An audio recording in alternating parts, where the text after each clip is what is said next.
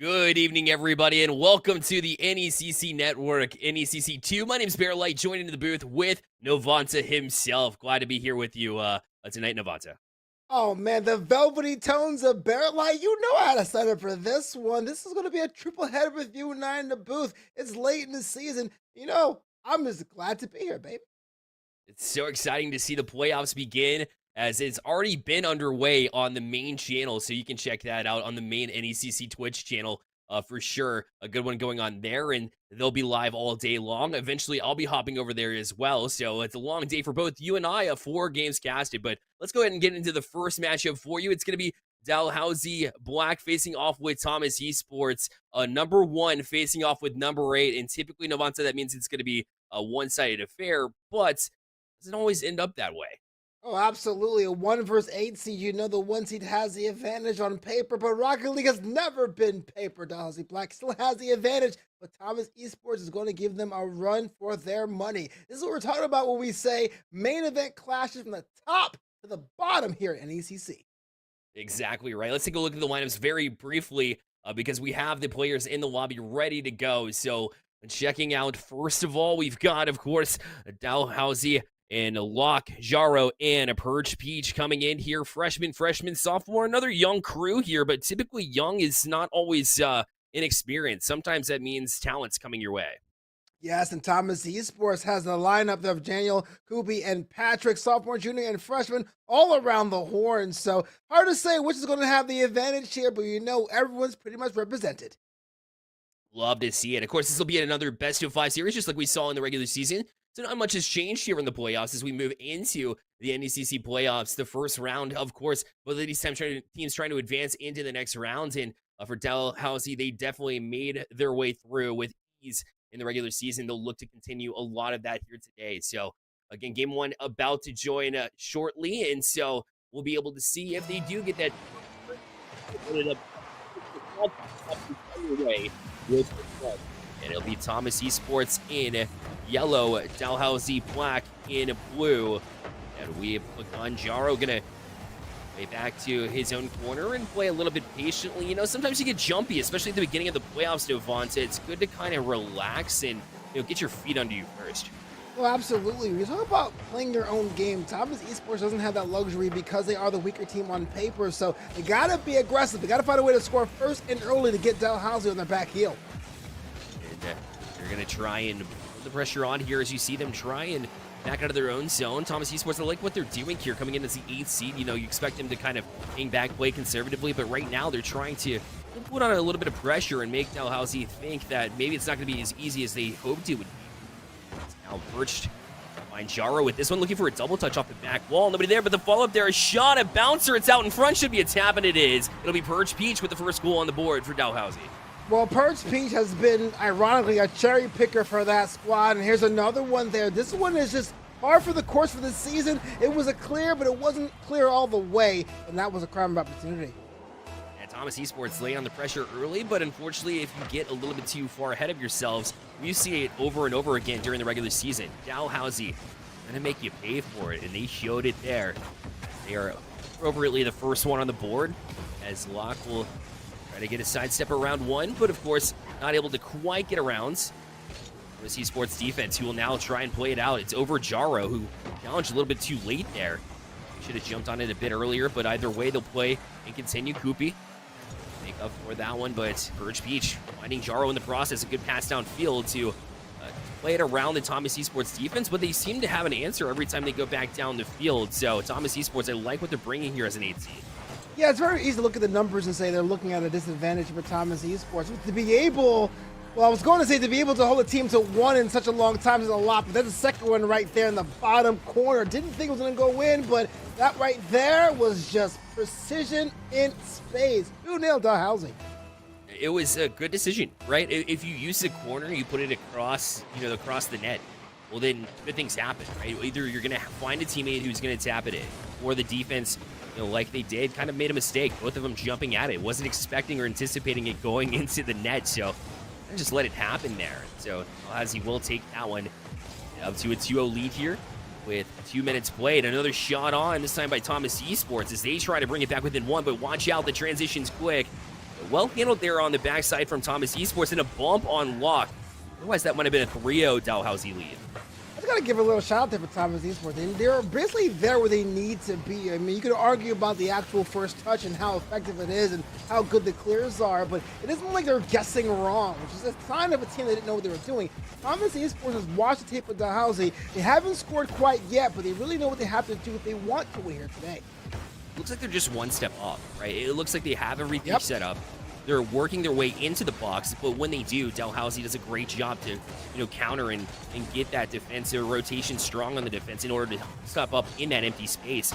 So I like what Thomas Esports is bringing it. Maybe just one more pass, get rid of the ball a little bit quicker on when they're in the offensive zone, just like they do in the defensive zone so well. There's an opportunity. They put it back towards the zone, but it'll be Purge Peach able to get over to it and keep this 2-0 lead for Dalhousie. Yeah, there's the lead there. It's a 2-0 lead, a 2 advantage. That's a shot on top of the frame and going on top of the key. And with a 2-goal lead, I mean, I'm not trying to say you should say, well, kick your feet up and not go as hard, but Dalhousie has been so good with their defense all season, able to stifle out chances that a 2-goal lead can be insurmountable, as small as it is. Fair enough. Back down the field, though. The Lock Knight able to quite get to it. It's him on front. Will try and free things up, but now it's the other way. Thomas Esports will find themselves an empty net. And just like that, you blink and they're back within one. Well, there I say, seeing a 2-goal lead is insurmountable, though he's now cut in half. This right here is just going the other direction, and Thomas Esports, you know what? Why not? If you have to walk the goal in, it counts the same. And now it's a 2-1 goal scoreline.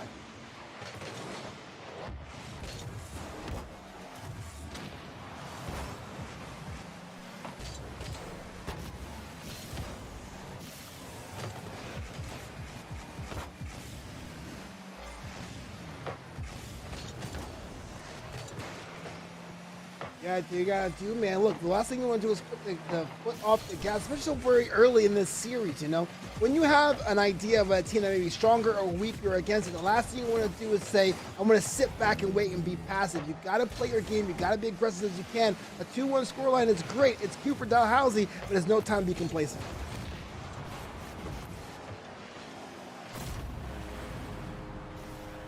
Yeah, there we go.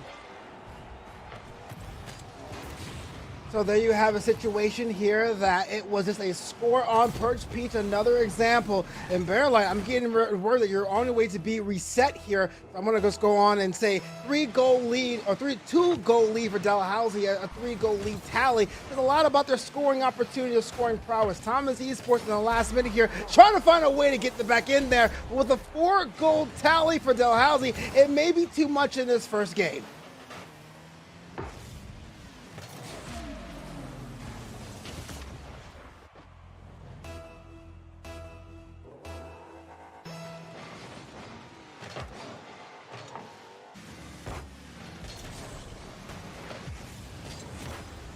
Yeah, man, it's really unfortunate. For a long time, I said it was a 0-0 scoreline. I was very impressed how Thomas Esports was able to stifle the offensive attack, but the levees have broken. With 20 seconds to go, I got a feeling there may be one more goal here in the offing. So, 15 seconds to go. Yeah, you're still. Yeah, you're still out here on the VMix call, but it's okay. Got 10 seconds to go here. Dalhousie blocked with a 4-goal lead. As we have on the final seconds here in that game one, hopefully get to be back here, Bearlight, because I can hear you in my ear in the Discord. But Lock makes it 5. There's the 5th goal there for Dalhousie Black. And as we says it now, the first game here seems to be in hand there for Dalhousie. They want to make sure this series is as quick as possible. 1 second on the clock. It is academic. Thomas Esports tried as hard as they can to get one on the scoreline. They do, but they fall short. Dalhousie Black wins game 1. And as we get ready for game 2, the questions I can think of is how can Purge Peach keep those crimes with opportunities up? And what does Thomas Esports have to do to even that series tally? And we got 50 seconds here to go between 2 games. And look at the scoreline here. Thomas Esports they weren't slouches. They tried their hardest here to get themselves in there, but this wasn't their game here. I gotta say, what you want to do is not say all is lost. Put your head down, get yourself back in the game, and try your hardest to make sure that series tally is 1-1. So, as we get ourselves ready to go here, Dalhousie has that 1-game advantage. It's late in the season. playoffs implications happening. Everything is going on right here at NECC. Dalhousie has to keep on doing what they're doing. What they found the way is to be the faster team, to be the more aggressive team, and also be able to jostle possession away from Thomas Esports. And that has been their secret sauce thus far. And I can always say when it comes to round play, when we say best of 5, when we say best of 7, it comes down to how a team can adapt. And so far, Thomas Esports doesn't have an answer. So in just a few seconds now, we have ourselves our second game ready to go here at NECC. Let me know what you have in the chat. Dalhousie has the stronger seed. They're seed 1, and they have the advantage in this series. Well, there's every opportunity for David to beat Goliath, or at least attack Goliath here in game 2. I don't want to put anyone short when it comes to what this means here for NECC. Dalhousie, Thomas Esports, 5 minutes on the clock, the fastest 5 minutes in esports. It is right now. And Jay is looking to make short work of that in the corner, but it's a pass and a miscommunication already from Thomas Esports. And that has really been their Achilles heel. A lot of times we're talking about how they're so close, how they're able to do it, but they just happen to be outside of the opportunity there. 4:35 on the clock. Dalhousie, Black, having 5 goals. Starts. Is looking to make short work of it. And still tied at 0 apiece. Dalhousie, Block is able to pop it up. Perch Peach, the hero of the first game, able to knock it loose. Poopy, has this been such an annoyance, such a nuisance in the best way there for Thomas Esports to really jostle some of the possession. Now we have the 4-minute timer. No one has scored quite yet, and that was the thing we were talking about in that first game, was who was able to strike first and draw first blood would have the advantage. That was Dalhousie Black. Let's see if that script repeats itself. And Jay shot on, but it's hit to the left of that net. Block is going around the walls, and we haven't seen much of that flank play as we saw in the first game. A lot of that first game was just basically dispossessing the opponent, going down Broad Street, going left and right has been the way to do it here.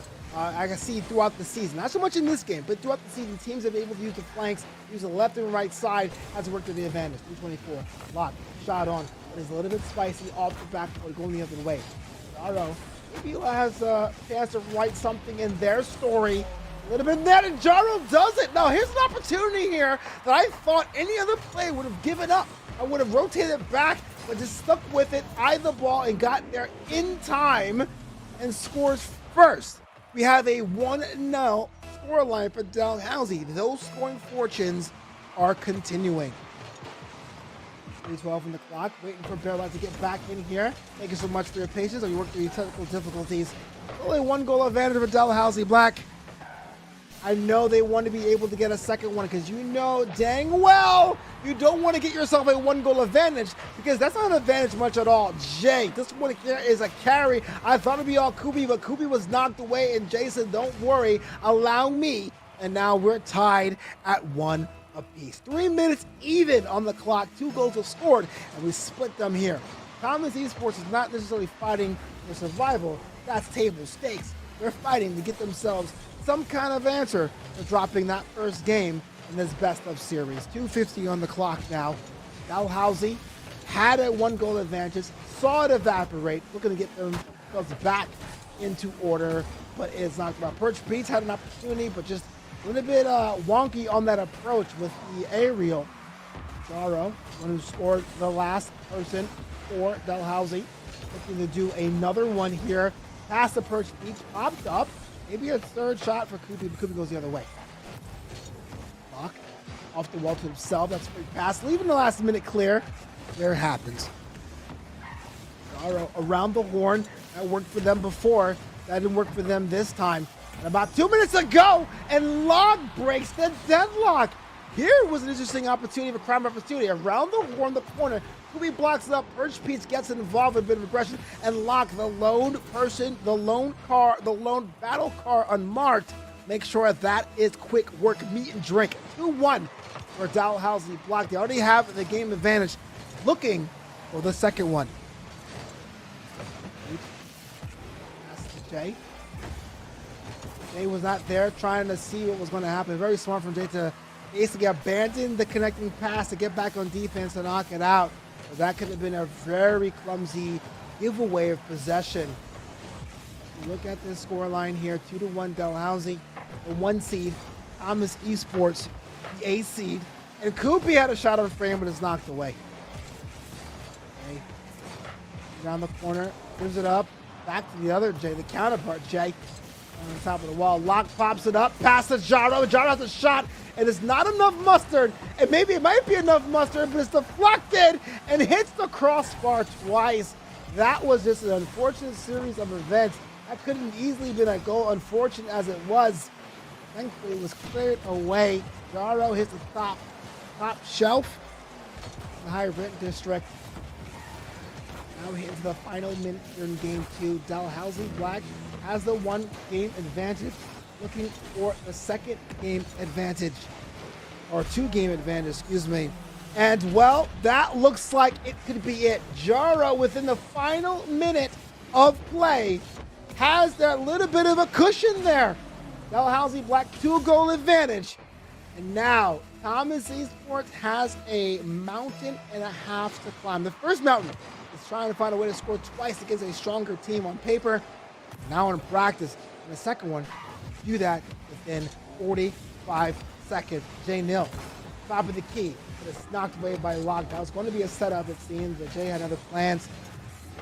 Down 35 seconds, a little bit more than that on the clock to go. And this one here may be tighter than we thought, but it was a little bit singular at first beach.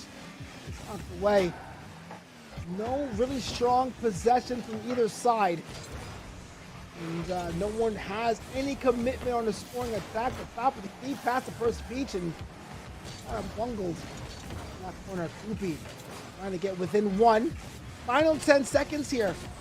Seemingly difficult to score 2 goals in that time. Thomas Esports is looking at a hole it did not want to be in. Dalhousie Black wins game 2. So now we're in a best-of-5 series. Dalhousie Black, the 1 seed, is in a 2-game advantage in this series. All they have to do is win 1 more. Jaro was as crisp and clean and aggressive for Dalhousie Black. They found a way to make that work for them. If you're Thomas Esports, it's now your goal. It's now your duty to find a way to get yourself on that tally. Look, you're the weaker team on paper. You're the weaker team when it comes to possession. The last thing you want to do is be swept. I don't care who you are. I don't care how quote-unquote weak you are. Sweeps are never good for the team psyche. Novanta here. Bearlight will be with us momentarily as we roll into game 3. Dalhousie Black, 2-game advantage, looking to make this a sweep. Thomas Esports looking to force not a game 5, maybe even a game 4, as they look at having a 2-goal deficit. And I'm looking at Coop. Koopy has been someone that's been pretty much a nuisance of both sides for Thomas Esports, but haven't been that much pronounced on the scoring sheet. Here's an opportunity for them to really show and prove why they are important to that squad as we head into game 3 here. Look, series sweeps are a thing of Rocket League. I have been dubiously on the receiving end of being swept. It doesn't feel good. It doesn't feel great. And if you have too many of them in a season, you start to wonder about your own talent. This is what I mean when I say how much that can affect your psyche. So forget that. It's all about what happens on the pitch. Game 3, 5 more minutes on the clock, and it starts right now.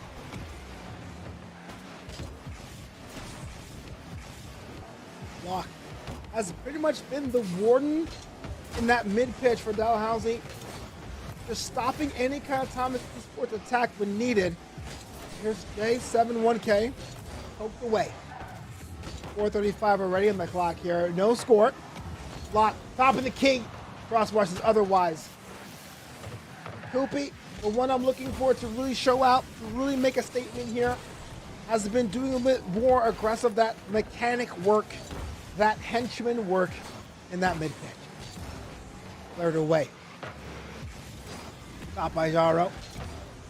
Going the way, Perch Beach in the corner. Not sure anyone there to catch the receiving pass. Locke is beat. Ball is popped up. For the first minute of play in this game 3, no score. Jaro's looking to make this, but stopped by Koopy. But it's loose for Locke, and it's cleared away. last-ditch effort there. What a save indeed. But Jaro is still a nuisance, but it's tipped off by Perch Peach, the old teammate. Maybe a miscommunication error here. They're on the line. Fake. Shot on. Stopped by J-Nil. 3:35 to go. No score. Dalhousie Black, as you can tell, the blue ticks underneath his name, looking for a series sweep. Thomas Esports is fighting for pride. Fighting for pride for their school, their squad, those hours spent on the training pitch. What that means for them is to get a score, to get a game, to get a win, and it's best of 5. 3:09, left to go. Jaro pops up on his own net. It could be a costly error, but frankly, the crossbar saves Dalhousie Black there. I bet Jaro wanted that opportunity back. Good. Using a wall to the advantage. As somebody, when I play Rocket League, I tend to be a playmaker myself. I tend to overlook how important understanding how the corners work and where to shoot in the corner to really set up your team. And I got to give props to Poopy there, trying to find something in the year 3000 in the future, but that is stopped. And that's another one for Jaro, and that one was just too much to bear. Look, this is an opportunity of a save that was critical. Once you employ 2 people on that defensive line and all of them go at the same time, that rebound, that second shot, that third shot is almost a gimme. Dalhousie manufactured that goal. And that's why they have the 1-goal advantage. Halftime here. Game 3, the 1 seed, Dalhousie back 2 games. Their advantage of the series tally. Looking to make this an even sweep. 3 games, if you will. Thomas Esports looking to even up the score on their way to winning the game, I should say. Not looking here just to even up. Aro, Birch Peach, single carry, but it's stopped and blocked by Locke, but it's loose. Seems that Thomas Esports knows what to do. That's something we were saying in game 1 with Bearlight. It's like they know what to do. They know where to be. They're never caught out of position necessarily. What they do falter is being able to clear correctly and swiftly, and to have someone there for a second shot or a rebound attempt. And it's the little things. You really see the disparity between the 1 seed and the 8 seed here. I can tell you one thing. Everyone who plays at this level on stream with hundreds of fans watching live are better than I can. Give them the crops there. 90 seconds, the witching hour for Dalhousie Black. If this scoreline holds, they will win this game in 3 short sets. So Thomas Esports has to get something started. They have to get something started now. Koopy over to Locke, but it's blocked by Locke. It's loose to Jaro, and Jaro's just been a lethal contributor from the sky, and that could have been a goal easily. It stopped. Koopy pokes it away to the mid pitch to Jay. Jay tries to get something in the other third. Passed over, and that's just wide. That was the best chance for Thomas Esports we've seen all game. 55 seconds to go. Looking for an equalizer, and there it is. J-Nil, 198 straight cash money. Critical goal off the wall. A little bit of a good thing they missed or whiffed or did a phantom pass, because that was easy pickings. And now we have ourselves a tied game. Tied game, tensions are rising high. First time watching Rocket League. Welcome. This stays tied. Goes to an overtime period when it becomes sudden death. No team wants to be in a sudden death situation because everything gets heightened there. Dalhousie Black, the stronger team right there, bottom 90, and Perch Peach, as we start the series, where we can potentially end the series, we have Perch Peach with a goal. Snipe, bottom 90. Look at this. Going over, pass from Jaro. That there is world-class service. 38 seconds. Thomas Esports knows what they have to do, and that is get one goal after the other goal after the other goal possible. Forget winning the game, forget winning the series. They have to just avoid defeat. Locke going on a attempt, but it's stopped, popped up by Jaro, and it's loose. Jay going on themselves. Pass around the wall. Can it be a nice little floater? Pass down the middle, and Jaro smartly and wisely gets involved in that mid-pitch. 12 seconds to go. Count it down. Over here in the chat, Dalhousie Black has a chance to win this in 3 games straight, barring something miraculous. Will something happen here? 2 seconds doesn't look likely, and it is official. Dalhousie Black wins this one in 3 straight games. And look, I'll be honest with you, I love a David vs. Goliath story because David winning was a shock. But let's be honest with you, Goliath was Goliath for a reason. And Dalhousie Black, the #1 seed, makes this happen in short affair. 3 games up, 3 games down. Dalhousie Black wins this one in a sweep.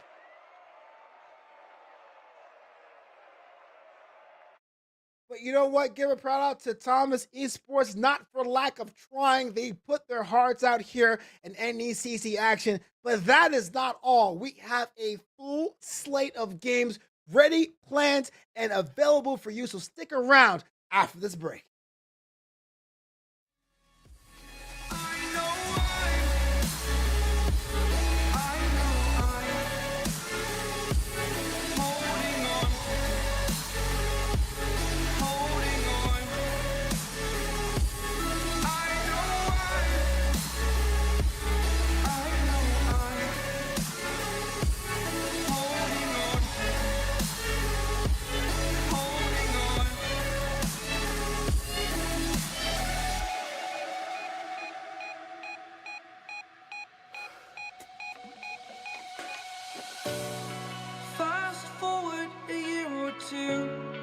Friends have changed, but so can you.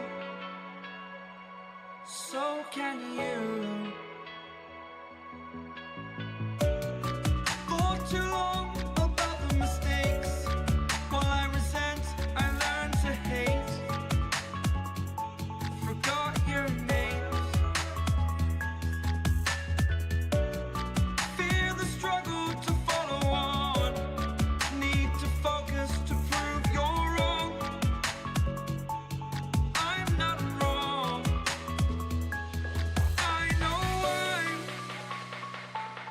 I know why.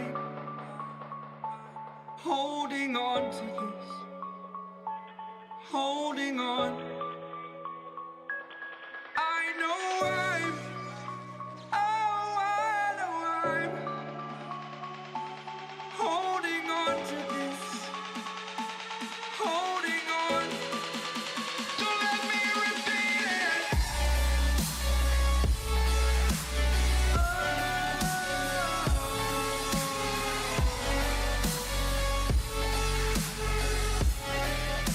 Don't let me repeat it.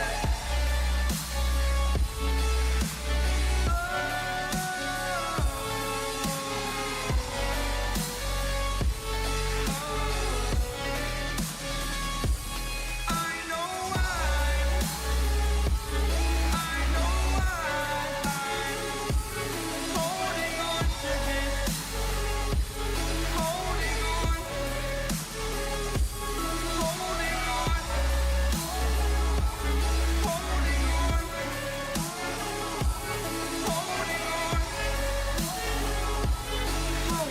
on.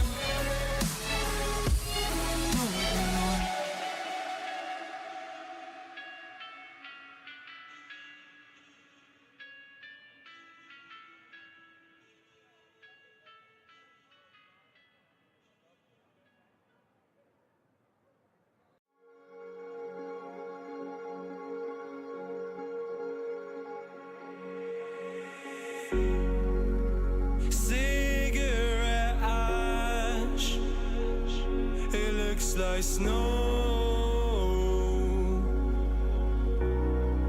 When it falls in the wind, you know. And you, oh, you say you wanna dance. You're wary, you know, you'll end up in the wrong hands.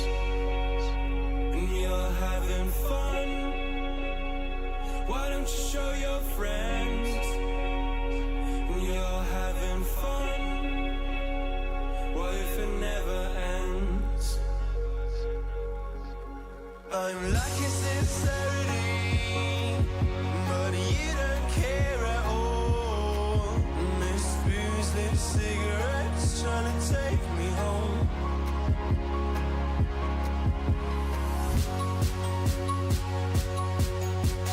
Falling in love just a million times, breaking it off, put the feeling on ice still.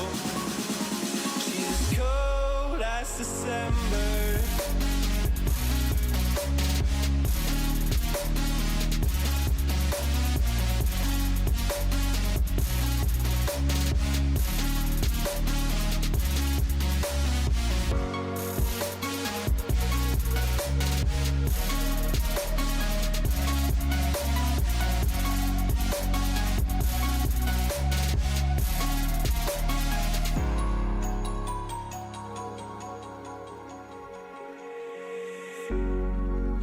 I swear I've seen you before, holding your shoes in your hands, running out that door. And you got nothing, but you say you wanna dance. And you're worrying, oh, you'll end up in the wrong hands.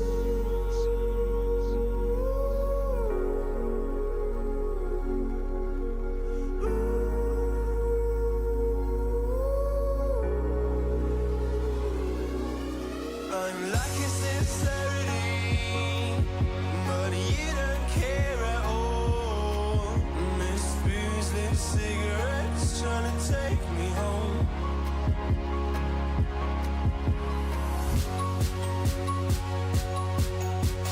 Falling in love just a million times, breaking it off with the feeling on ice hill.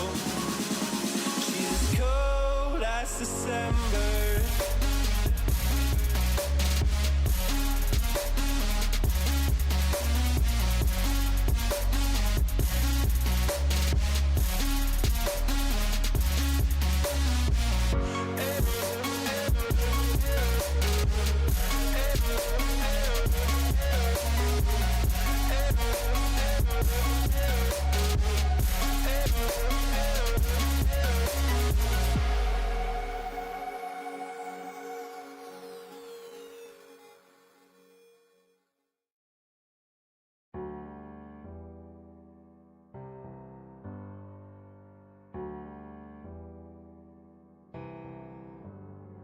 Feelings, it's like I can't walk on the ceiling.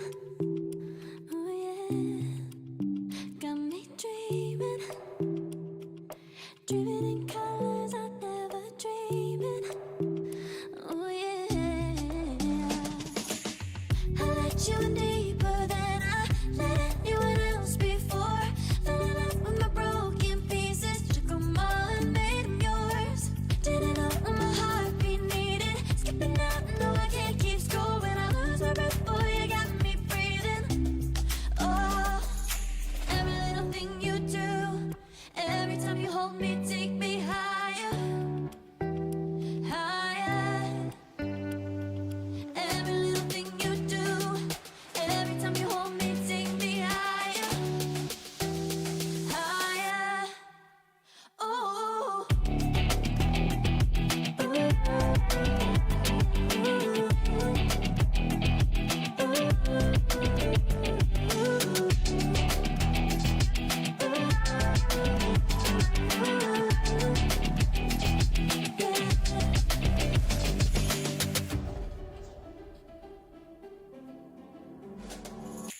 Magic, no, I'm never letting go. Now that I have it with you.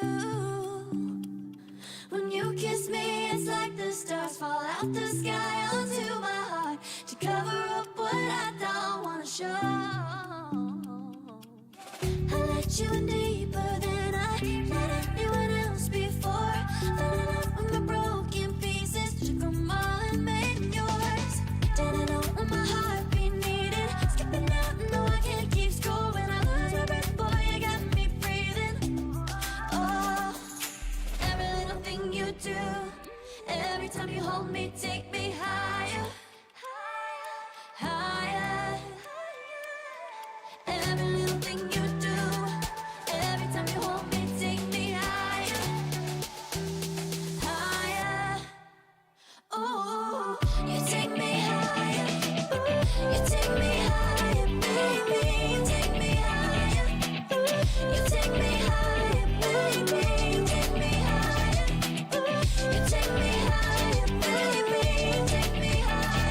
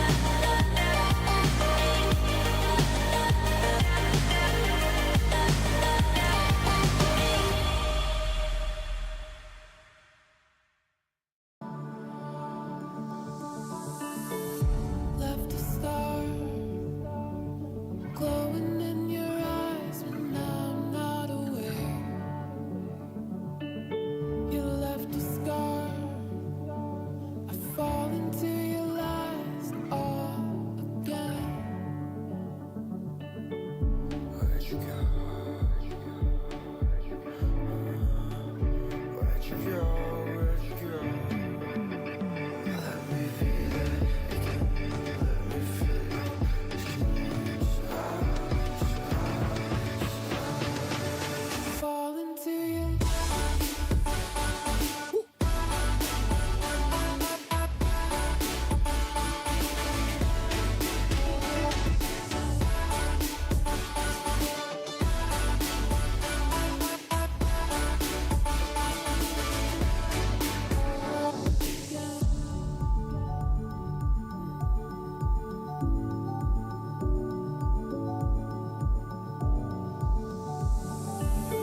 I found a ray dripping down your eyes when I'm not around. I found myself, but I fall into your lies all again. Where'd you go? Where'd you go? Where'd you go? Let me feel it. Let me feel it.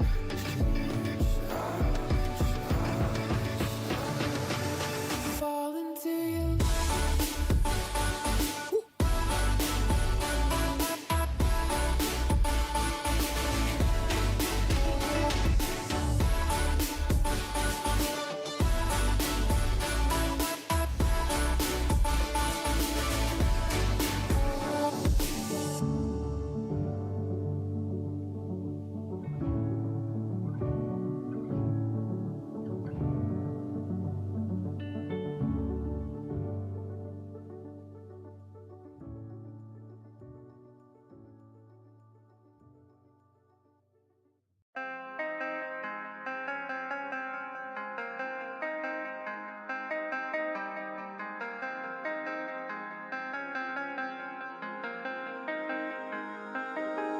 When I'm with you, I am able to keep pushing my limits, and all the drive that I have, well, I'm going the distance with you. I didn't know what I had till I knew what was missing, and everything that I dread, well, I built a resistance with you.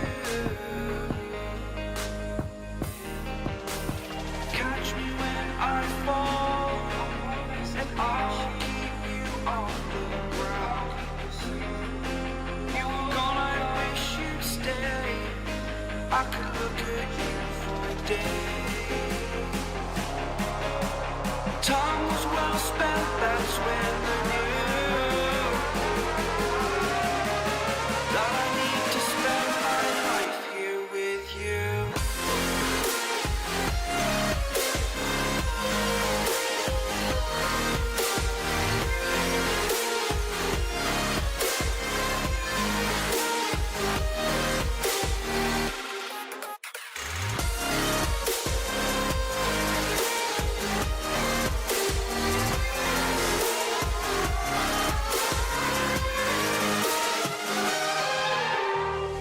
Take your time, not in the fast lane. I understand that you've been broken too many times, but I'll be waiting to mend your wounds from all you've taken.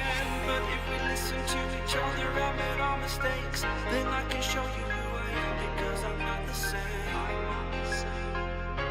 I'm better with you.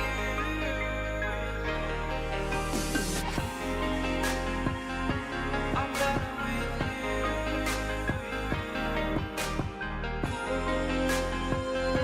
I'm better with you. Catch me when I fall, and I'll keep you off the ground. That's when I am.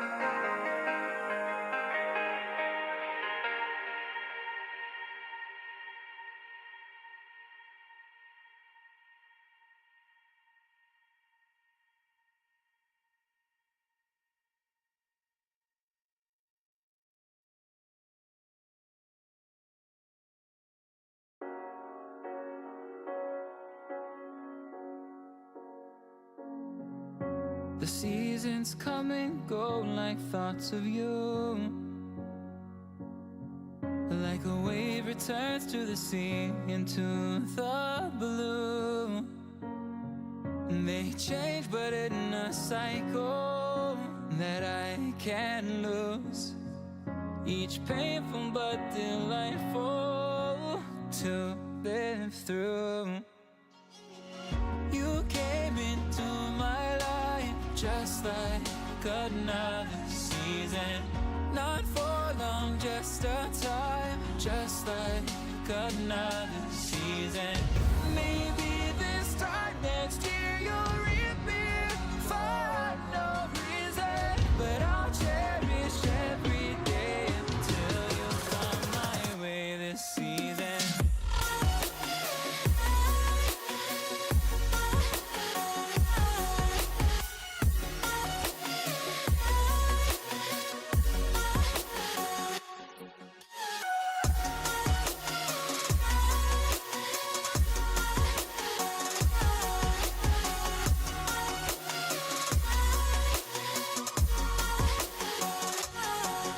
The seasons turn and change just like your mind. Like the sun gives into the moon, into the night. Time continues marching, it slowly crawls. With each new one starting, I recall. You came into my life just like another season. Not for long, just a time, just like another season. Maybe this time next year you'll reappear for no reason. But I'll cherish every day until you come my way this season.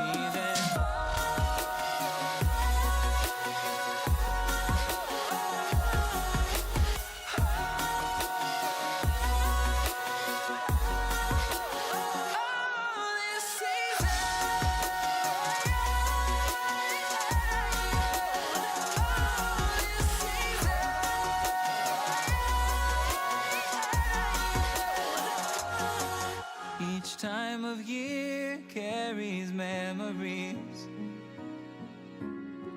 like a never fading whisper in the breeze. Oh, we will keep on changing all over again. Yeah, we will keep on changing, just like another season. Don't want another day without you by my side. Oh, this season.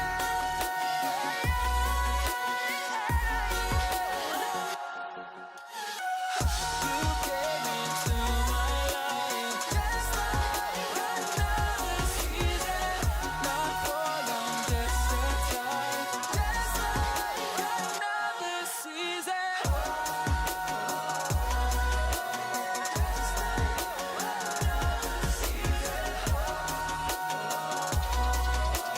Just like another season.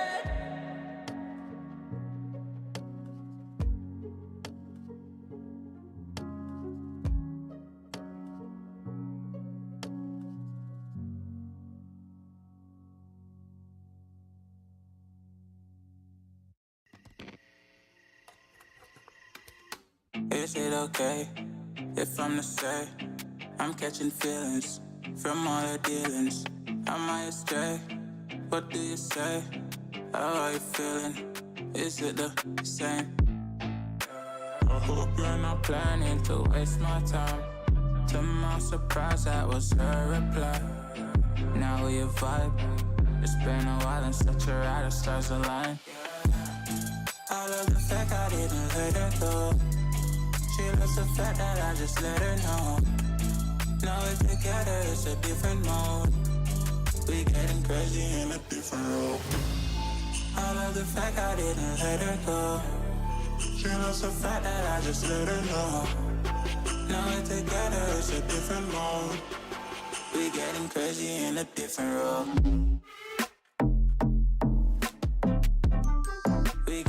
crazy in a different role. She loves the fact that I just let her know. We getting crazy in a different role.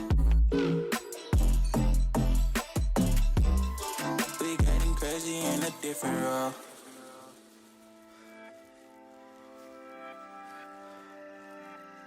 She my do or die, my bona fide.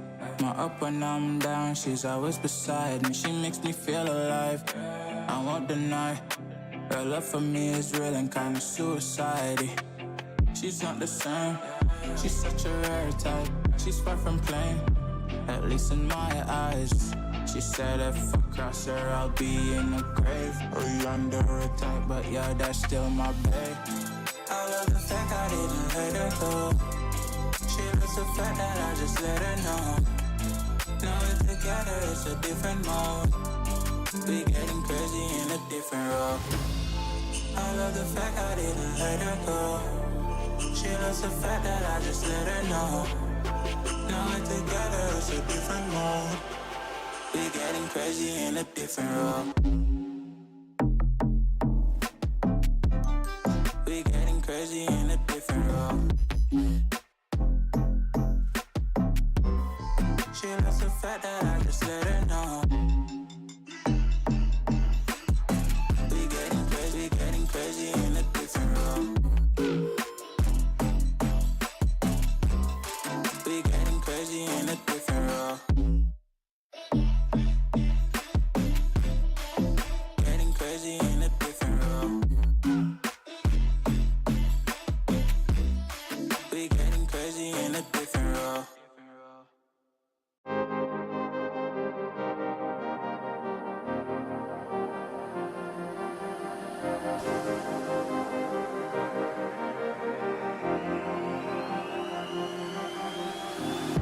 I'm counting dice. Look at these eyes. They're not here to please you. There was a time you could be mine. Before all that you put me through, I knew that you were trouble, but I let that you were bad. I'm living in this bubble and it makes you so mad. You can say hello, but I don't need you to like me. Don't need you to like me. Don't need you to like. You can watch me go, 'cause I don't need you to like me. Don't need you to like me. Don't need you to like. You can say hello, but I don't need you to like me. Don't need you to like me. Don't need you to like. You can watch me go, 'cause I don't need you to like me. Don't need you to like me. Don't need you to like me.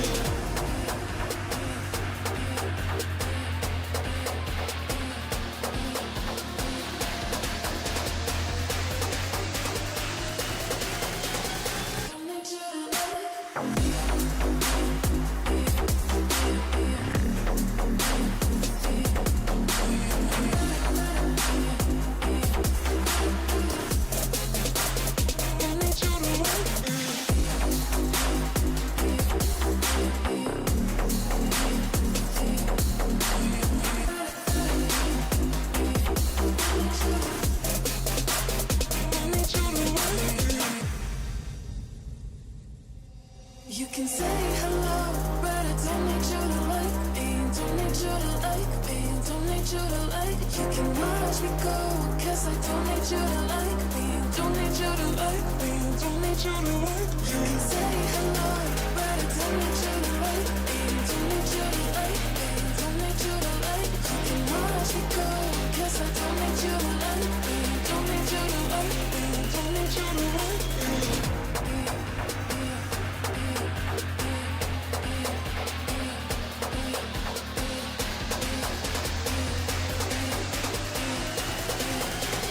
Don't need you to like.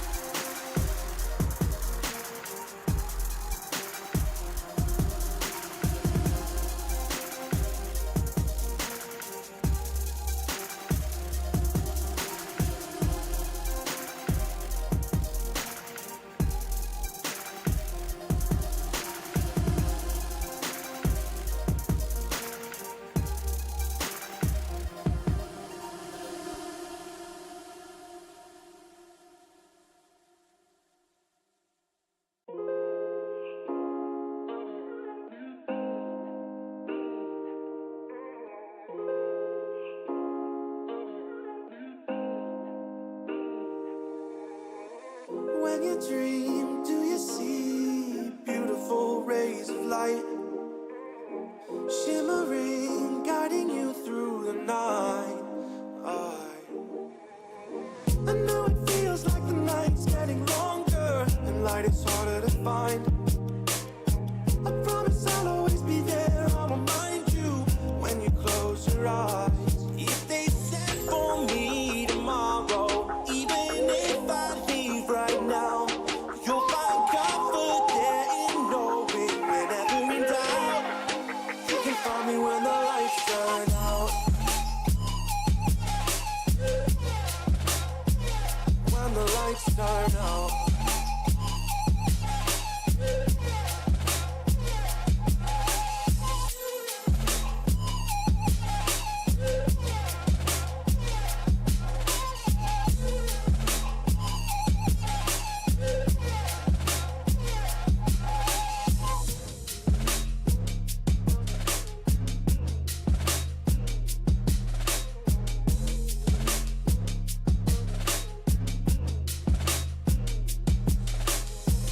Even now, laying down hundreds of miles away, I can see you and me like it was yesterday.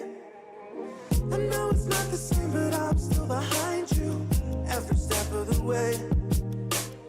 Look in yourself and I'll be there, I can guide you. All the love is the same. If they sent for me tomorrow, even if I leave right now, you'll find comfort there in knowing whenever in doubt, you can find me when the lights turn out.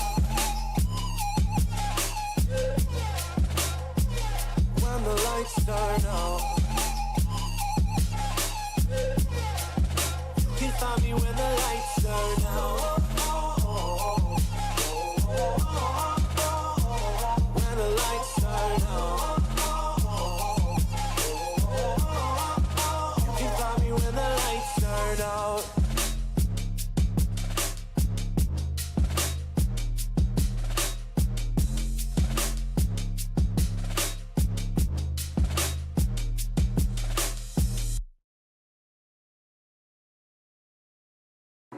I need a second to take a breath, to keep me guessing with what you said. You're in my head. We're under pressure, we're sinking deep like stormy weather. Can't seem to breathe when you're with me. If you're gonna break me, I know I won't stay. I don't wanna wait here, you push me away. If you're gonna choose, you don't know what to do. I don't wanna lose you, but don't wanna lose me.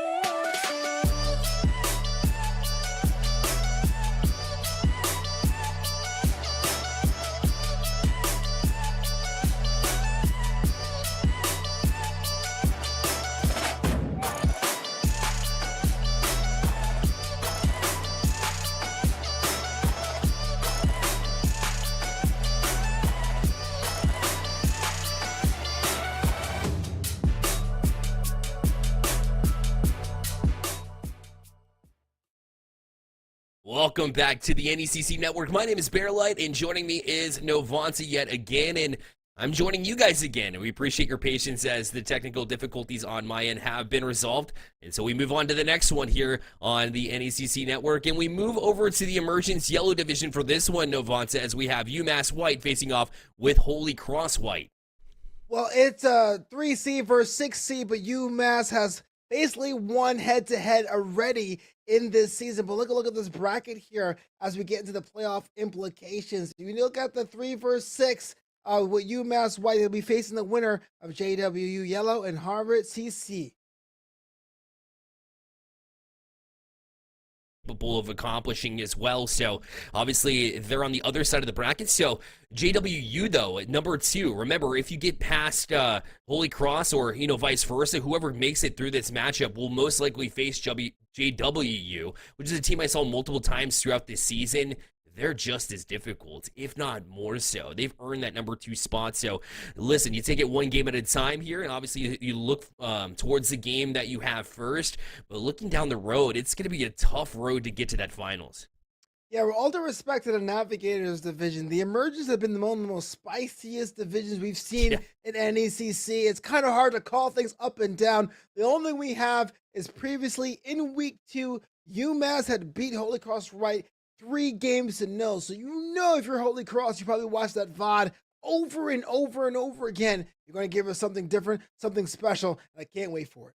Well, let's see who are on those VODs right now as we check out the lineups for this matchup. Now, the number 3 UMass White team coming in here with the lineup of Nick, Norbeaster, and a Discord Dink Theme, one of my favorite names throughout the NECC, and Computer Science, English, and Computer Science. So, they're coming in with a whole bunch of knowledge, but also some seniority with a couple of seniors to round up that roster.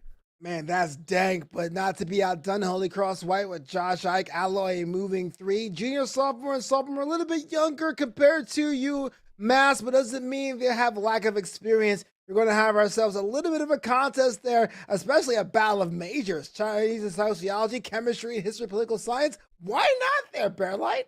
I love it, that variety, and you love to see how teams will come in and, sometimes you'll see them be stagnant and play the same way, or sometimes you throw some variety and it really helps you out, really changing the pace of play, changing the meta, changing the way that you play to switch it up. If you're too predictable on the pitch, you're going to get that ball intercepted, you're going to see it in your own back net, so you have to kind of throw some variety. You love to see that for sure. We're about to start this up now, so we'll put 5 minutes on the clock here for this matchup. Again, number 3, UMass in blue, and Holy Cross White, your number 6 seed here in the Emergence Yellow in yellow. I always say it's the fastest 5 minutes in esports because it can just change in a blink of an eye. UMass White, Holy Cross White, I can't wait! Already in, under action, 15 seconds in, and it will be UMass to try and play it back towards the end of Holy Cross, but they're going to return the favor. As at midfield, it'll be attempted to be handled there by Norbeaster. He was able to jump on it as well. This one will be a cross. Nobody there to defend it. And Nick will put it in for UMass. They'll have the early lead. Well, I did not think the first goal was going to happen so soon, but why not if you have the opportunity going around the wall and Ings is there? What I'm saying, when you need to be there, or you have someone there, that's what we're talking about. Crimes of opportunity, 1-0. Yeah, just put it across the box at this level. Remember, the Emergence technically the lowest ranks here at the NECC, but that being said, you take advantage of opportunities that present themselves, and that's what Holy Cross has done to even this game at 1. It wasn't anything too fancy. Again, just put it back towards the net, and good things tend to happen. Once we're talking about have all goals meaning the same, weighted the same, is all worth 1 point, and there was a 1-goal advantage for UMass White, but just you blink and you miss it, now we're tied once again. UMass looking to jump directly back out and maybe answer what Holy Cross was able to do, and in fact able to get it to go is Nick, as that was a pinch out in front. He used the defense in order to throw it in either way, so they'll definitely take that one. Yeah, just a read there, and it sneaks its way into the top corner. You know what? I got a feeling that defense will be the main thing in this game, but UMass White has a 1-goal advantage, and only 45 seconds have elapsed. And now another one. UMass Norbeaster jumps out again. This one off the kickoff. It found its way to the box off the wall, and nobody's able to get back to it. That's a drawn-up kickoff play. That was nice. Speedy off the line, making sure you can read yourself off the wall. That's things I can use any kind of mode, any kind of day. This right here in standard 3v3, UMass has a 2-goal advantage. And UMass showing up with their fans as well in chat as you see them cheering them on, picking their favorites. Love to see that. As Josh and the Holy Cross White team will look to really find their traction here. They've been a little bit off. That's a good touch out and handled. That's until Nick was able to interrupt the process and play it back towards the middle of the field. Norbeaster cut off himself by Josh and back the other way, but the shot going to go well wide. Best opportunity so far for Holy Cross besides the one they already netted. And so they'll look to try and build some momentum, but it's so hard when UMass able to shield on the defensive side of the ball as well as they have been. It's kind of weird because if you're UMass White, you found a way to get 3 goals out of practically nowhere, but it's so early in the game, you really can't drop the defenses. Holy Cross White is trying their hardest to get themselves within 1. That just means that we're at a different kind of level here as we're in the playoff. Look how patient they are, too, as Discord Dank Theme was able to jump around. They just continue to cycle in one at a time, and that good flick up and over. It's a little bit high. Nick could not handle it, but Nor'easter up to follow suit. It's back down with the waterfall. Having a difficult time with it is Holy Cross White, but they do just enough to keep it out. But again, UMass on the doorstep. Waiting impatiently is Nick as he'll get the 50-50, but it will fly out to the side where Holy Cross will try and escape, but still held into their own zone by Nick. He'll turn, and a big clear there for Holy Cross. They needed it in a pass that just eludes Josh. I thought for sure that would have been a goal there, but it was the ball just hanging out aimlessly from that net. When you have an opportunity, when you haven't found a way to make sure you have a second or third scoring option, that's what happens. Scoring opportunities tend to wither and die. Let's hope they don't regret that exchange. Nor'easter to collect his thoughts, try to get a pass, and did to a teammate. Unfortunately, the touch wasn't quite there. Nick will go right back up for it. He's got a chance here. Moving backwards over the shoulder save. Nicely done and handled by the Holy Cross defense. As now it'll be Josh. We'll set up Nor'easter. He was back out of the zone with it. Sorry, that was the other way around. My apologies. As it's Holy Cross looking to strike. Nor'easter for UMass, rather. He's on his way back to the offensive zone. Moving in is moving 3. Leaves it for Josh, but again, just going to be lazily played and right back into the hands of UMass, and they're able to just carry it out. Look how much room is given up before Josh was able to cut that one off. And now back in the zone, a quick shot there. Kind of caught the UMass defense by surprise, but still no goal to show for it until now, as Alloy finds his way to the Bucks and able to get that Holy Cross White team within 1. Well, I was a bit confused there. I was like, UMass was getting a lot of space in that mid-pitch to have an opportunity with that ball, but I guess Holy Cross is working in the year 3000. They found a way to pull one back, and now, as within the last 90 seconds, only 1 goal separates these two sides. Listen, I've been talking about how Holy Cross has been, giving up a whole lot of room there at the midfield, but honestly, I think they're trying to pull UMass out of position, and it looks like they're being more patient than they were earlier, which is a good sign. And maybe another one here, but Nick able to recover on that one. Holy Cross playing patiently and able to just kind of pull UMass out of position and methodically work their way back into this game with just a minute left here, Novanta. And they've got the offensive zone as well. Discord Dank Theme able to jump on this one and play the side wall. Alloy was ready for it, though, and looking the turn will be Nick. He is trying to find a teammate to shot anything, but that was easily handled here by Holy Cross. And Nor'easter to try and trap the zone, but still on it is Holy Cross. Jumping into it, Nick kills more time to play to the corner. Josh trying to get it out himself. This will bounce down. Looking for some help, but none available here. And with 30 seconds left, they're going to try to slow play it. Alloy will do everything he can to just play it into the offensive zone for Holy Cross with 20 seconds remaining. I thought for sure that would be an opportunity there for Holy Cross to tie it up, but it didn't work out for them as we in the last 10 seconds here. UMass White, barring something miraculous, may actually steal one here. And now turning, Alloy across. Josh is up for this one. Oh, Nor'easter just got a touch.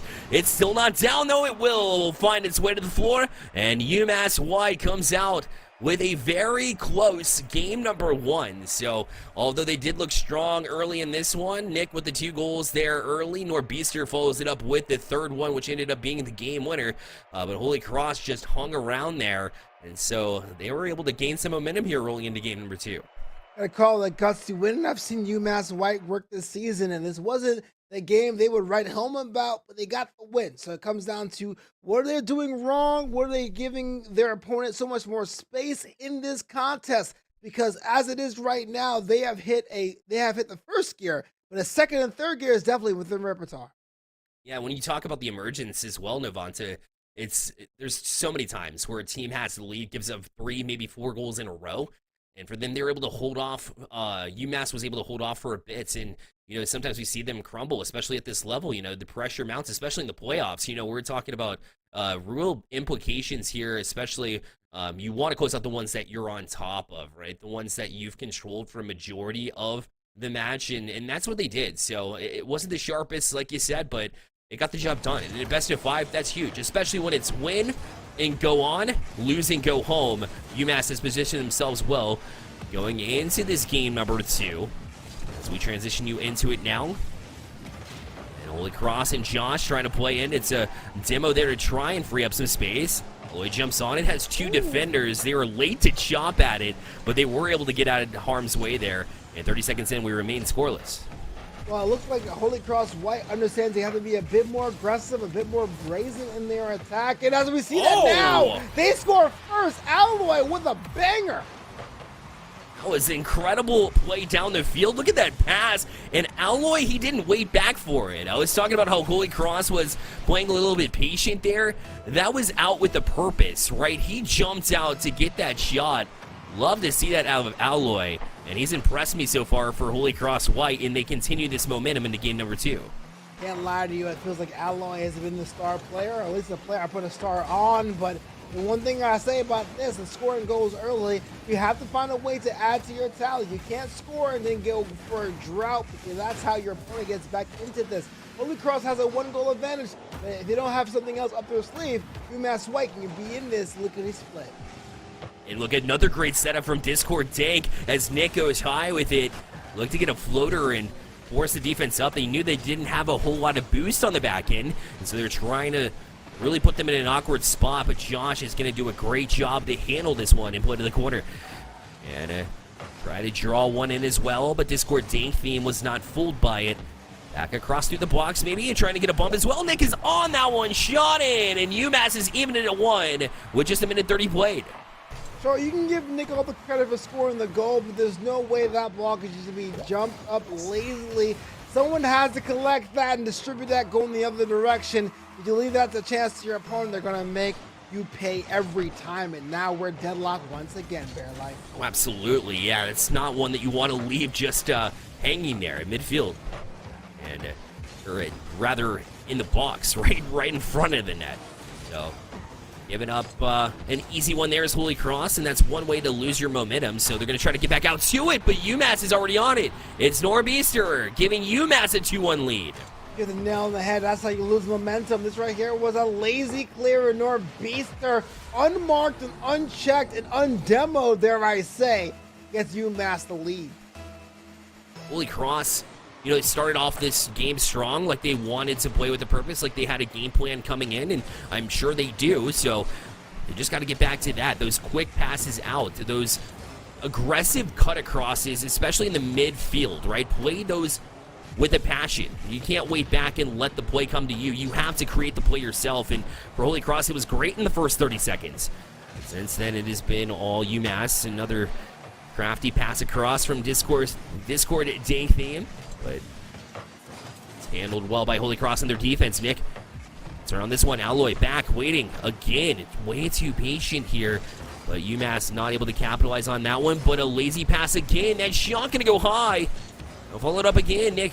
Quick turn. Going to try to find a teammate. Only Alloy back, but unfortunately wasn't able to handle the pass. And so Alloy gets out of harm's way, at least for now. Well, you're talking about passion. I can tell you what, having bad defenses should be nobody's passion. It's been kind of helter-skelter there for both squads. Even though UMass White has the advantage, they really got to shore up what they have in that back third, because so many opportunities, I would say, for a stronger team. They are the 3 seed. It should be not as close as it is currently. No doubt. Should be at least a 2-goal game, as they've really established some presence here late. As now Nick will turn and play to the corner, and that'll force at least one up for it, but nobody wins. And again, another chance there for UMass as Holy Cross. I mean, that's what, you know, when rotations get off a little bit, that's what's going to happen is, you know, you don't know who's going to go for it. The decision-making just has to be a little bit stronger here for Holy Cross. As Discord Dank theme, a good pass across themselves, but a good read there on the defensive end this time from Holy Cross. And a bounce that's going to go back towards the net, but well handled there from Dank. Right back into the box, but Nick able to get to it. And UMass showing up on the defensive side of the ball, killing even more time. And this game reminds me a whole lot of game number 1, Novanta. There's one thing I did not expect here. I didn't expect a 2-1 defensive classic between UMass and Holy Cross White. I thought for sure UMass would have popped off. I thought for sure Holy Cross would have put all the demos forward, but here we are, and that, you're right, Bearlight. We're seeing here when it comes down to things, is strategy wins the day, and UMass White has the more superior strategy. It looks like if the record holds, they'll have another one to their tally. That was such a brilliant play to go backwards into the corner from Nick, knowing that Norbeaster was the only one present. And so really you're giving yourself more possession time, whereas Holy Cross seems to be throwing it away, but that's a good pass. It finally steps in the right direction, and all is not lost yet, by the way, from Holy Cross. Remember, there's still 25 seconds to go, and you can score even with 0 seconds left. That one found its way across too. Josh looking to settle from his own corner, down to 17 seconds left. If they hurry, they can have 2 chances. But right now, they're just giving up possession, so now down to 10 seconds, it'll be one more chance, and that's even if they can keep it off their own goal line. It's going to be now from the back wall, but Norbeaster keeps it in. Josh from his corner. That one's going to pinch across, but not really vertical, more horizontal, and so Norbeaster makes his job real easy, and UMass just one game away from advancing. UMass has just been absolutely unfair. You have a 1-goal lead. It looks like it's obtainable to get yourself a tie score, but they have just locked down that other opponent's third to really give Holy Cross no chance to get out. And that has been the difference. 2-1, and now 2 games up, 2 games down. UMass White is on series point. Yeah, absolutely. I mean, give credit where credit's due for Holy Cross. They were outshot in that one, 9-4, and they still stuck around and kept it close, right, within 1 goal. So their defense is all right. The 2 mistakes were the reasons why they lost. So if they were consistent on the defensive end, they'd be great. But their defense is still strong. If they can transition like they did on the first goal, that quick pass out and really stretch the field, I think that's where you catch UMass napping a bit. When they get into their defensive rotations, they're very strong. But if you don't allow them to do that, if you play fast, if you play those quick passes down the field, you're going to catch them by surprise. You'll be surprised to see Holy Cross on top of the scoreboard if they can do that just a little bit more often. Well, look, I'll be honest with you. No one is saying UMass White are world beaters here, but Holy Cross White has just been absolutely snake bit. It's game 1, and UMass is taking advantage of it. So, yeah, I guess if you take some bit of your advice, they might put themselves in a position to get ahead. But as it is right now, it's definitely UMass's series to lose. Absolutely. Target on their back now, as Nick was already up for that one. A great shot down. That angle, pretty difficult at this level. I'm not going to lie, at the emergence level. And he did a great job with this one, and the setup was even more beautiful. Shout out to Nor'easter on that assist for him. Beautifully done by UMass. Yeah, that was a shot where it's kind of like, I'm going to put myself up there and get big as possible. Hopefully it works out, and it did. And that says a lot when you can score within the first 30 seconds. Well done. Now UMass on top like they have been for a majority of this series. Novanti, you're right. They have been taking the series by storm. And in a number 3 versus number 6 matchup here in the playoffs, you know, all games are going to be close, but UMass has jumped out to the 2-0 lead in the series, and on match point looking to close out already. And if they can get that sweep, that's a whole lot of momentum going into potentially facing GWU, like we said in the pregame. Yeah, you know, when you're a weaker team going in, you really got to think of yourself as, look, I'm going to play my game. I'm going to see what my advantages are. You know, I look at one of those old YouTube videos from Sunless Khan and say there's a positive toxicity in saying you're the best person on the pitch. Once the minute you go, you look, they're going to be a stronger team. Let's sit, wait back, and try to counterattack. You put yourself in a really bad position. The very opportunities Holy Cross had a chance to be the aggressor. As it is right now, UMass is the aggressor, and you don't want to be the stronger team and be the one putting more shots on frame. Yeah, and UMass sitting at this 1-0 lead, and you know Holy Cross, you can't help but think, hey, you know, this is, if you lose this game, you go home. And not to mention when it goes 1-0 and you're on the wrong end of that scoreline, it really does feel like, man, oh no. If we don't score one here, we go home, right? And so it makes it feel a whole lot more difficult. It makes the game feel like it's going so much quicker. But now it's the opportunity here. There's a lot of space given up the moving 3. They just couldn't quite get to it. Yeah, you know how it is, man. So many opportunities. You want to be a hero there to put a little bit of your stamp on that score tally. But hey, the idea is making sure you're locked in. And Nick is locked in with a shot there on frame. Yeah, he saw that the defense was missing here as Dank went right towards that back wall, which they have given up multiple times. And able to find that bounce right back down, and Nick is typically the one that just crashes the box, and it's been working for him, so he continues to do this. UMass up now 2-0 in the deciding game, potentially, as now looks like Holy Cross is just kind of holding on to whatever they can, just trying to keep it away from the net versus, looking for a goal of their own. They're just trying to keep it out of their own net.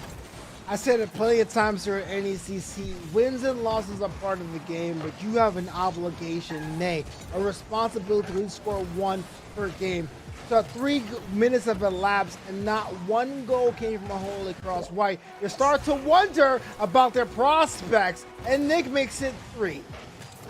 He has been outstanding, and Norbeaster has been good at just hooking him up. Discord Dank Theme was the one that set him up last time, so he's getting a lot of love in that slot area. Their game plan, oh man, just put it in the middle. Give it to Nick. Let him do his thing, and it's been so effective. As Holy Cross now left scratching their heads, what else can they do in this series? How do they change it up? How do they give some variety like we saw in the pregame, like we chatted about then? As UMass has jumped out to it, maybe another one too. Oh, Discord Dank Theme kind of wanted it himself. I think typically he would leave that for Nick, who is at midfield, but he wanted a goal of his own. Well, absolutely, man. Talk about, we say crimes opportunity, doesn't necessarily mean goals. If you're on a way to output your defense of the other team, to make them question what their tactics are and what they have to do, you've already won. 3 goals scored for UMass, 3 goals unanswered for UMass, and if you're Holy Cross White, you have to wonder what you have to do to get yourself on the board. Have to get one very quickly. Again, those transitional plays serve them well, and we haven't seen really an attempt for those recently. But, I mean, credit UMass. We're not allowing that to happen in the first place. The same rotations I was really talking up on their defensive side has transitioned to the offense as well, which makes it very difficult to really get yourself into a groove. But now they have a little bit of offensive possession. And it felt like it needed to score in that instance to have a shot now under a minute. And left with a 3-goal deficit, and Norbeaster knocking on the doorstep yet again. Awkward clear from U-Cross backwards, but followed up nicely here. And a demo too. Oh, trying for the short side there as well. Nick's awkward here. It's a cross, and they do get one back. So 40 seconds left, and Alloy's giving him a chance. So we got ourselves a little bit of aggression here, thankfully, gracefully. Probably too late for both teams to really get the gloves off there. But Alloy making sure that ball goes through the net. Nobody wants to be shut out. And that's where we're talking about manufacturing goals despite having a stronger opponent. Holy Cross pulls within 1. You have 2 goals separating these 2 teams. 36 seconds to go. It's possible. It's doable. Can Holy Cross do it? Josh to the sidewall will get a shield down to 30 seconds left, and Nick will play it across. Alloy missed it as he thought that UMass was all over it, and it looked like they were. Now they'll hit the corner and back out. Josh trying to play to hit the corner and try to beat it past Nick. Nothing doing. Back out of the zone. Over to Dank. It's a shot and in. UMass going to make it 4-1, and that'll seal the deal. UMass moving on to the next round. Look, man, goals are worth the same amount of points, but not all goals are created equal. Talking about a spirit breaker, jeepers. And UMass heard the response from Holy Cross White, and he said, I will raise you that absolute slam dunk to end it and give themselves some momentum rolling in. UMass with the sweep, moving on to the next round as they will take on most likely JWU, but again, it's not quite over in that instance. We'll have to feel that one out, but UMass White just stepped in here and took care of business as the top-seeded team should do. And look, it was a best of 5, but UMass said we could do it in 3, and they made it happen. Not only did they have the most goals and the most wins, they had the dominance and the presence in that mid-pitch, and that was well-earned and well-deserved. Yeah, Alloy did a lot of good things there for Holy Cross as well. The whole team showed some signs of life, but it just was not quite enough there to really get the momentum rolling there. Loved how they hung in the game there. It was 3-0. They could have easily just hung their heads and went home, but instead they found a way to create chances with some demos. They just kept fighting, kept trying to find a way through what seemed like an impenetrable wall through that entire series that was UMass. They were incredible, but just couldn't find their way through here, Novansa. So we're going to take a quick break here on the NECC2 network, but don't go anywhere. We got more Rocket League on the other side.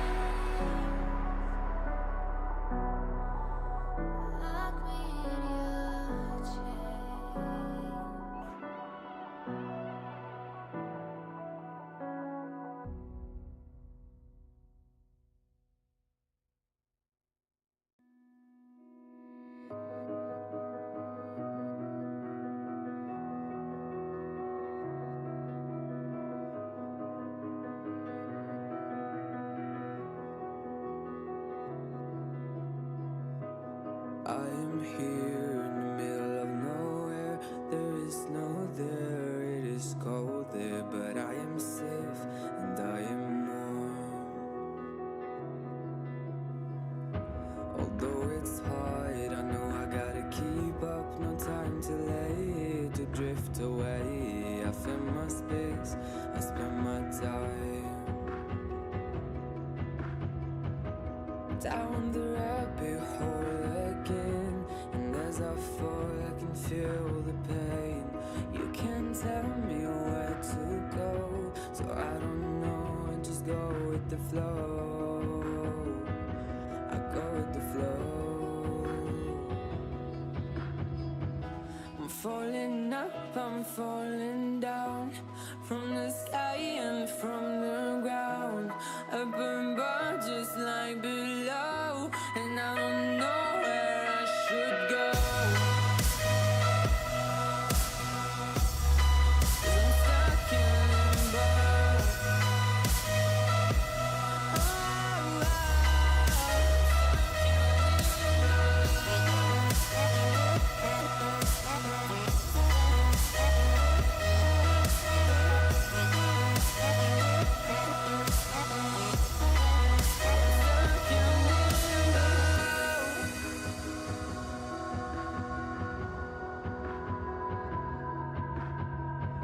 I'm out of love, but I guess I deserved it. Trying to hide, to pass you by. I'm getting down, feeling fine.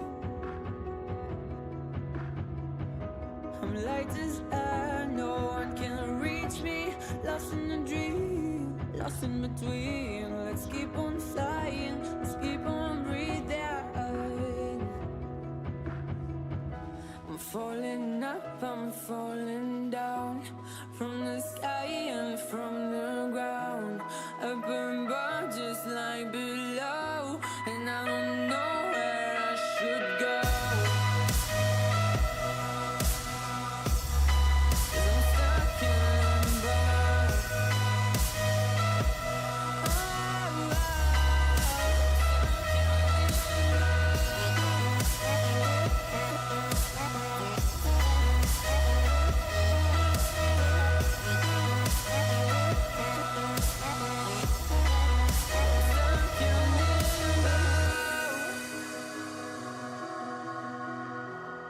Cause I'm stuck in limbo. Cause I'm stuck in limbo.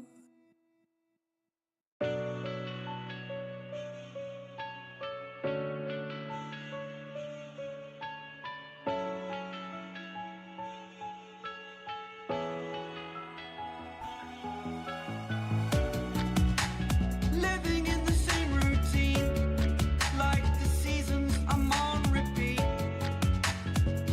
It's a long way down. Trying not to follow suit. Don't like the color, I'll change the shade of it. I'm not afraid of it.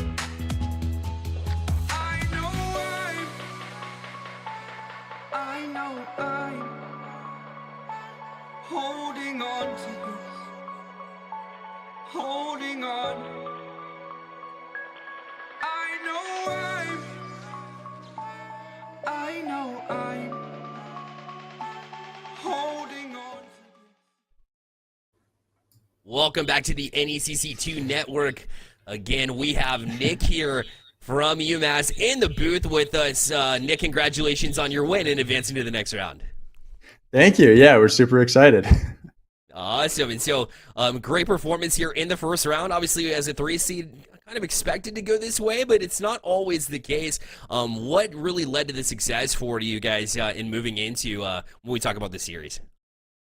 Yeah, definitely. I mean, I think having played them before, feeling confident going into it, I think we beat them 3-0 last time. It's huge to go in with that confidence. We practiced leading into the series. We had our scrims this week, got our practice in, and just played our game. Yeah, it seemed like your team really relied on you as a goal scorer out there. It seemed like Discord Dang Theme had some passes for you. The entire team likes to look for you in this slot. Would you call yourself a goal scorer? No, usually I'm not. Usually I'm the guy sitting back, setting up them for it. So it was great to to be able to step up today and fill that role. I think we can play with each other pretty well and fill in the roles that we need to do when we need to do them. Yeah, him and Norbeaster are definitely some good teammates there. What does it say about this team? How do you enjoy playing with those two teammates? Yeah, no, they're great. I mean, we've only been playing together for this semester, so we've been working on developing that team chemistry, getting it all good, and we're excited to move forward with the NECC. Awesome, Navanta, to you.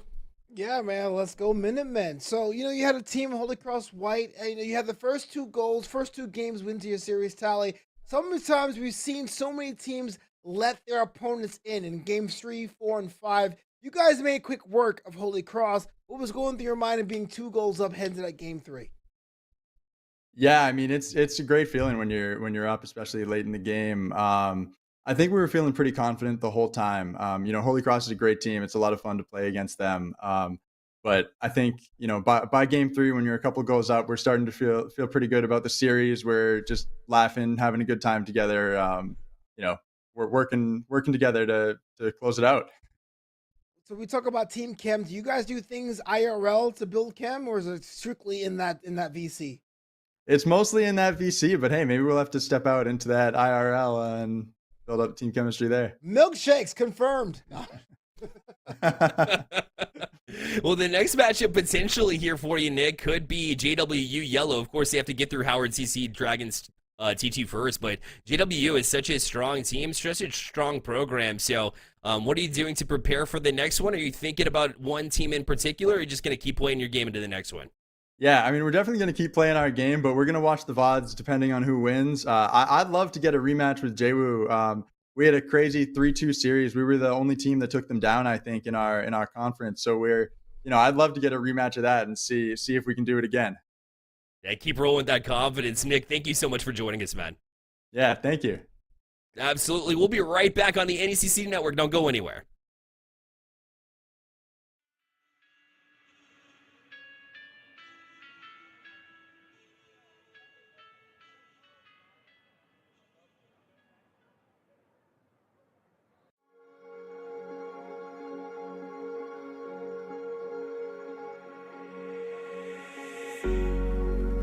Cigarette ash, it looks like snow when it falls in the wind, and you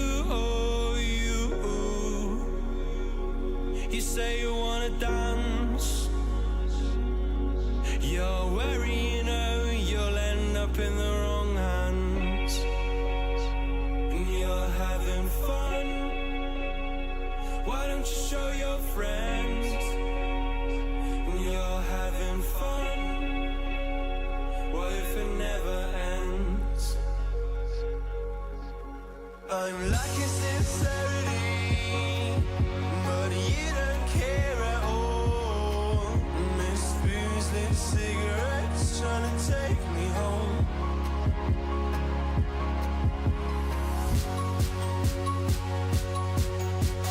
Falling in love just a million times, breaking it off, put the feeling on ice. She's as cold as December.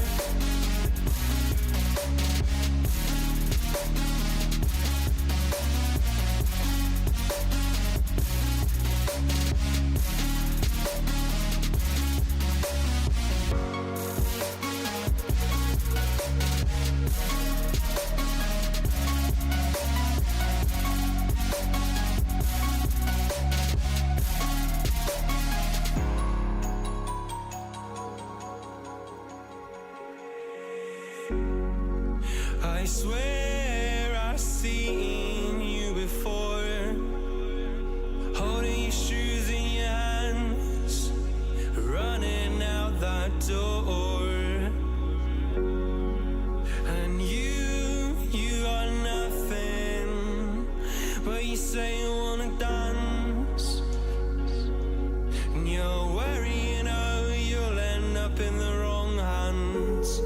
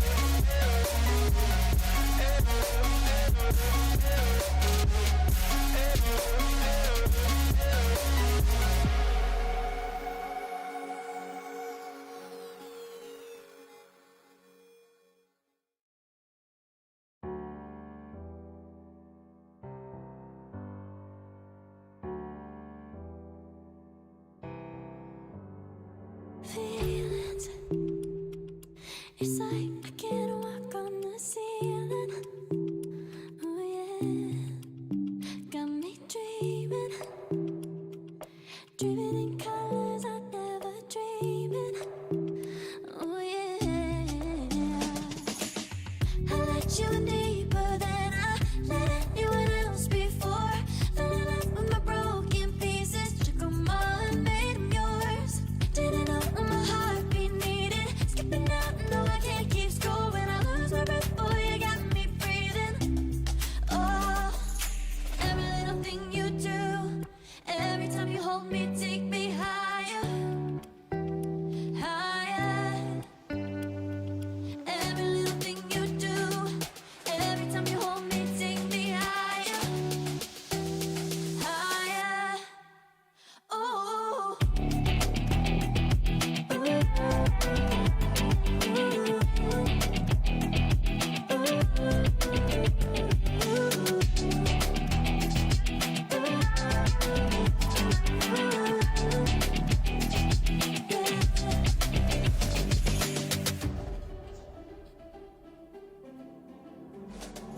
Magic. No, I'm never letting go. Now that I have it with you. When you kiss me, it's like the stars fall out the sky onto my heart to cover up what I don't wanna show. I let you in deeper than I let anyone else before. Fell in love with my broken pieces, took them all and made them yours. Didn't know what my heartbeat needed, skipping out, no I can't keep score. When I lose my breath, boy, you got me breathing. Oh, every little thing you do, every time you hold me, take me higher, higher. Every little thing you do, every time you hold me, take me higher.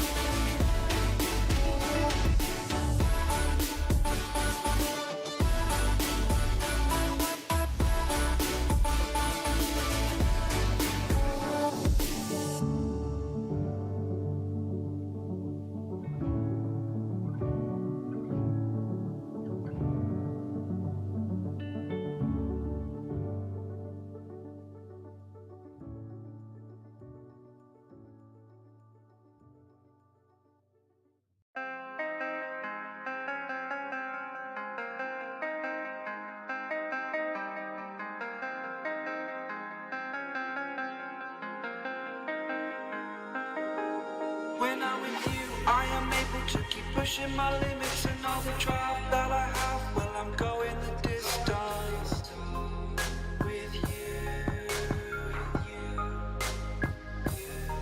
I didn't know what I had till I knew what was missing. And everything that I dread, well, I built a resistance with you. Catch me when I fall, and I'll keep you on the ground. You were gone, I wish you'd stay. I could look at you for a day. Time was well spent, that's when I knew that I need to spend my life here with you.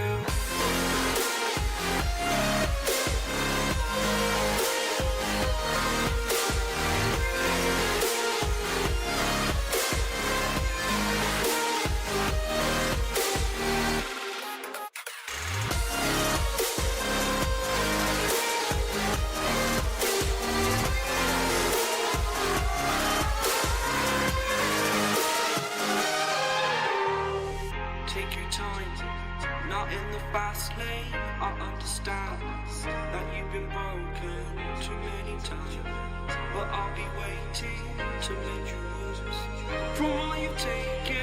But if we listen to each other, admit our mistakes, then I can show you who I am, because I'm not the same. I'm better with you.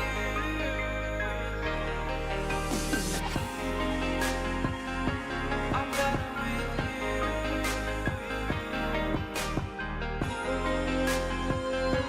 I'm better with you.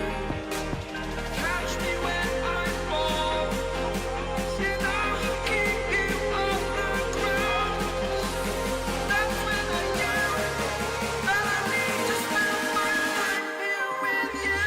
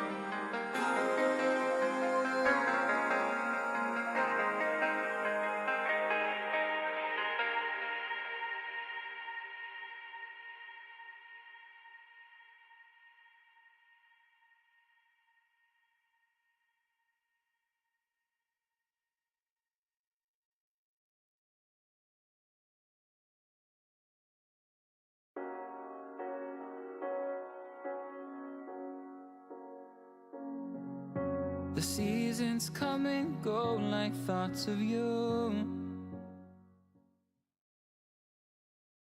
Hello, everybody, and welcome back to the NECC2 Network. Novant is here in the house with me. My name is Bearlight, and we're amped up because we have another matchup here. This time we head over to the Navigators Yellow Division as we see New England College face off with Samford University. Well, there's a situation of a number 1 seed in New England versus number N seed in Samford. And well, we've seen sweep so far today, but Samford has a mission, a goal, if you will, to somehow defy the odds and come out on top. My goodness, and New England College coming in at 9-0, a perfect 9-0. Let's go ahead and take a look at the bracket here as they come in, of course, at that number 1 seed against Samford. But you look down, number 4 facing off with number 5 includes Arcadia Academy and U Ottawa Blue, which should be an absolute banger of a matchup because those two programs are super tight in what they do here in the Rocket League scene. Look down towards the bottom, number 2 Kings Gold facing off with Hartford Black, and Sunny Oswego and J. Woo White will complete that bracket. So lots of talent here in the Navigators Yellow Division here. So I'm excited to see this matchup ahead of us, though. Although it's a number 1 versus number 8, again, you never know what can happen. But Novanta, are we in for another sweep? We've already seen 2 here today. Oh, absolutely. Even though I think SUNY Oswego will be the dark horse of this bracket, you got to give it to New England College. Their record has been a class above, and here's an opportunity for them to show out why they deserve to win it all. Let's check out who's been doing the damage here as the #1 New England College. Let's take a look at their lineup coming in today. It is going to be Penguin, Mr. Nick, and Me Like Rice too. Again, all freshmen here in Novanta. It seems like the younger squads just show up to play here today. Nothing wrong with that. If you have people who are locked in, doesn't matter what year they have. But on Stanford University, it's Humble Potato, Humphrey, and Ocean Bear, senior, junior, and freshman. This one here is around the horn. I don't know how you call it there, Bearlight, but I gotta say, these are 6 competitors who are looking to put it all on the line here tonight.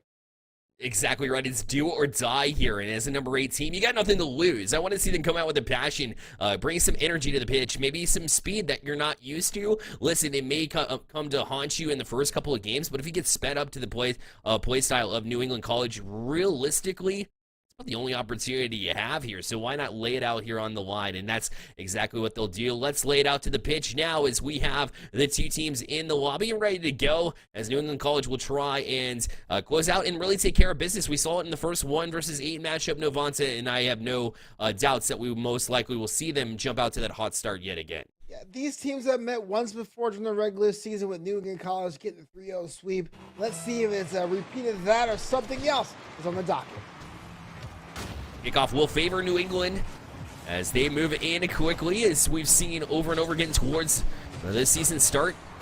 As Penguin lays it on, you'll see a lot of shots come out from New England College. They love to pepper the net and just take shot after shot. And if you're not ready for them, then you will definitely find a couple that'll break through your defense before you even blink. But this one is a chance for Stanford as they were able to play into the box, but that's about it. As New England was able to jump on it nonetheless. But they do give up possession here. Jump directly back at it. It was handed right back from Stanford. The Humble Potato to try and play out, but Nick was able to shield it temporarily, but right into the hands of Ocean Bear, who looks to turn, plays off side wall instead. Key to it is Penguin from the side wall, and New England starts again. Yeah, both teams are looking to be a little bit more aggressive, maybe at the expense of composure. But as I say, that's a shot on frame, but Crossbar has another thing up their sleeve. And, well, it's kind of cool to see, having both teams understanding that it really isn't a long time with 5 minutes on the clock. Let's see if they can score first and quickly. Let's see who has some fans in the chat. We'd love to see you hype up your colleges here. Who's here from New England College? Who's here from Stanford? Who's here from neither college but is favoring one team or another? Let's hear who you got in this series in chat as well. As things amp up in this game #1 of this best-of-5 series, the shot will be taken from Penguin, but right all the way from Ocean Bear.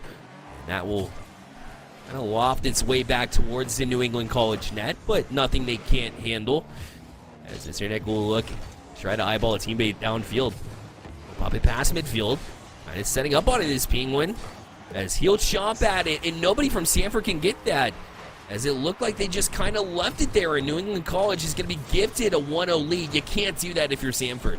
I'm not sure how to call this one. Do I say they stuck one by? Do I say they had it calculated in your plan? Either way, New England scores first, 1-0, and not 2 minutes have elapsed in game 1.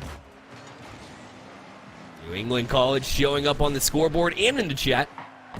As you see those pop in, another one. This time, it's Mr. Nick. We saw a difference maker in Nick in the last one. Another Nick and another playmaker here as he's able to just take this one and bury it top shelf. I'm a big fan of scoring goals in bunches. A 1-goal lead isn't much of a lead at all. New England finds a way to make things a double tap. 2 goals up, 2 goals unanswered. And Nick is just going to wait this one out as he carries that one with the Air Dragon, trying to get Stanford to bite, use a lot of their boost as well. Unfortunately, he used a lot of boost of his own in the process to do it, and so he'll have to back off of this one and leave it for a teammate here. As across they go, Stanford kind of run into each other now to allow the chance and shot from Penguin, and double commit here from Stanford, so Penguin will jump directly back on it, and we'll try and laser one towards the net, but that one's also collected from Stanford. Mr. Nick directly back on it. And an awkward play, just trying to keep it away from the New England College. You can tell they're a little bit timid here to try and work it towards the other end, because New England College has always had their number when it comes to guarding this midfield. And although that one will challenge the New England College, they will be able to get out of harm's way. And Yeah, another shot back down the field, and it's in. And New England College up 3-0 as it transitioned so fastly that I had to cut you off. I apologize, Novanta. Not a problem. I've been there before, being 2 goals down, trying to make sure you don't concede a third one. But if you do, that's the most newsworthy thing. But please, they're like, cut me off every time, because New England is on a tear currently. Yeah, they are on a whole different level, and we already knew that coming in. Not a whole lot of experts had Samford in this one, and that's one of the reasons why Penguin able to put in the 4th goal here for New England College. And chat going wild as they see their team just absolutely explode onto the scene, as is to be expected here, as Mr. Nick with another play to play at center, and it was Penguin to follow it up on the other side. And we see it over and over again, and it continues to be that way for New England College. They look sharp, and unless Samford can really, kind of calm things down, maybe slow down the pace a bit, but you can't really do that either because New England College is all over the place. Yeah, I'm sorry, but that 4th goal was definitely something we could feel, the air being deflated for those Samford supporters. A lot of time they get something on the board, but it looks like New England is in a very favorable position as they're serious to lose. One's across again, Samford able to get to it now and transition back down the field. This one will hit corner. Penguin left on an island there. Mr. Nick will finally step up in support here for New England College as Samford gets their best chance of the game, but unfortunately it wasn't much of one, as Penguin will get another touch away. Nick able to get it right back out. Nobody back on the defensive side of things, and Nick didn't have the boost to chase it down and get the corner, but they're still challenging. Somehow they're still in the box, and Samford able to clean it up, though. They're running out of time. 1 minute left on the clock. New England College most definitely will take this game number 1, pending a miracle. And as to be expected, they get off to that strong start, and Samford just needs one answer. Unfortunately, the goals are going the other way. Yeah, this is the thing I always say, and maybe I'm a broken record if you guys are used to me in the casting booth. There's wins and there's losses. We gotta do is score at least once, and well, as it is right now, the nickel is on Samford. 5 goals scored, 5 goals unanswered. You can't win if you don't score. Exactly right. And Ocean Bear with 2 saves in this one, but unfortunately just no offense for Samford to really step up on. Oh, this is a good transition down the field, and a chip right back towards center. Fumble Potato just a little bit wide. The other chance, they shot off the crossbar. And that'll sum up Samford's game number 1 so far, as they get their best chance since the last one. But still no goals to score or to show for it. It feels really bad, especially when you've been trying everything. You couldn't quite make it happen. You get a good opportunity, it doesn't fall. And another goal. Oh, that's the number 6. That one was kind of the insult, injury, and salt. Didn't need to happen, but definitely needs to happen for morale. Mr. Nick pops it over the defender, and there was no one there for a second option. 6 goals up there for New England.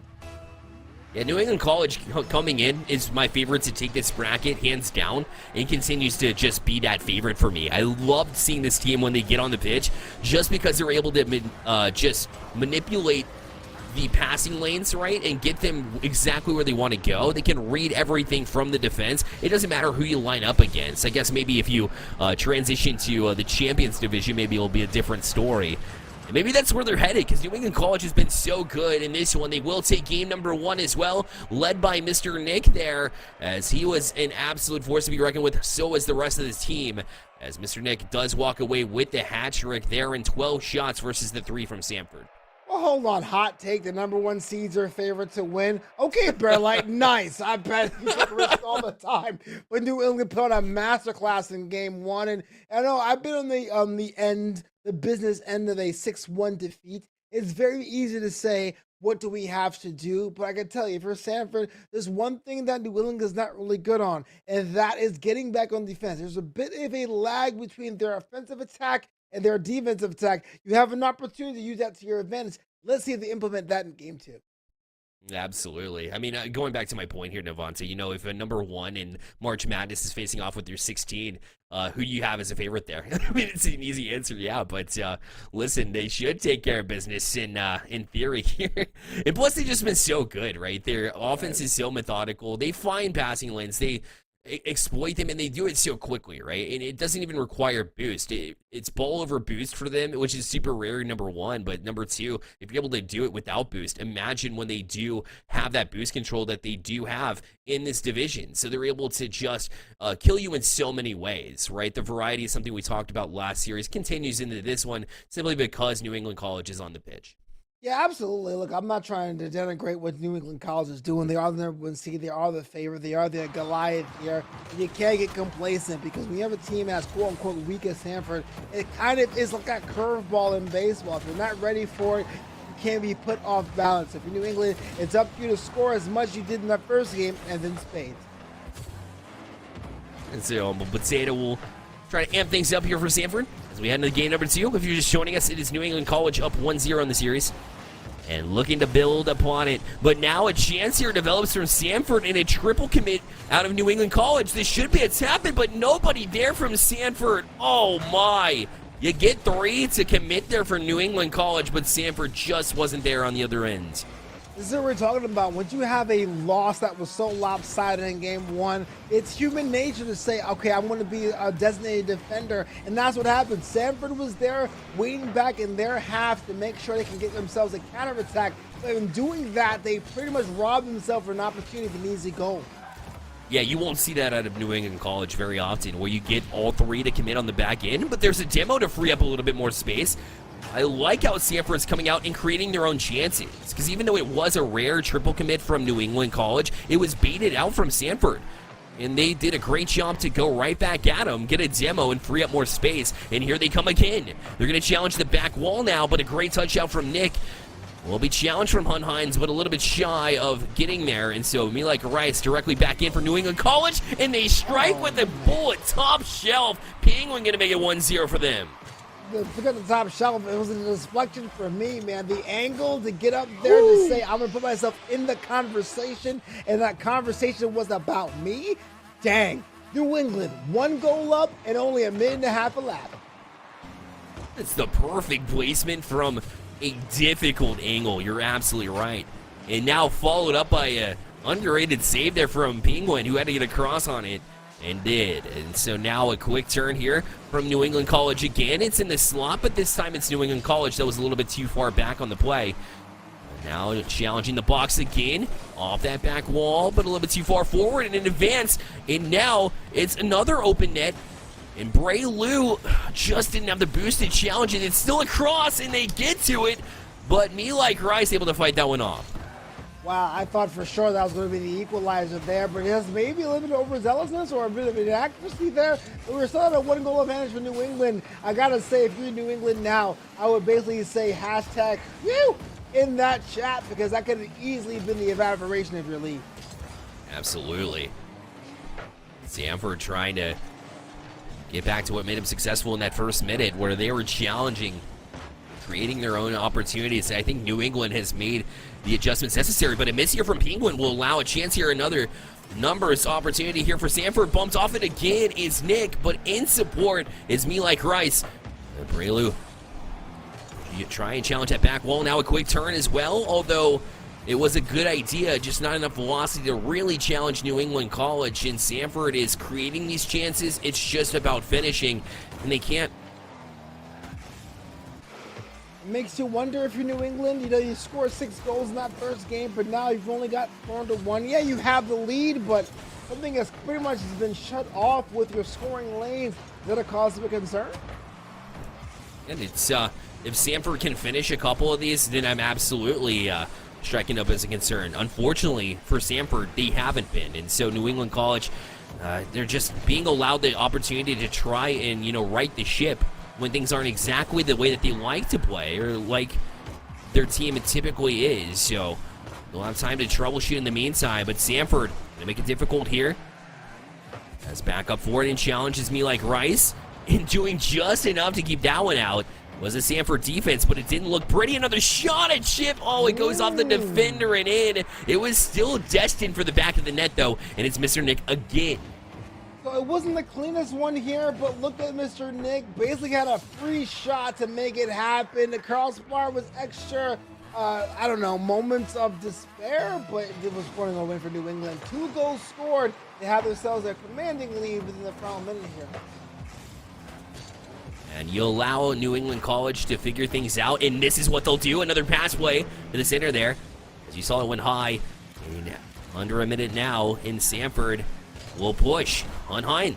Try to get it past Mr. Nick, but he's able to shield it on the wall, and we'll leave it. Grabs 100 boost, but left the ball as well, as Sanford now allowed the chance to jump on it. It'll be into the hands of Hines. Over aggressively played, knew he was going to beat to it by Nick, but did not see it out. Another opportunity, but the shot wide. The follow-up wide as well. No, Sanford had all the opportunities and couldn't close it out. Those are the kind of things you'll sit back in BC and go, we were so close. What happened? What broke down? But New England has that cushion. Final 19 seconds here. So close to being on series point. And oh man, and there's a shot to seal it. It'll be me like Rice too. That will put in the third goal here for New England College, and most certainly will put them on match points. And so for Sanford, this game felt very close. It felt like they had the solutions for a minute. They just couldn't find the back of the net. It seems like simple math, and you say it, and it sounds so silly, coming from the caster's mouth. Me and you both, right? We talk about it, it's like, if they just scored, it'd be different. But the thing is, they had every opportunity. The shot's just going a little bit wide. But that's all about the angles you create. I feel like they were just a little bit off, and New England College was just that much smoother, and that's the reason why they'll be on match point when we head into Game 3.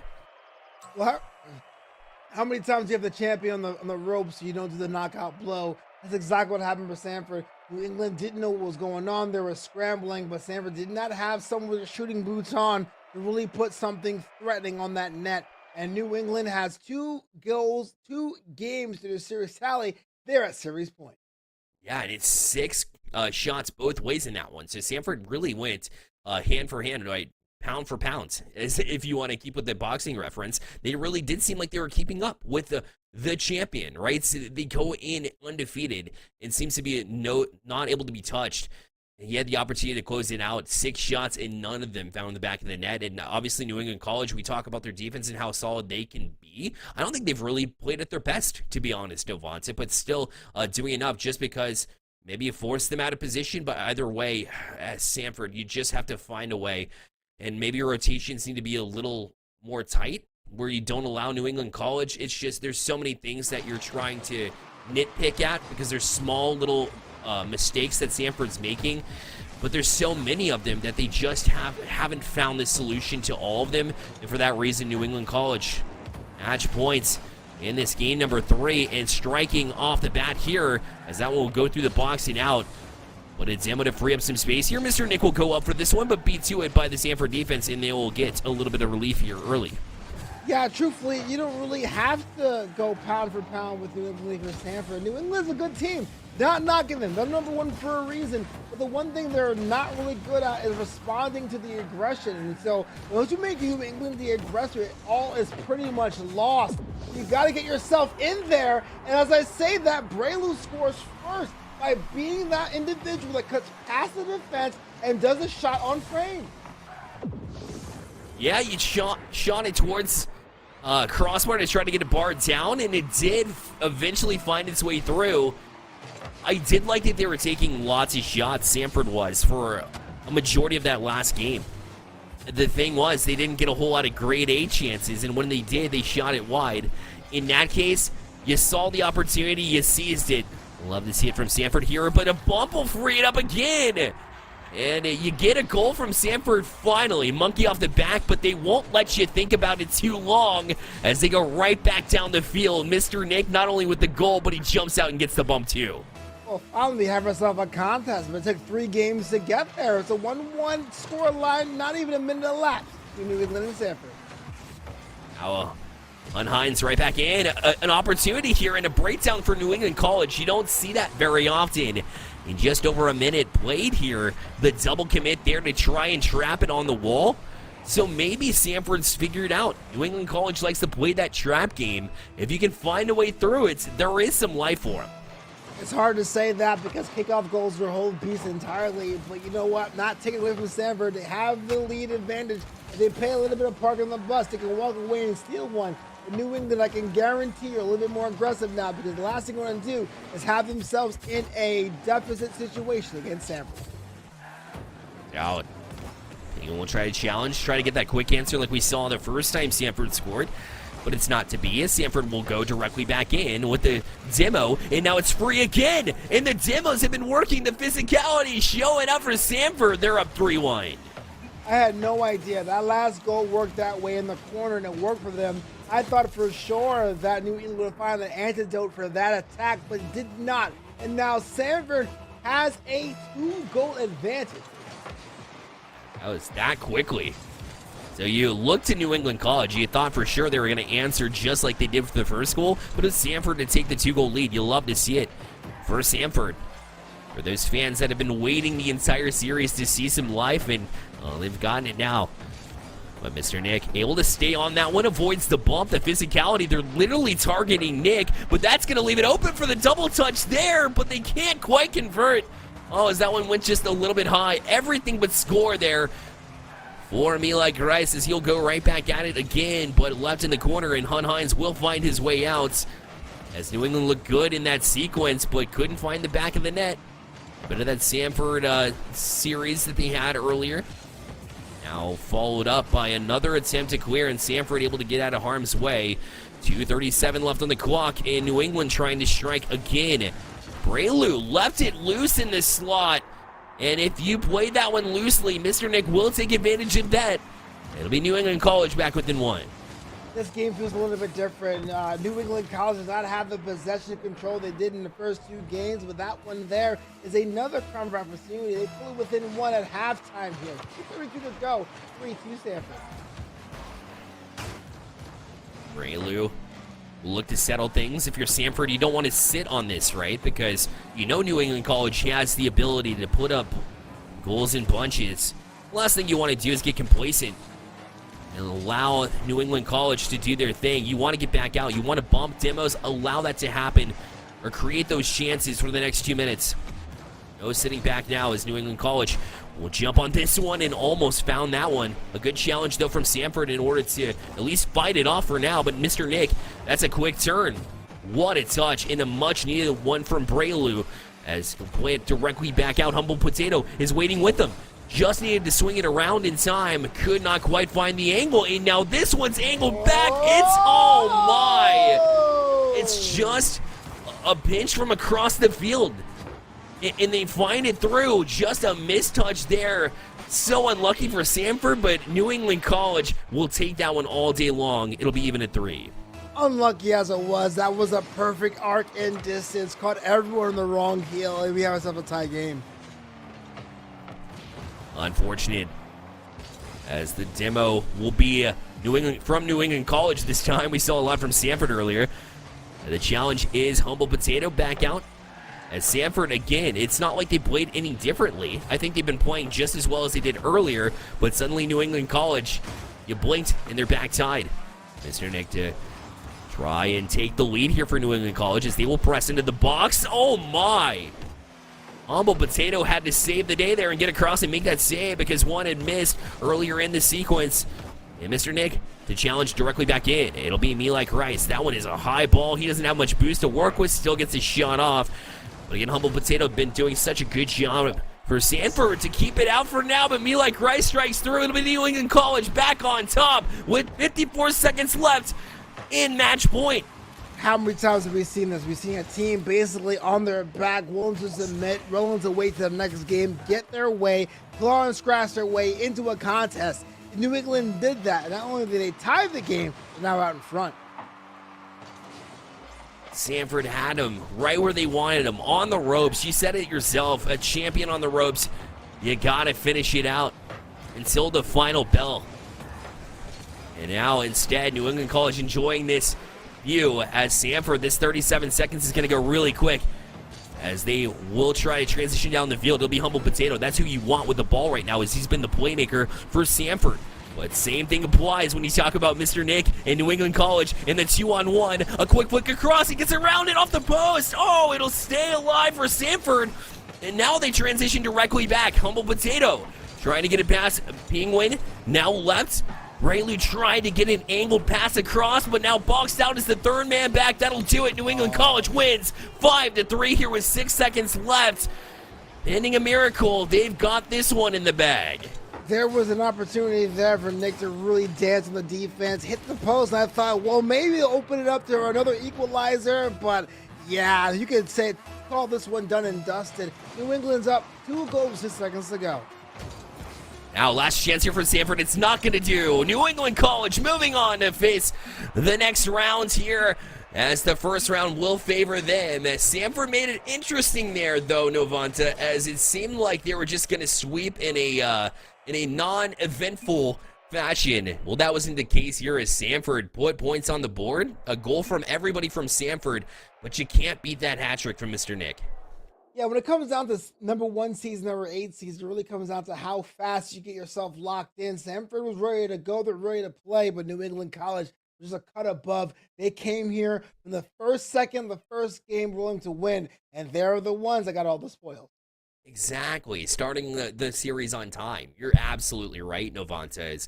Those first 2 games were everything for New England College, because if that was a game 1 and Sanford was really giving them a run for their money as an 8 seed, then maybe you see some doubts. Well, I don't know about that from New England College. Let's be real. They're such a confident bunch, and they play at such a high level. But, I mean, if Sanford played that well in game number 1, maybe they gave themselves a shot, right? And their confidence starts to build to the same point of New England College, right? But it just wasn't quite there. We have an interview from the winners themselves from New England College on the other side of this break, so don't go anywhere. We'll be right back.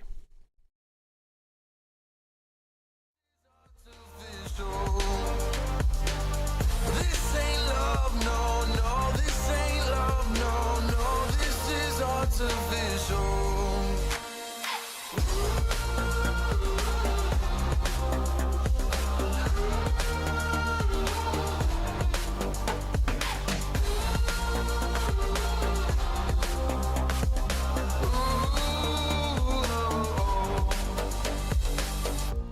I wanna know you inside and out. Wanna know what's behind the light.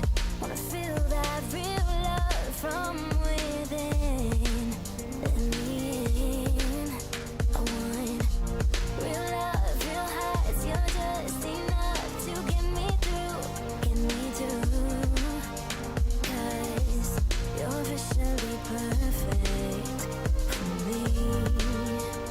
So wait for you. Up all night thinking, passing the time, anxiously waiting. You're on my mind, losing and winning. You can't get it right. Hoping you see me for more than just nights. Up all night thinking, am I on your mind? Will you come meet me and change my life? This love could be deeper. Just thinking.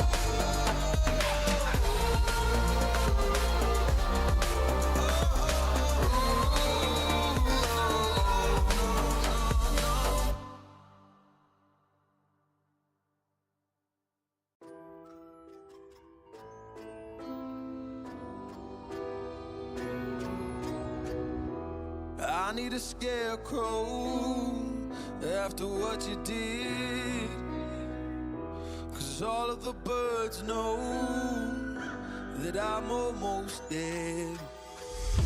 I'm barely breathing, I'm barely awake. You left me in pieces, there's no more to break. Don't wake me up, not in this century. Don't wake me up, 'cause you're just a ghost inside my head. You're just a ghost, you're never there. You're just a memory on my lips, 'cause you're just a ghost inside my head.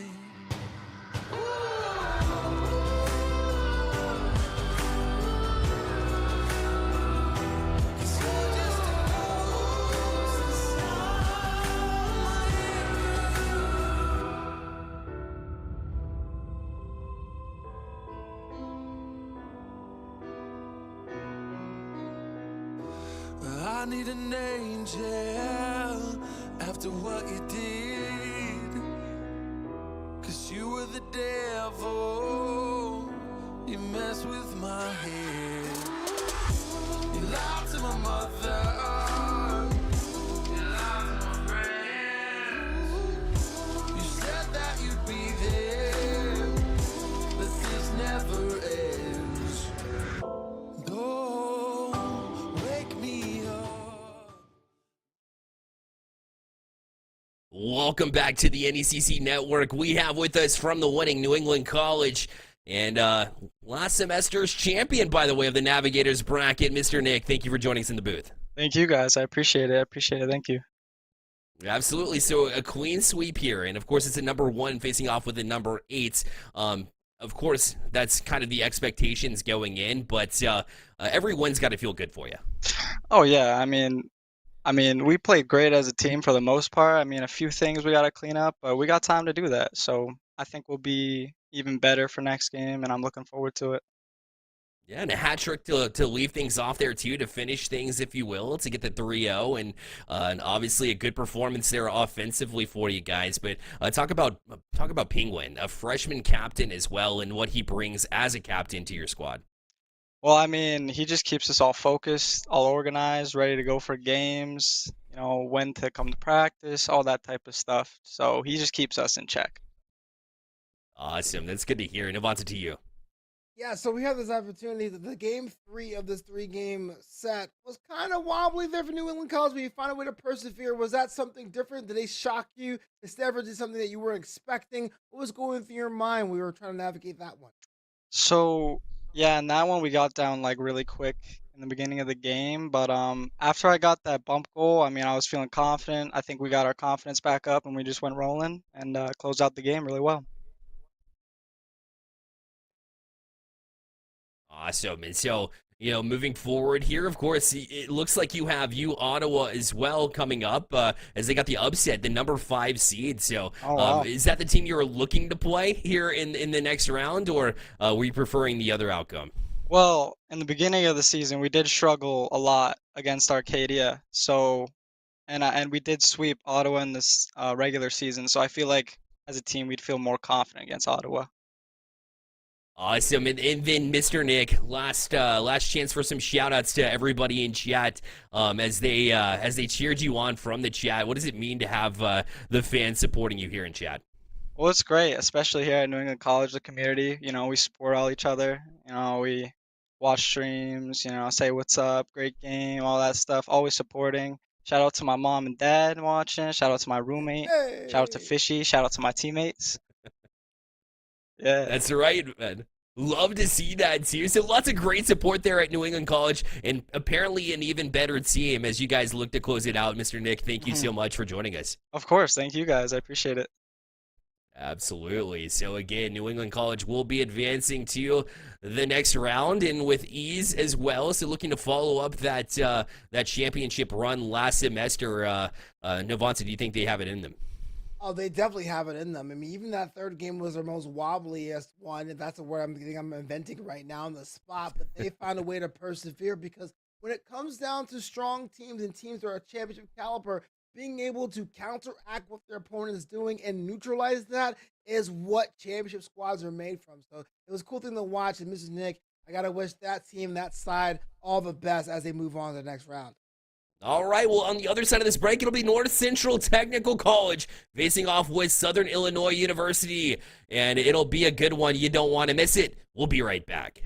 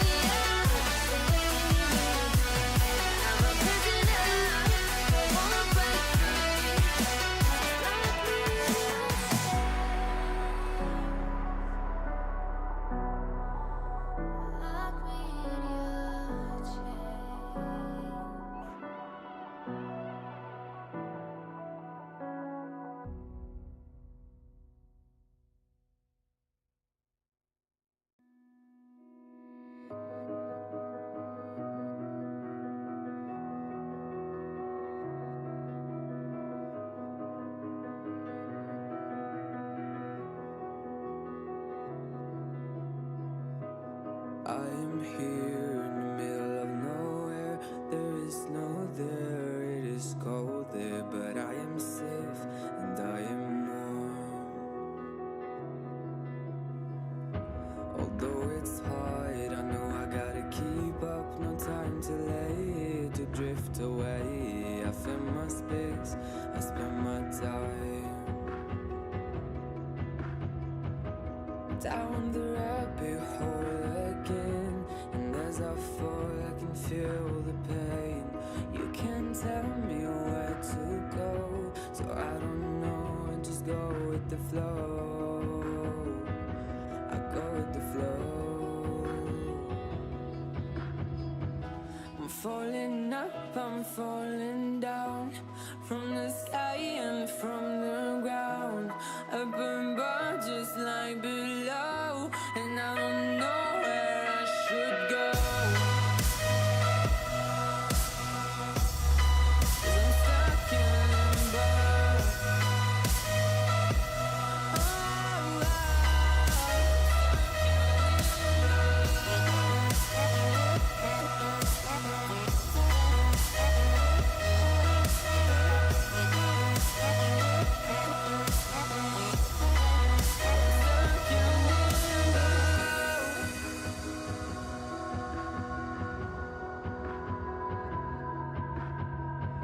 I'm out of love, but I guess I deserved it. Trying to hide, to pass you by. I'm getting down, feeling fine.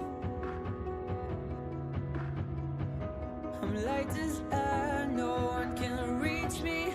Lost in a dream, lost in between. Let's keep on flying, let's keep on breathing. I'm falling up, I'm falling down, from the sky and from the ground. Up above just like below, and I don't know where I should go.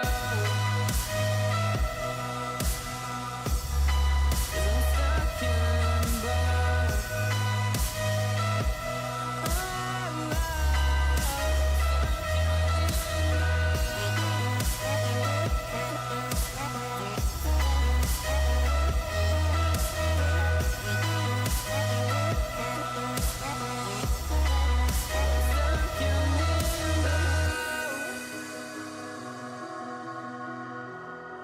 Cause I'm stuck in limbo.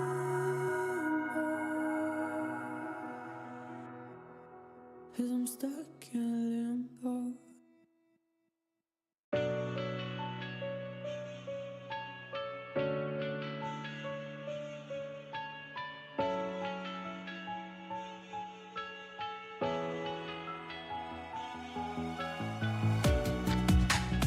Living in the same routine, like the seasons I'm on repeat.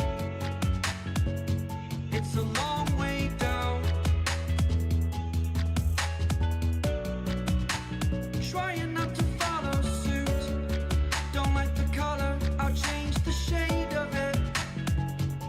I'm not afraid of it.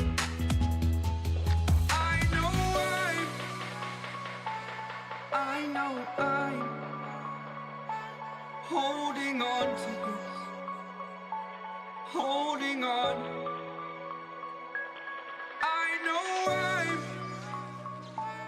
I know I'm holding on to this, holding on. Don't let me repeat it.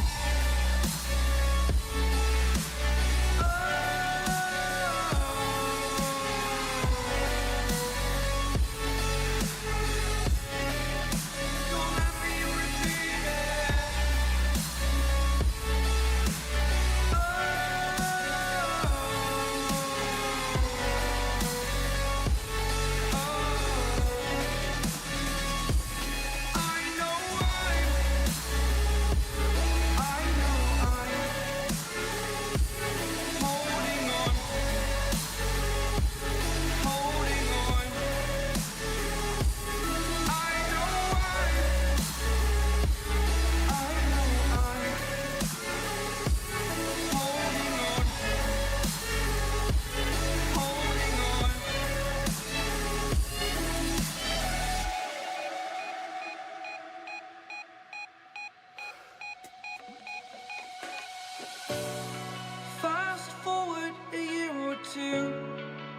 Times have changed, but so can you.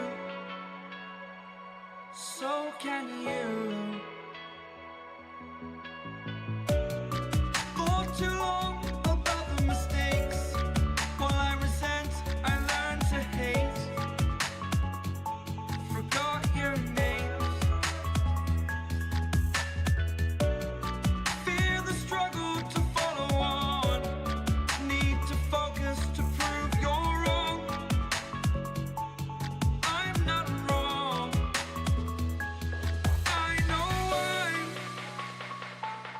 I know I'm holding on to this. Holding on. I know I'm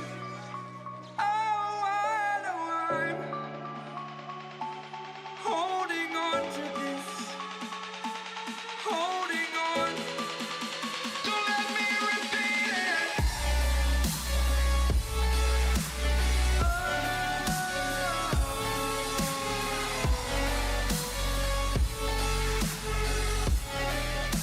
Don't let me repeat it.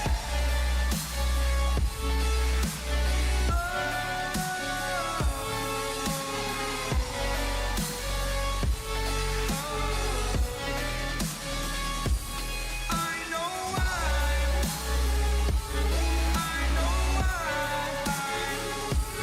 holding on to this. Holding on. Holding on. Holding on. Holding on. Holding on. Holding on.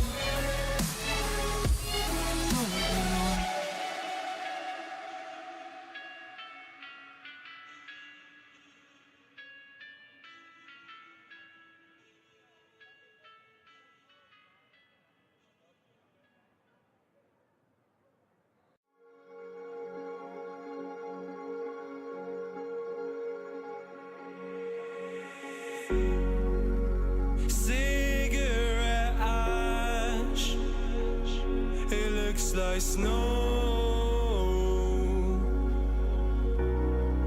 when it falls in the wind, you know. And you say you wanna dance. You're wary, you know, you'll end up in the wrong hands. And you're having fun. Why don't you show your friends? And you're having fun. What if it never ends?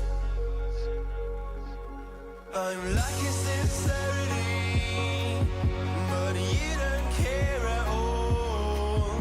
This booze, this cigarettes trying to take me home.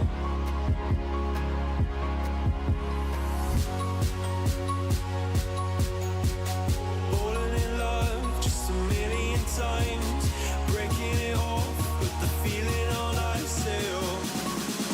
She's as cold as December.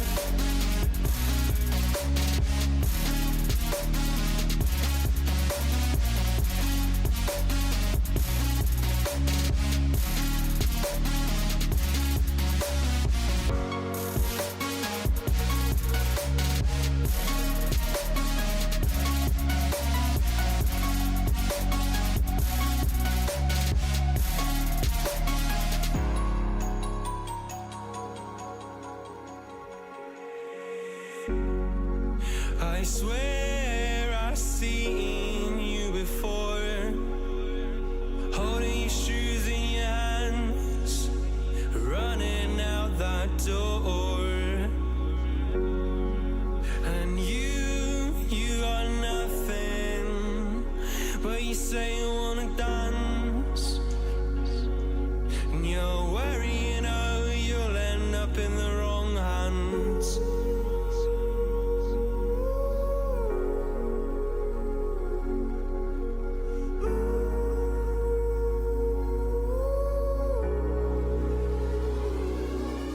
I'm lacking sincerity, but you don't care at all.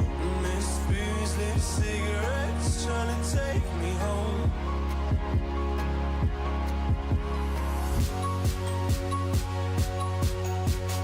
Falling in love just a million times, breaking it off with the feeling on I sail. She's as cold as December.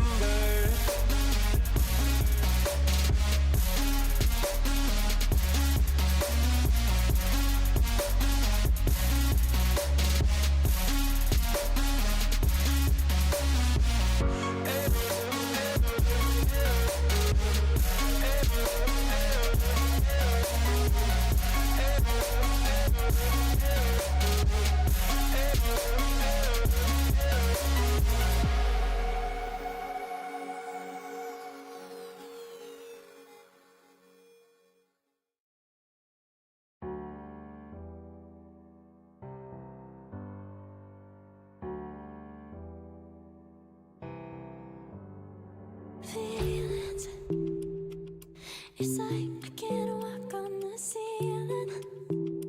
Oh yeah, got me dreaming, dreaming in colors I never dreamed. Oh yeah, I let you in deeper than I let anyone else before. Fell in love with my broken pieces, took 'em all and made 'em yours. Didn't know what my heartbeat needed, skipping out, no I can't keep score. When I lose my breath, boy, you got me breathing. Oh, every little thing you do, every time you hold me, take me higher, higher. Every little thing you do, every time you hold me, take me higher, higher. Oh.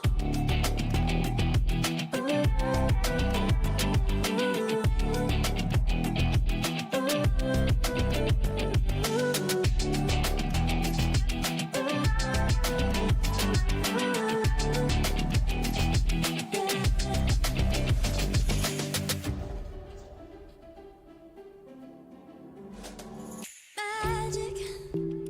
No, I'm never letting go. Now that I have it with you.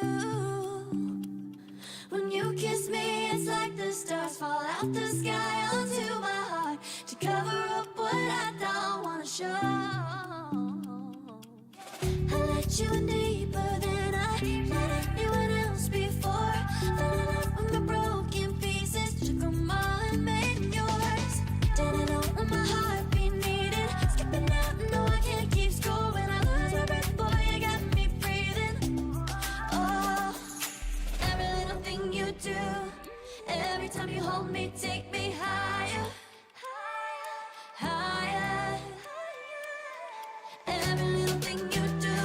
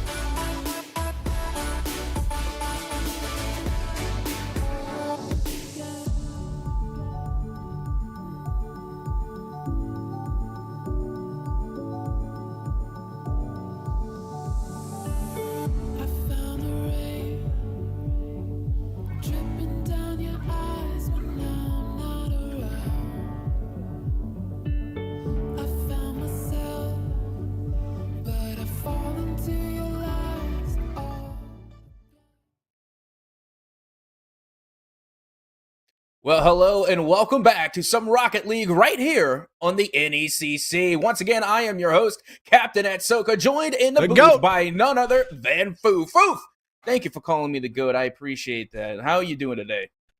I gotta say, I'm doing amazing. I have been jacked all week waiting for this moment to get back and hang out with you, my good friend, but that is not the most important thing. My enjoyment being pressed aside. We have Rocket League to be put in front of us, continuing on what we saw before. We have a battle in the Challengers Navy division. A lot of 3s and 6s on the card for this one. We have a team coming in at that number 3 spot. We have NTC Blue with a 6-3 record going up against SIUC Black, who is 3-6 in that number 6 seed coming in. Yeah, we've seen a good bit of NTC Blue. I'm pretty sure we've casted a couple of their matches already, and I got to say, this is definitely a team that I'm going to be keeping my eye on as we move on into the postseason. They've come out time and time again. Granted that they have 3 losses on the board, but I feel like every time they lose, they come back better than they were before. I mean, it's really apparent in that last loss that they had in week 7, bouncing back immediately with a 3-0, but you can never overlook a team. But the big thing here is that these teams played each other in week 9, and it was a 3-1 for SIUC. And so we're wondering... I'm sorry, it was a 3-1 for NTC Blue. The bold text really threw my brain, but it was a 3-1 for NTC Blue, and so we're wondering, it's going to be a repeat performance? But sometimes when you play a team at the end of the regular season, it can give you that insight when you're immediately playing them again in the playoffs. Yeah, well, all is fair going into the postseason. Regular season doesn't even matter anymore. It's all good and gravy. So honestly, they have just as much as a chance, and of course I'm talking about SIUC Black, as any going into the postseason. Exactly. Now it's all fair. They're going up against each other in the postseason, but let's see who's going to be stacking the rosters. I want to see the players on who we're going to be seeing on the field and on the pitch today. Let's start things off, of course, with the NTC Blue squad for tonight's lineup. We have Cruz, followed up by the Koi Boy, and last but not least, it's Blast. Gotta say, it is a very interesting group of ages. Very young squad. You talk about it all season, but at this point, they're not young anymore at Soka. They've had time. They have leveled up. Basically, this freshman, pure basic sophomore. Both these sophomores should be stepping up to that junior role. And now, when you look across the pitch, you have SIUC, you have Lurk, you have Jakers, and you have the ever-aptly named Lolo Folo coming back to this stage and back to where I get to cast them again. I'm so excited. Yeah, absolutely. That's just a fun name to say. Good old-fashioned, good old Lolo Folo. We recognize him every time that we see him on the pitch. Every single time we talk about Lolo Folo, not only because of their name, but because they stand out as a player. You know, they're very well-rounded on the field. Helps with the name.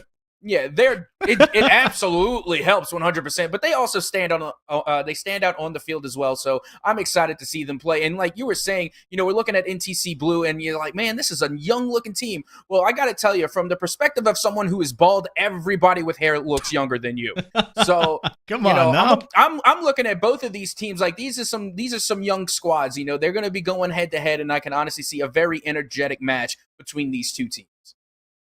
Well, again, all you can do is harken back to what we have seen, the tail of the tape, and right now it is leaning heavily towards that team rocking that blue name tag, NTC, winning 3-1 the last times these teams played, and we have missed the kickoff, but 4 seconds in at Soka, already starting early, talking about the Huskies. They had a chance there, but could not get it to fall.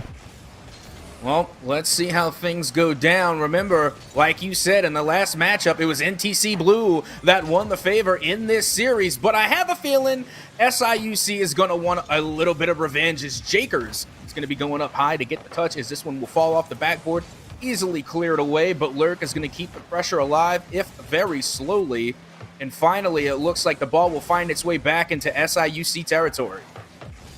Oh, I like this idea coming out from Krugs, but he could not get it to fall. Koi Boy, backboard pass, trying to find something there, but Matt quick to deny. So the ball at midfield, Jakers in a 1v1. That's an early commit from the defender. That's a shot coming on from Matt M.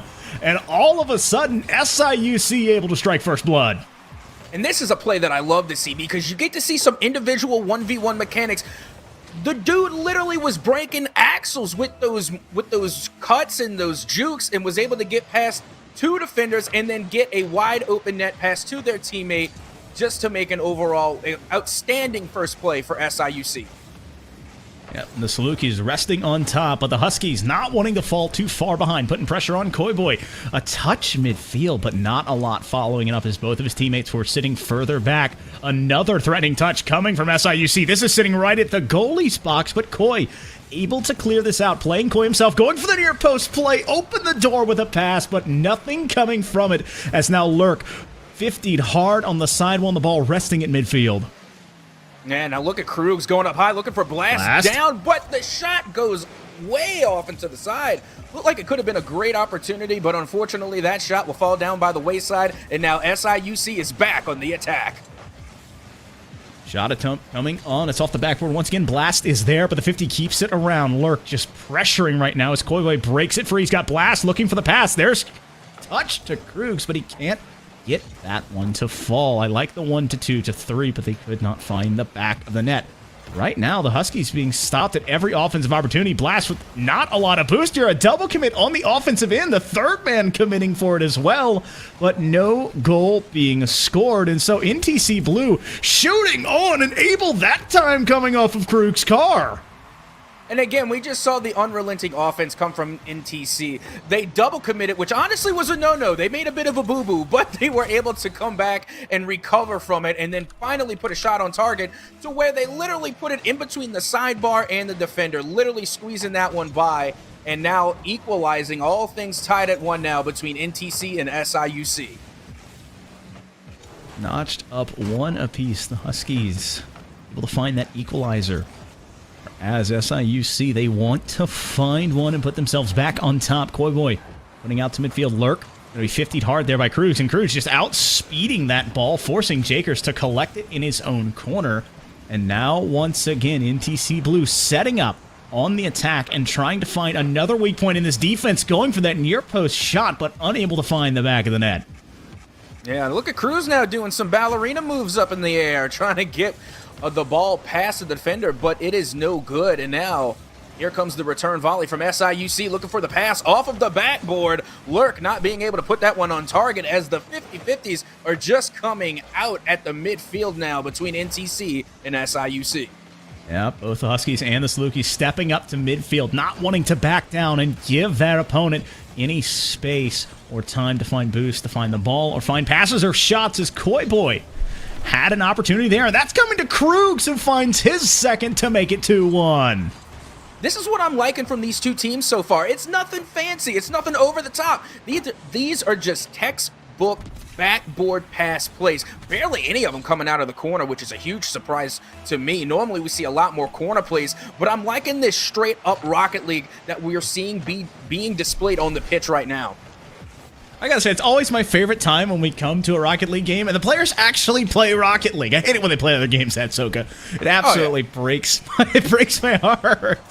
But right now, Matt M and company trying to get back into a tie ball game. They scored first, had a couple opportunities to get that lead, but now we're looking at a 1-goal deficit. Lurk denied by the post. Koi over when he's got Blast up early, but Jakers quick to deny. Another shot attempt coming on. That's far post, but just a bit too far. Pass midfield once again. That's going to be Koi looking for that up ends, but he cannot get it to fall.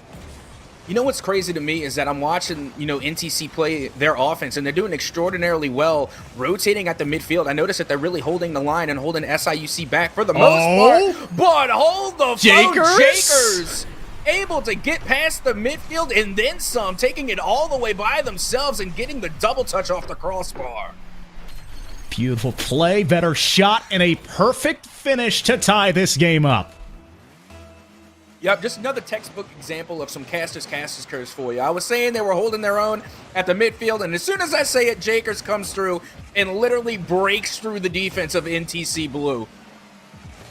Now the ball at midfield. Both teams trying to break this tie in game 1. Tied in the score in this game and tied in the score of the series, as this is only game 1. Koi gets it behind Matt M. That is a dire mistake, but Krugs isn't ready. Now Matt going the other way, possibly Koi ready to defend that one on that offensive third. Blast 50ing it to keep the pressure on. A boost steal keeps Jakers away from it early, so Koi continues to pour this pressure on. The Huskies looking for a dagger in game one, but Krug's putting it a bit too far behind. Blast getting demoed, but the ball's still up. Koi following it here, waiting for it to drop, but Jakers quick to slam that one away and force OT.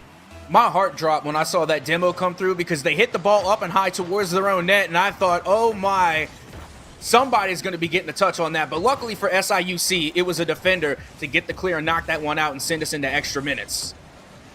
Now with the clock ticking upwards instead of downwards, it's what team can find this golden goal. And as we talked about it just a week ago, NECC Blue, the Huskies were up 3-1 when it was all said and done. But now we sit at a tied ball game. Couldn't find a winner in regulation. Now we're looking to find who can have that first goal in this overtime period. Well, let's see who's going to break it out. Blast is going to get the touch here, sending it up to midfield, but it does get intercepted by SIUC. Koi Boy has a pass play. Krug's putting it on target, but there was two defenders from SIUC there in waiting, and somehow, some way, it will be Jakers once again to get the save and clear it away.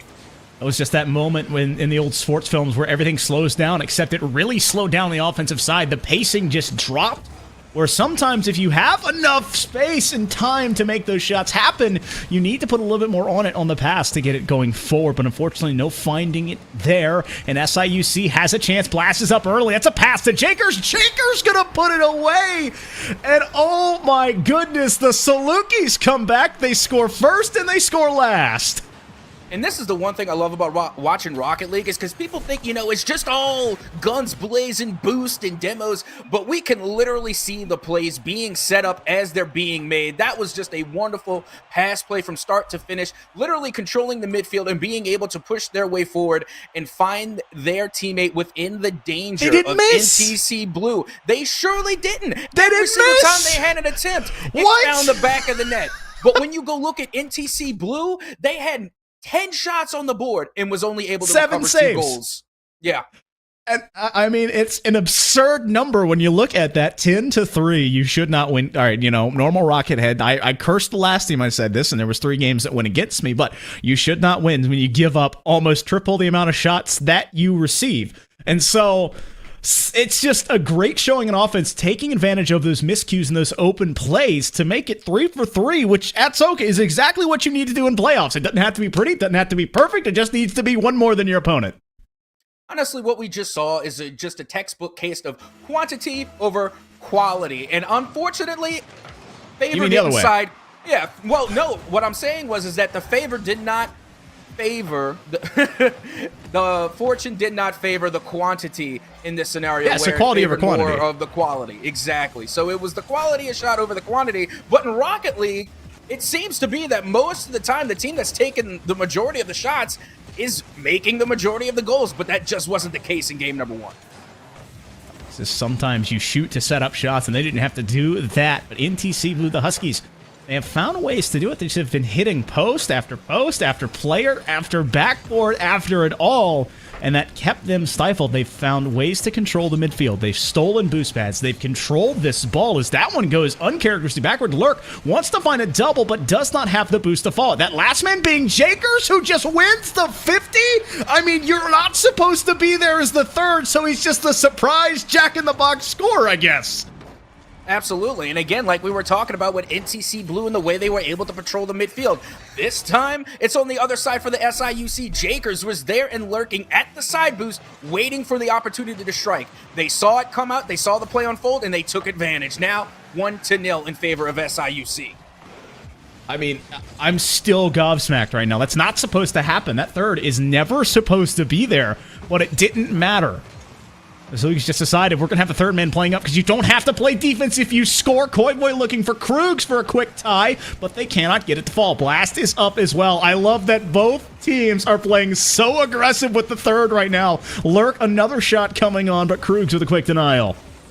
Well, once you see it fall the first time where you push your third up, you're going to try again. See how many you can get away with. A little bit of high risk, high reward as Jakers putting one on target. Blast with the save and the clear. And now the touch taking things back out to the midfield. Remember, NECC Blue is quite dangerous at the midfield. So if I was on the side of SIUC, I'd be trying to take possession back quickly. I mean, the Salukis did have first blood last game, and they had the last blood last game in the overtime period, but they don't want to go to OT as Blast got choked as well. Matt M, a beautiful play there. Patience incarnate 2-0. Yeah, this was just a good, nice little touch. Again, nothing too crazy, but it was still some good 1v1 mechanics and a control. A lot of self-control there. I can't tell you how many times I see players get so excited. Their eyes get wide when they see an open net, and then they panic and they just miss an easy shot. But Matt M, or MTM, they had ice in their veins. They were cool, calm, and collected, and were able to just secure that net, making it now 2-0 in favor of SIUC.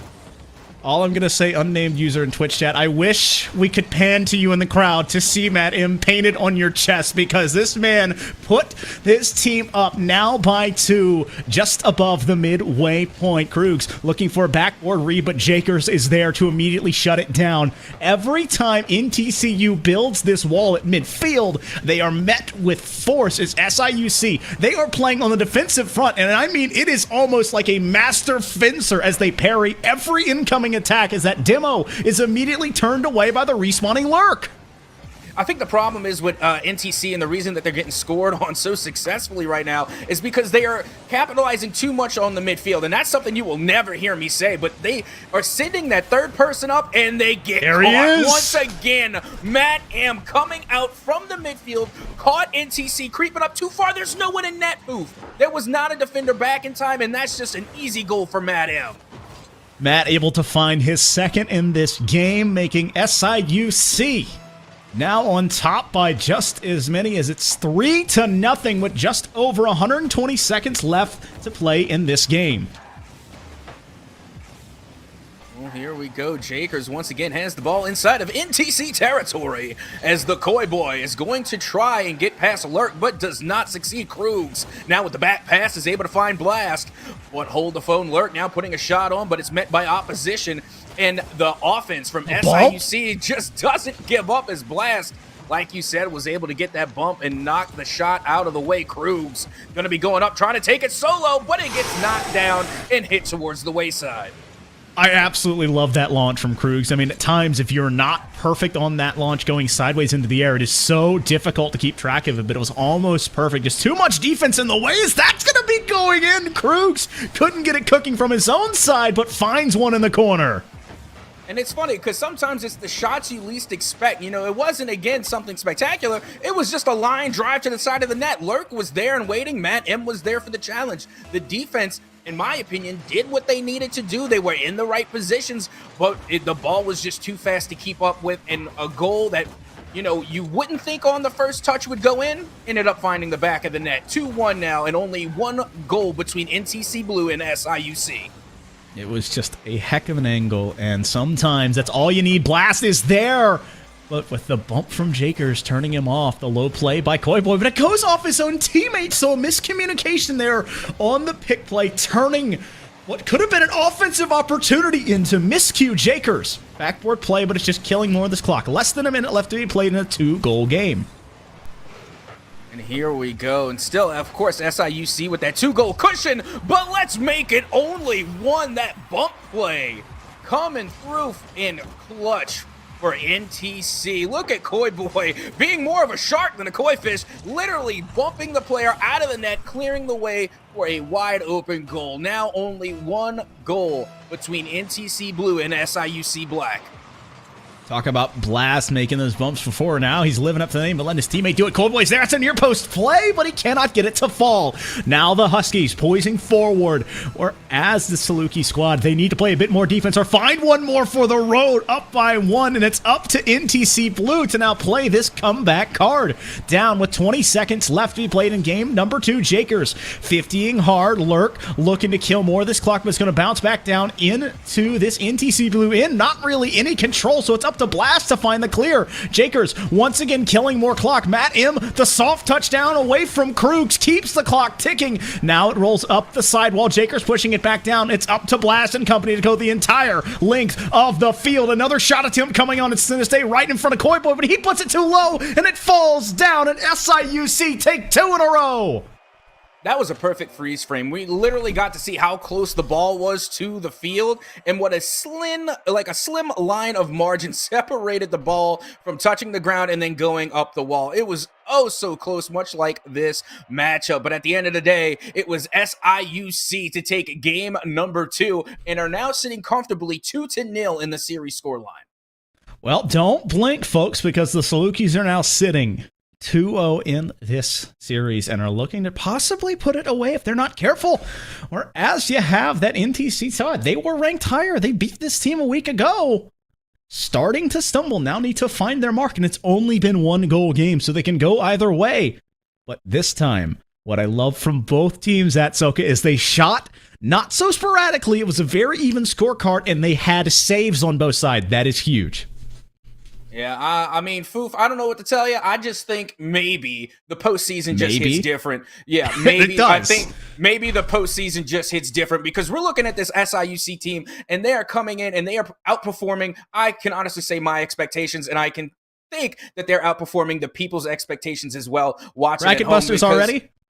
Absolutely, 100%. This is a team that's coming into this looking at a 3-6 record overall, and now they're playing as if the roles were reversed and that they are actually the 6-3 team. And, you know, you talk about it, you just have to get to the dance, and that's all they've done. They have made it here, and they are pushing forward. But the big thing is, you look at that NTC squad, the Huskies, they always push forward. They find those midfields at 50s. They look to find any and all boosts that they can take at Soka. It's just not putting it off the backboard so hard when your third is at the midfield, and that has been a killer as Blast needing to save this one. Matt trying to get back onto the scoreboard early, but is stalled by this NTC defense. And already we see SIUC going right back to work, taking no time off, going straight for the net here. Being able to get the clear was Koi Boy as this finds its way back into SIUC territory, but not for long. The clear coming in long as Krugs once again will hit it up off the backboard, putting the shot down on and in. Lurk is able to find the back of the net, taking the 1-0 lead early. I mean, Lurk's just going to do whatever he needs to do. This time, it is the slow, methodical touch, just beating out that defender to put it in 29 seconds into Game 3. And this is not how you want to start the match if you're NTC Blue. Keep in mind, there are already 2 wins down in the series. And if SIUC wins again, that will be it. They are literally on series point in this game number 3. That's exactly if you're thinking about this SIUC. You're right. The Huskies, they need something they can hold on to, be it a save. I mean, they had a very important one in that first 5 seconds, but they need a defensive stand. They need a very quick transitional play. Even if it doesn't turn into a goal, just something you can hold on to, as that's a shot coming from Jakers, and just this house of cards beginning to crumble as SIUC up by 2 again. How many times have we said Jakers' name tonight? I gotta say, Jakers is shooting better than Kobe on the Lakers. This is absolutely insane. Able to find the back of the net at almost any angle, literally threading the needle between defenders and the post. They have been playing lights out, and if it's not too soon to call, I would want to say Jakers MVP of this series. Well, you need to be careful because there is still so much time at Soka. Almost 4 whole minutes left to be played in NTC Blue. 6-win season. They know how to get it done, and they have beat this team before, so we have a Rule 1, neither team breaking it. Thank you, boys. We have a 2v2 now as the ball sits into the corner. A demo making it a 2v1. Matt M rolling towards as well. Now they break it in the end. Either a teammate broke it or they broke it. Bad form to both players. Yeah, I was about to say, who broke the Rule 1? Because not only was it a Rule 1, but it was a Rule 1 that was stuck on the wall. We don't get those a lot. I was interested to see that. What a save! Will continue for SIUC, Another one? and yes, another one, much like the defense from NTC, but it can't hold on forever as Lurk once again finds themselves on the scoreboard. I mean, I was sure there was just a wall of blue cars in this net, but Lurk somehow diving that octane down and saving just enough boost to push it underneath of the goalkeeper to give SIUC Black their 3rd goal of the game as they try and find their 3rd and final win of the series. Yeah, they're just surfing on a wave of momentum right now for SIUC. They went in game number 2, came away with a close win, and now they're just feeling themselves. They are all in the zone, and now with a 3-0 lead, I mean, it's definitely not solidified, but they do have most of the momentum here as we just approach halftime. 5 seconds above that midway point you talk about, and I mean, every second this clock continues to tick, it is difficult and harder. It's so much more for this team on the blue side to make a comeback. That's a save for now, but Lurk is there, unable to find that sharp angle to put it away. Last sidewall play, saving that flip, but not having enough shot to beat Jakers, and this has been where SIUC has made their money. They've spread NTC Blue out to where they find the shot, but there's still 1 or 2 players back on the Saluki side that is ready to make that defensive stand. Lurk once again on his defensive side, making another diving play to keep it at this 3-0 scoreline. A shot coming on, but another save. Once again, this SIUC team will not break.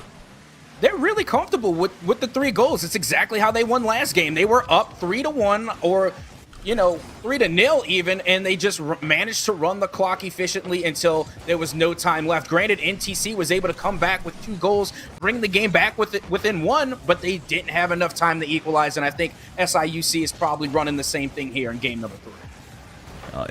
It always comes down to scoring the next goal, and that's what Matt M is going to do there. The Salukis trying to put their seal on this one and make it a 3-0 for sure. I don't know what the M stands for in Matt M, but I'm just going to assume it's Money. Mayhem. That's Matt Mayhem. Matt Money Mayhem is what it stands Too many for M's. from It's now too much on. alliteration. I don't know. I like it. Matt Money Mayhem doing some damage, but now What, Kroogs? But Kroogs is able to find the back of the net off of this banger of a bench, and not to mention the double touch from out the corner, putting their team on the net for the first time in game number 3.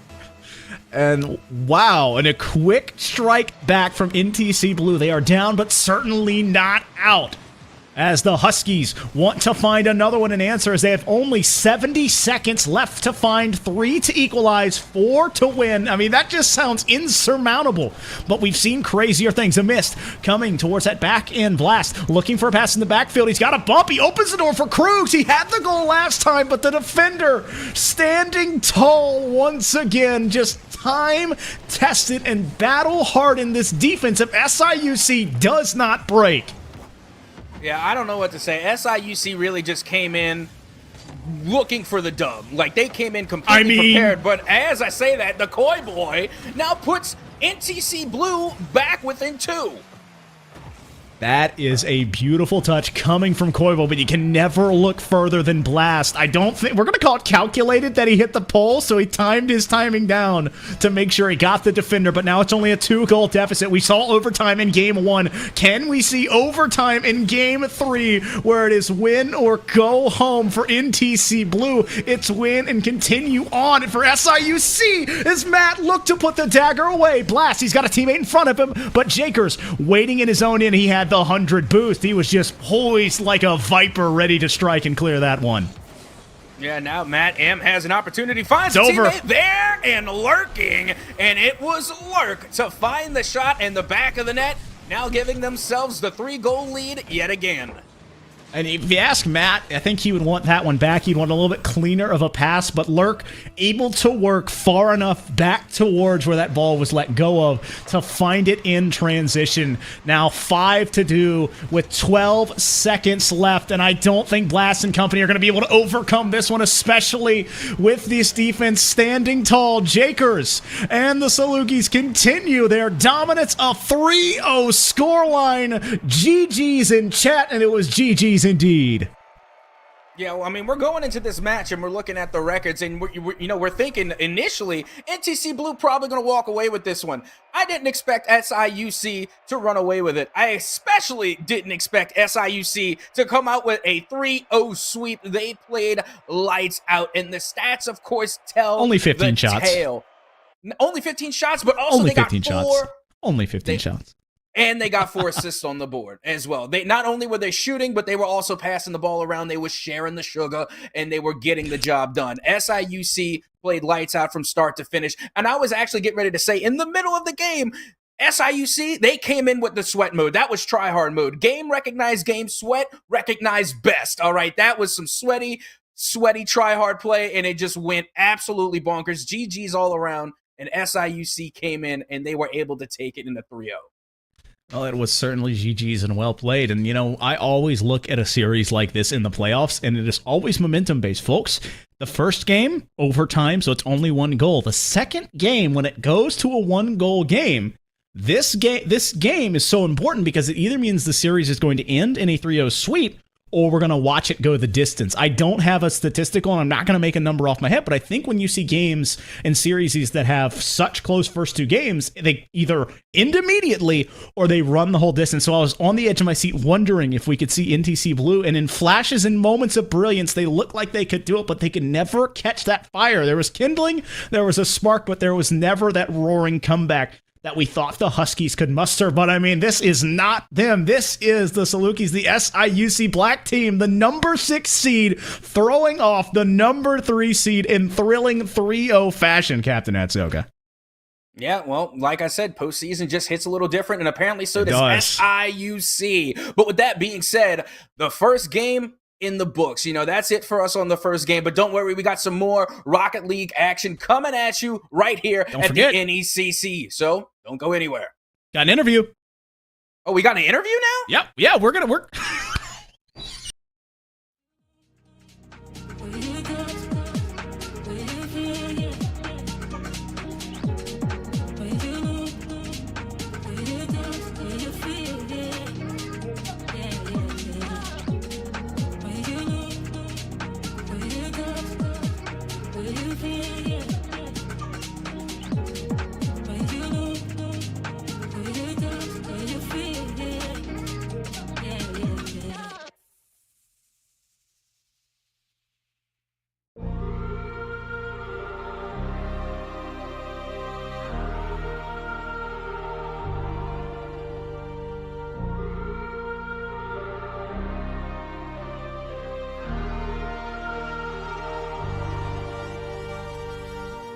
I wanna know your dark side. I wanna know your secrets. I wanna be your lifeline. So I wait for you, wait for me. Wait for you, wait for me. Tell me you're more than just a highlight. Pretty pictures on the outside. I hate to stare at you through these lights. So I wait for you, wait for me. Wait for you, wait for me. Click and scroll, I can't let you go. They say I'm addicted to you. Click and scroll, I can't let you go. They say I'm addicted to you. Oh, oh, this ain't love, no, no. This ain't love, no, no. This is artificial. This ain't love, no, no. This ain't love, no, no. This is artificial.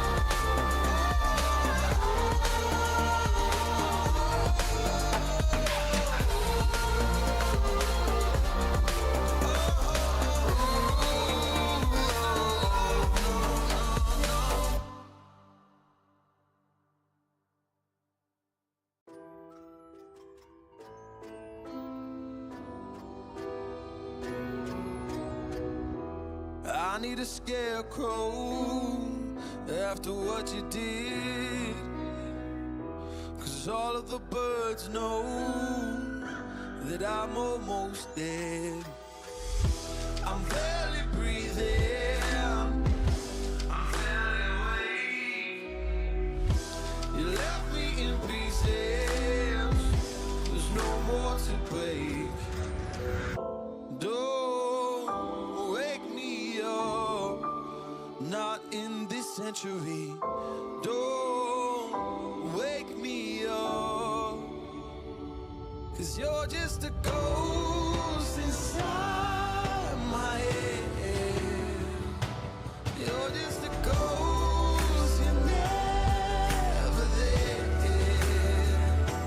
You're just a memory on my lips. 'Cause you're just a ghost inside my head.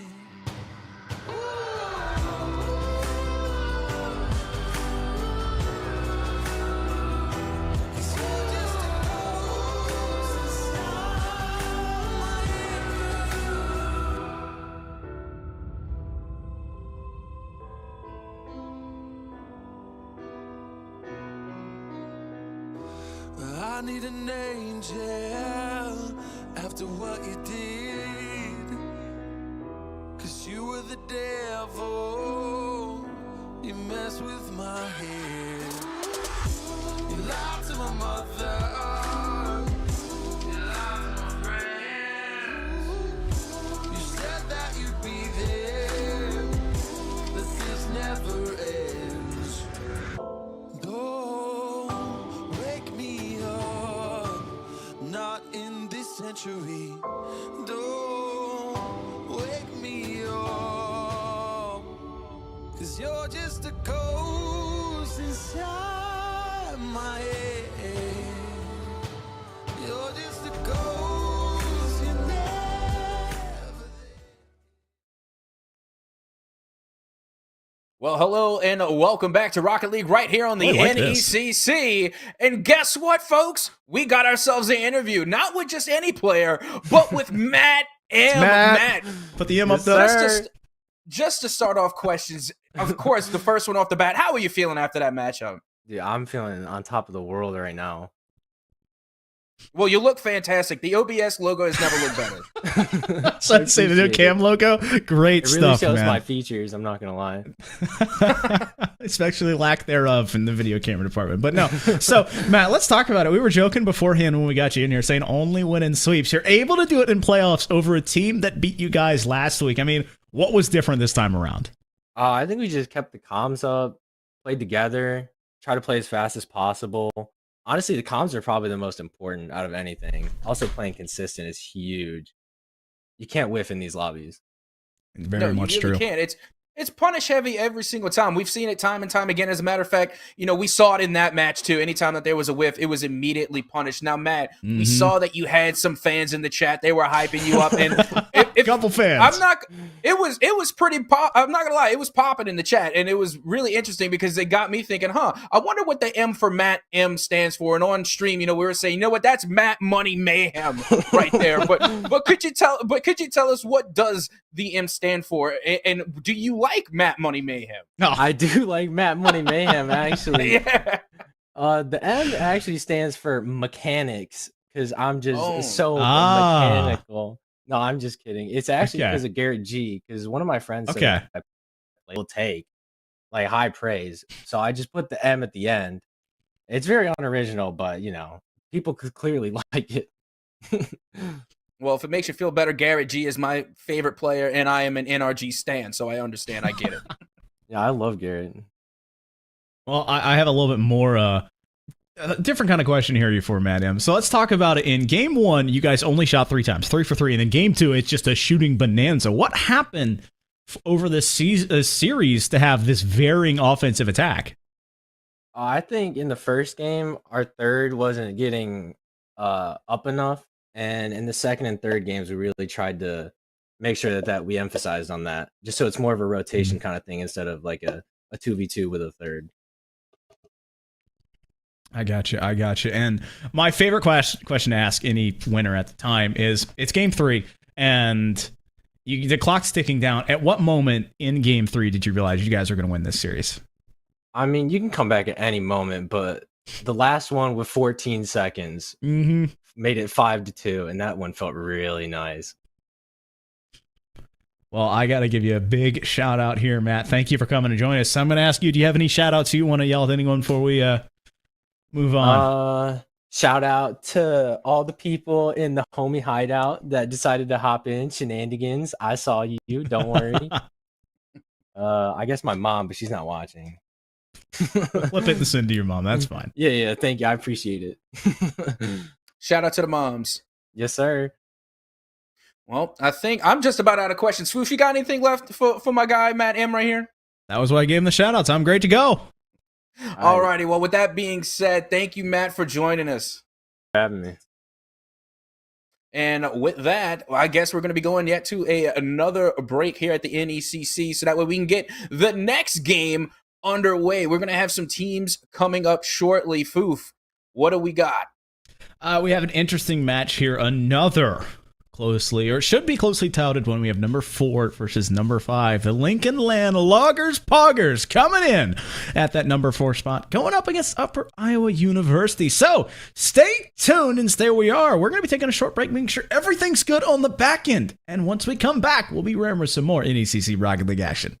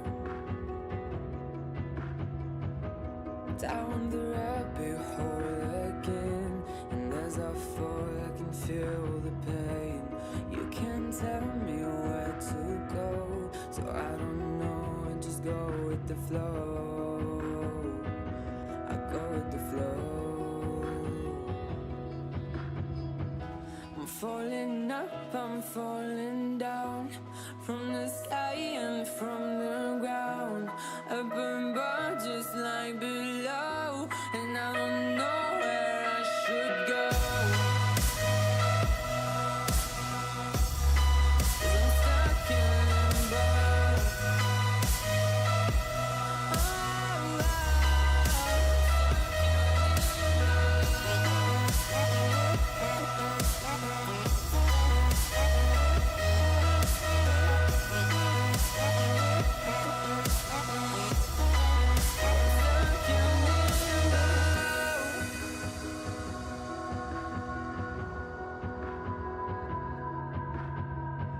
I'm out of love, but I guess I deserved it. Trying to hide, to pass you by. I'm getting down, I'm feeling fine.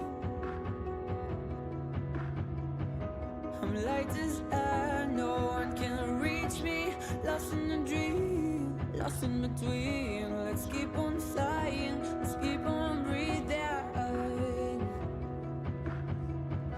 I'm falling up, I'm falling down from the sky and from the ground.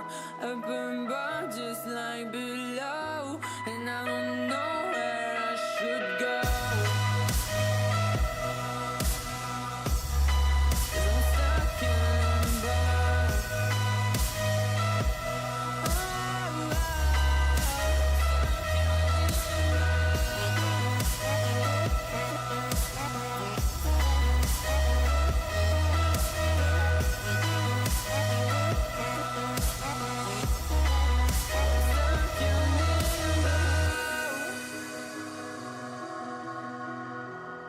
Cause I'm stuck in limbo.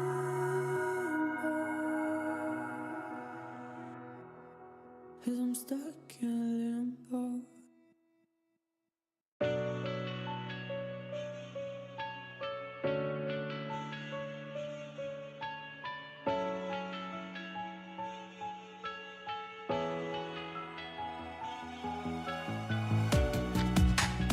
Living in the same routine, like the seasons I'm on repeat. It's a long way down. Trying not to follow suit. Don't like the color, I'll change the shade of it.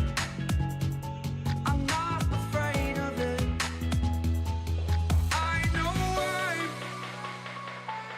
I know I'm holding on to this, holding on.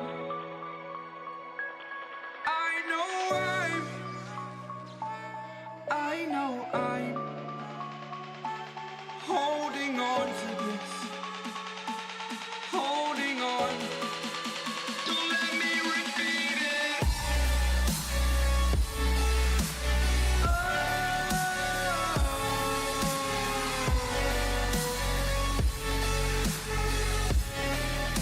Don't let me repeat it.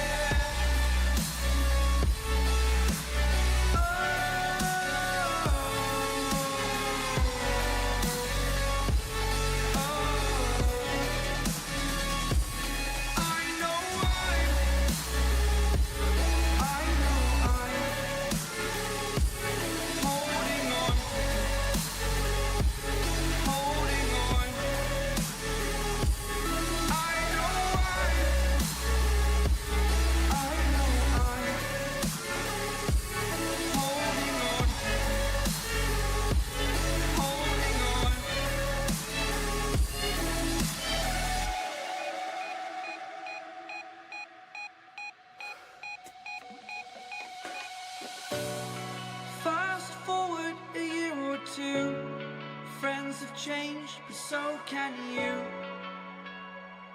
So can you.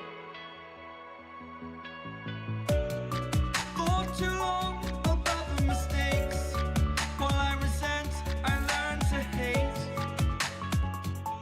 Forgot your names. Fear the struggle to follow on. Need to focus to prove you're wrong. I'm not wrong.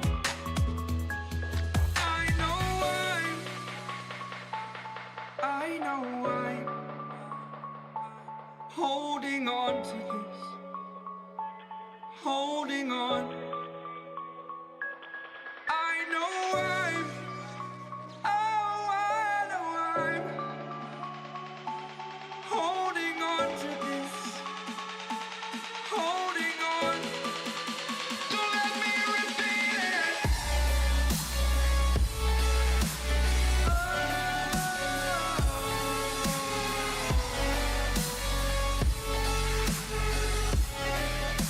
Don't let me repeat it.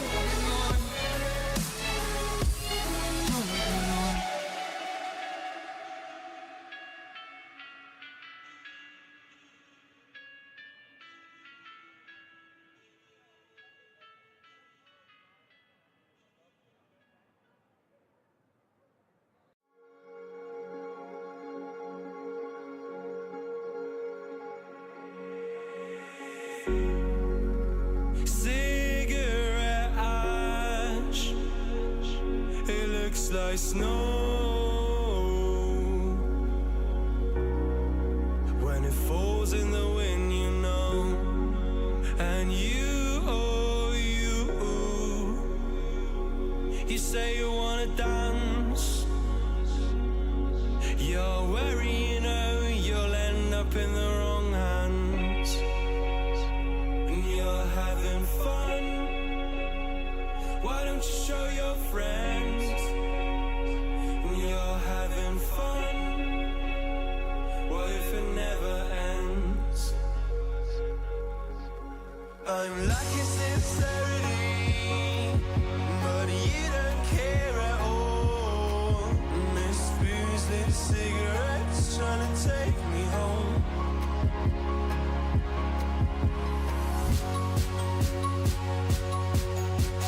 Falling in love just a million times, breaking it off, put the feeling on ice still. She's cold as December.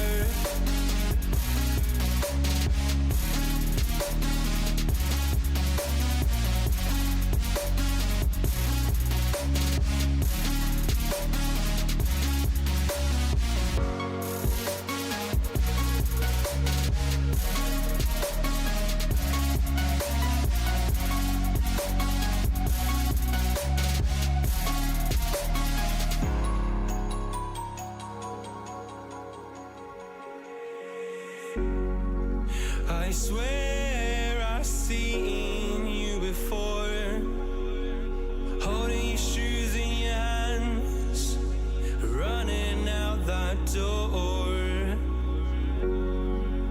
And you are nothing, but you say you wanna dance. And you're worried, you know, you'll end up in the wrong hands.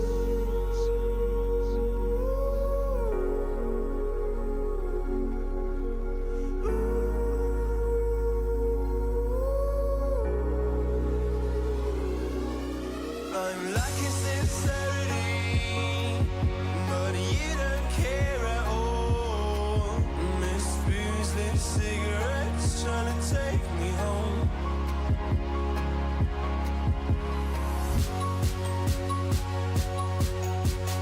Falling in love just a million times, breaking it off, put the feeling on ice still. She's cold as December.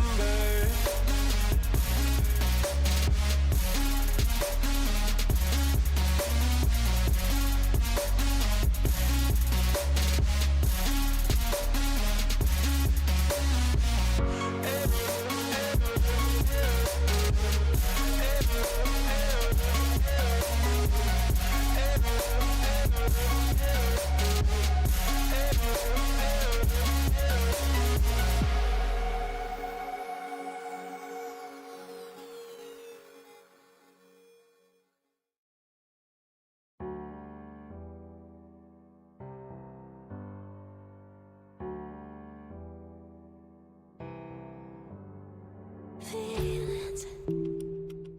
It's like I can't walk on the ceiling. Oh yeah, got me dreaming, dreaming in colors I never dreamed in. Oh yeah,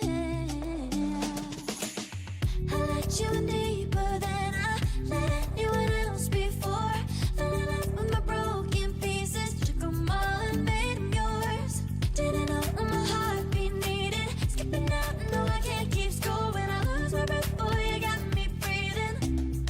Oh, every little thing you do, every time you hold me, take me higher, higher. Every little thing you do, every time you hold me, take me higher, higher. Oh.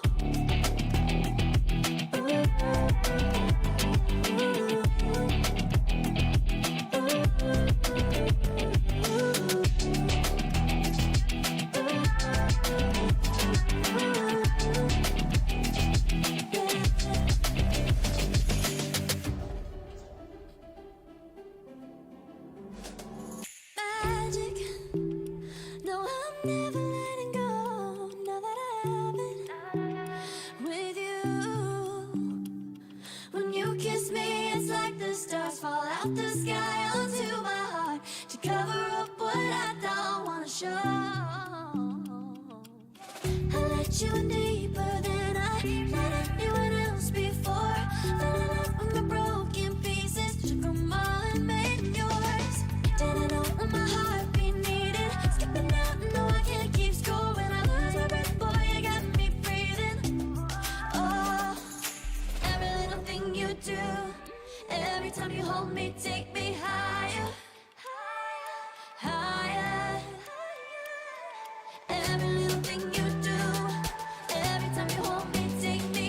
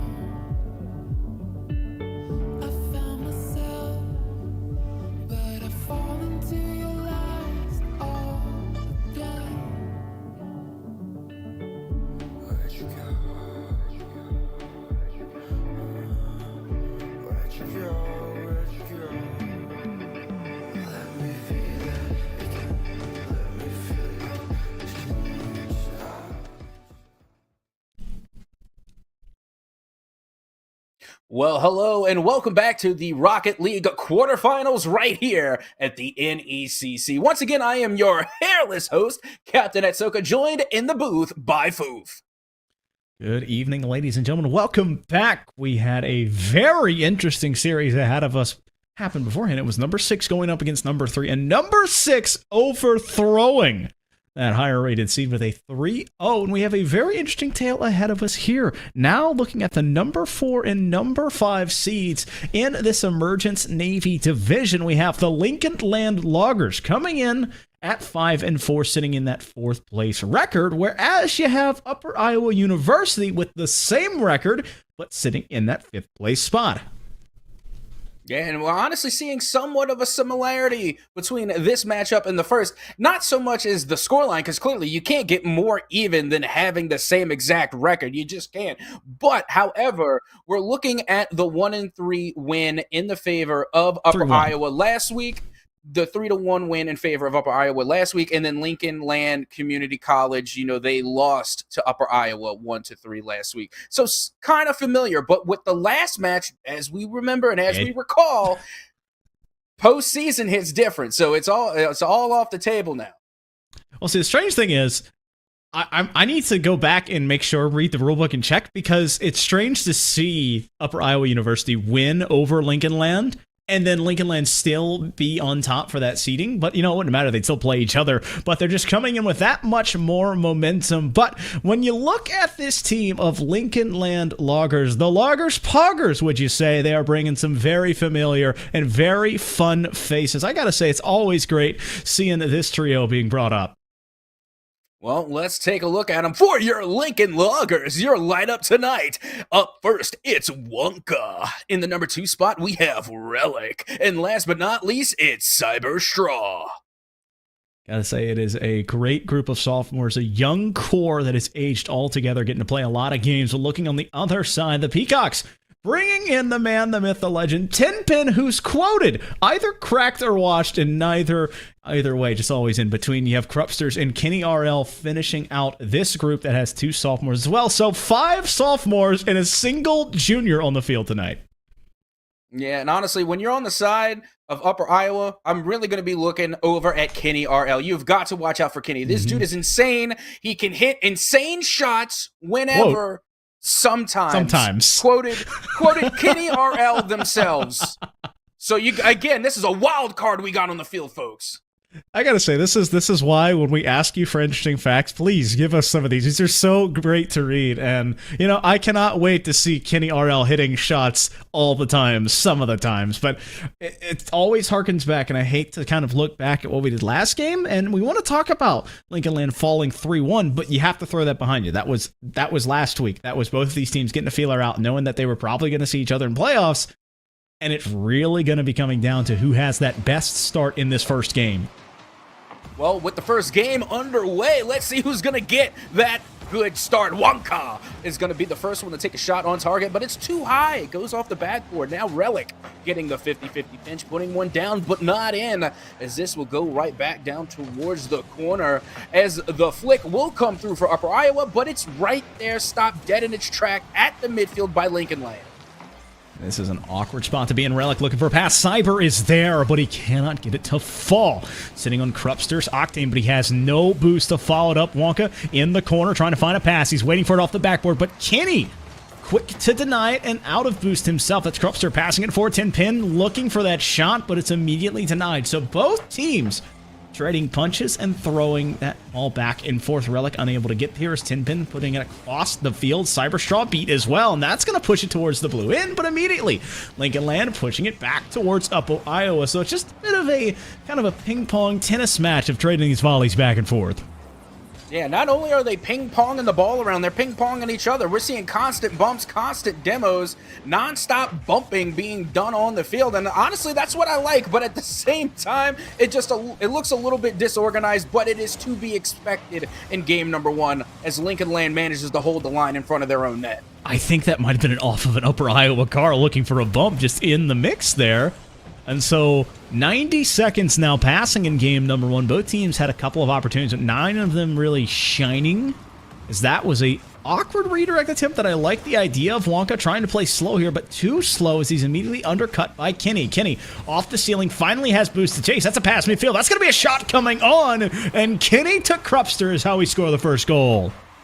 And there we go. When this play was going on and I'm seeing Kenny go up on the ceiling, I'm like, okay, here comes a ceiling shot. But lo and behold, we have Krupster there in the middle and there and waiting to receive the pass. Excellent first play to start things off. Big way to start for Upper Iowa indeed, as they are looking to maintain that momentum as they had last week. That's not the way to do it. Relic putting a shot on Cyber as well, but stall all the way out. Now it's up to Wonka, who again, third time is denied. And Tenpin and company bend but do not break to hold on to this 1-goal lead. Now you see Relic going over there for the musty flick, but it ended up being a crusty flick. Didn't even get a touch on the ball. Feels bad. But Wonka is there back at the midfield to get the 50-50 as this falls in favor of Upper Iowa. Now Tenpin going up high. Doesn't get the touch, but it will be Cyberstraw to hit this one down to Wonka. Wonka looking for the golden ticket to go to the back of the goal, but is denied. Pass attempt coming on. That ball rolling up this wall. Tenpin wanting to find a pass off the backboard. He's got a read there. He's got a teammate, but the touch not being found as Lincoln Land able to just kind of withstand that pressure by finding just enough of defense at its time. That's Wonka putting one over. That's going to be a bit too far high. Relic looking for a shot, but it goes back to Wonka. Cyber waiting for it just outside of the goalie's box. He's going to try and 50, but going too high. The ball now resting on Krupster's Octane as they still hold on to a 1-goal advantage. Yeah, right now it just seems like Upper Iowa is demonstrating a little bit more control and possession of the ball. When they are going for passes, they're just at the right distance, and we just see a little bit of more disorganization from Lincoln Land. They just came out with that double commit all the way out into Upper Iowa's corner, and that just gave them a free attempt to really take control and possession back at the midfield. Pass attempt coming on Wonky. Wonky getting off of Wonka's car as Tenpin just 50s it hard. Tenpin's now back towards this one as well, just immediately keeping the pressure on, and now just about 90 seconds left to be played, and it's still only a 1-0 affair.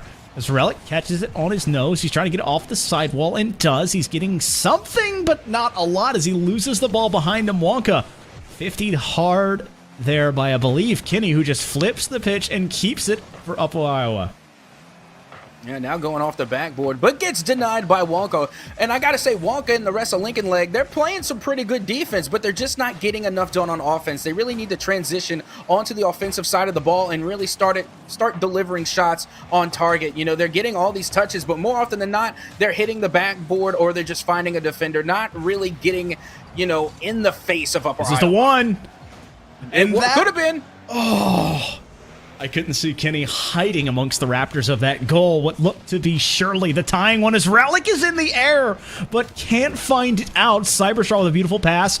Slowly but surely, Kenny trying to get it away from his own end and defend for the last 30 seconds of game number 1. Upper Iowa looking to hold on to this marginal lead, whereas Lincoln Land, the Loggers, still looking for their first in game number 1. And with only 10 seconds remaining, they're gonna have to find the back of the net and find it fast, as this one will go towards the mid. But once again, Upper Iowa's defense will hold strong, as this will float in front of Lincoln Land's net, and the ball is still alive. And it will be Wonka to keep this one going. Now over to Relic. Hold the phone. They're bringing this one back to Upper Iowa territory. They're too close. As the ball will finally hit the dirt to make it hurt, and that will be the first game win in favor of Upper Iowa. That's a feels bad, man, there. When you look at Lincoln Land, they had the opportunity because Upper Iowa ended up keeping it in the air. But with a little bit of a miscue with 2 cars getting way too tight, there's no one to follow up that bump off of the backboard. And so it falls down harmlessly, and it's a 1-0 scoreline in the game and a 1-0 scoreline in the series. Yeah, not to mention, it's only a 1-score differential, or rather 1-shot differential between the shot counts. You're looking at 6 compared to 5. Yeah, it wasn't that big of a difference. You would think, I mean, granted, it was insanely close. It was 1-0. But you know my philosophy, Foof. In order to win a game of Rocket League, you only need to really score once. One more. Well, I have to disagree with that. You just need to score one more. It's the old checkmart logo, or the old checkmart slogan they used to use, but I'm not going to say it because I don't want to get in trouble here. But all that really matters is game 1 going by way of Upper Iowa as they stand tall, trying to hold on to this lead because you have wrestle momentum. You've got it back to your side, and you want to keep it on early, as that's going to be the way to do it. Relic immediately diving to keep it, and I thought for sure Upper Iowa was going to strike early. I got to tell you, Foof, I hate it when that happens because I see it all the time in competitive play. Well, it happens to me too, but hold the phone. Kenny RL says no more. I don't want it to happen. We're putting this one right where it belongs, right where it should have been on the first shot. We're putting this in back of the net, and just like that, Upper Iowa again is going to get the 1-0 advantage. 1-0 in Upper Iowa, standing tall. They are in the lead in the series. They're in the lead in this game. Only 16, now 20 seconds in. Krupster trying to find a pass, but Cyberstraw is there. Relic trying to play that cherry pick and roll, and I like the idea, but he could not get it to fall for him. Another touch off the backboard, but Tinpin rotating toward it awkwardly. That means all 3 cars are Upper Iowa in this corner. Wonka wants to take advantage of it. He's going to have a shot attempt coming on, but low boost means lack of offense as that one goes off the backboard again. Cyberstraw, the 3rd man up. 3rd time is not the charm, as Kenny will not let that one go through. Yeah, we see Lincoln Land putting shots on, but there's no spinach behind them shots. They're weak. They need to eat their vegetables, eat their Wheaties, do something to where they can get more power behind those shots like that. Look at Krupster, just like that, Foof. A nice shot from beyond midfield range at a whopping 99.36 kilometers per hour. I don't know what the translation is for miles, but I assume it's got to be at least around 50 to 60 miles per hour from the midfield. Well, remember, that's also somewhat slowed down coming off a redirect from the defender. I mean, it was just a missile from that midfield stripe, and Upper Iowa finding their stride. 2-0 now, up with just over a minute and 20 seconds gone. Relic with an opportunity, but relishing in that one as it goes away from him. Tinpin letting it fall behind him. He's got Kenny to collect this one and clear it. That's on top of Relic. Wonka looking for this touch. He's going to technically have an opportunity, but just a bit too high, flying too close to the sun. Can't find that one. Relic putting a shot on. He caught the defense lackluster, so it's 1-2. Yeah, Relic again getting a midfield shot of their own on this one. This was actually rather nice off the pass from Wonka, getting that one right down to Relic, who was, of course, lurking there on the side and was able to find the side of the net as well, being able to beat out at least one defender, and now they are back within striking distance, only 1 goal separating these 2 teams. And a half gone, and we've seen teams trading blows as that's a misread from 2 cars on either side. Tinpin denied. Wonka can't get it to go either. Krupster looking for a double off the backboard, but the defense so stingy. And I think it's a double commit here coming from Tinpin and Kenny. So breakdown in communications, but not a breakdown in offenses. It's just Tinpin swinging for the fences to push it all the way back down. Relic returning in kind. Wonka wanted to find it, but could not get there. Kenny slow to roll here, opting to go for that side flip, loses the ball. Relic off of this sidewall again. A double commit coming from Tinpin. And I couldn't remember who that third man was in Upper Iowa. They need to be careful. Only up by 1. If you step too far up with that third man, it opens up the door. Absolutely, and honestly, I'm surprised with all the double commits that we're seeing come from Upper Iowa. But with that being said, I think Lincoln Land is doing a good job at forcing these double commits. They're holding their defense, and they're putting shots on like Cyber Straw, who is going to put this one on and in. And just like that, we are back tied at 2. Cyber Straw able to get up in the sky and knock that one down. Caught the defense just a bit lackluster. 3 seconds past the midway point. Deuce is wild here in game number 2, and we're wondering who can break this one, as I thought Upper Iowa was going to get the upper hand there, but they could not find it.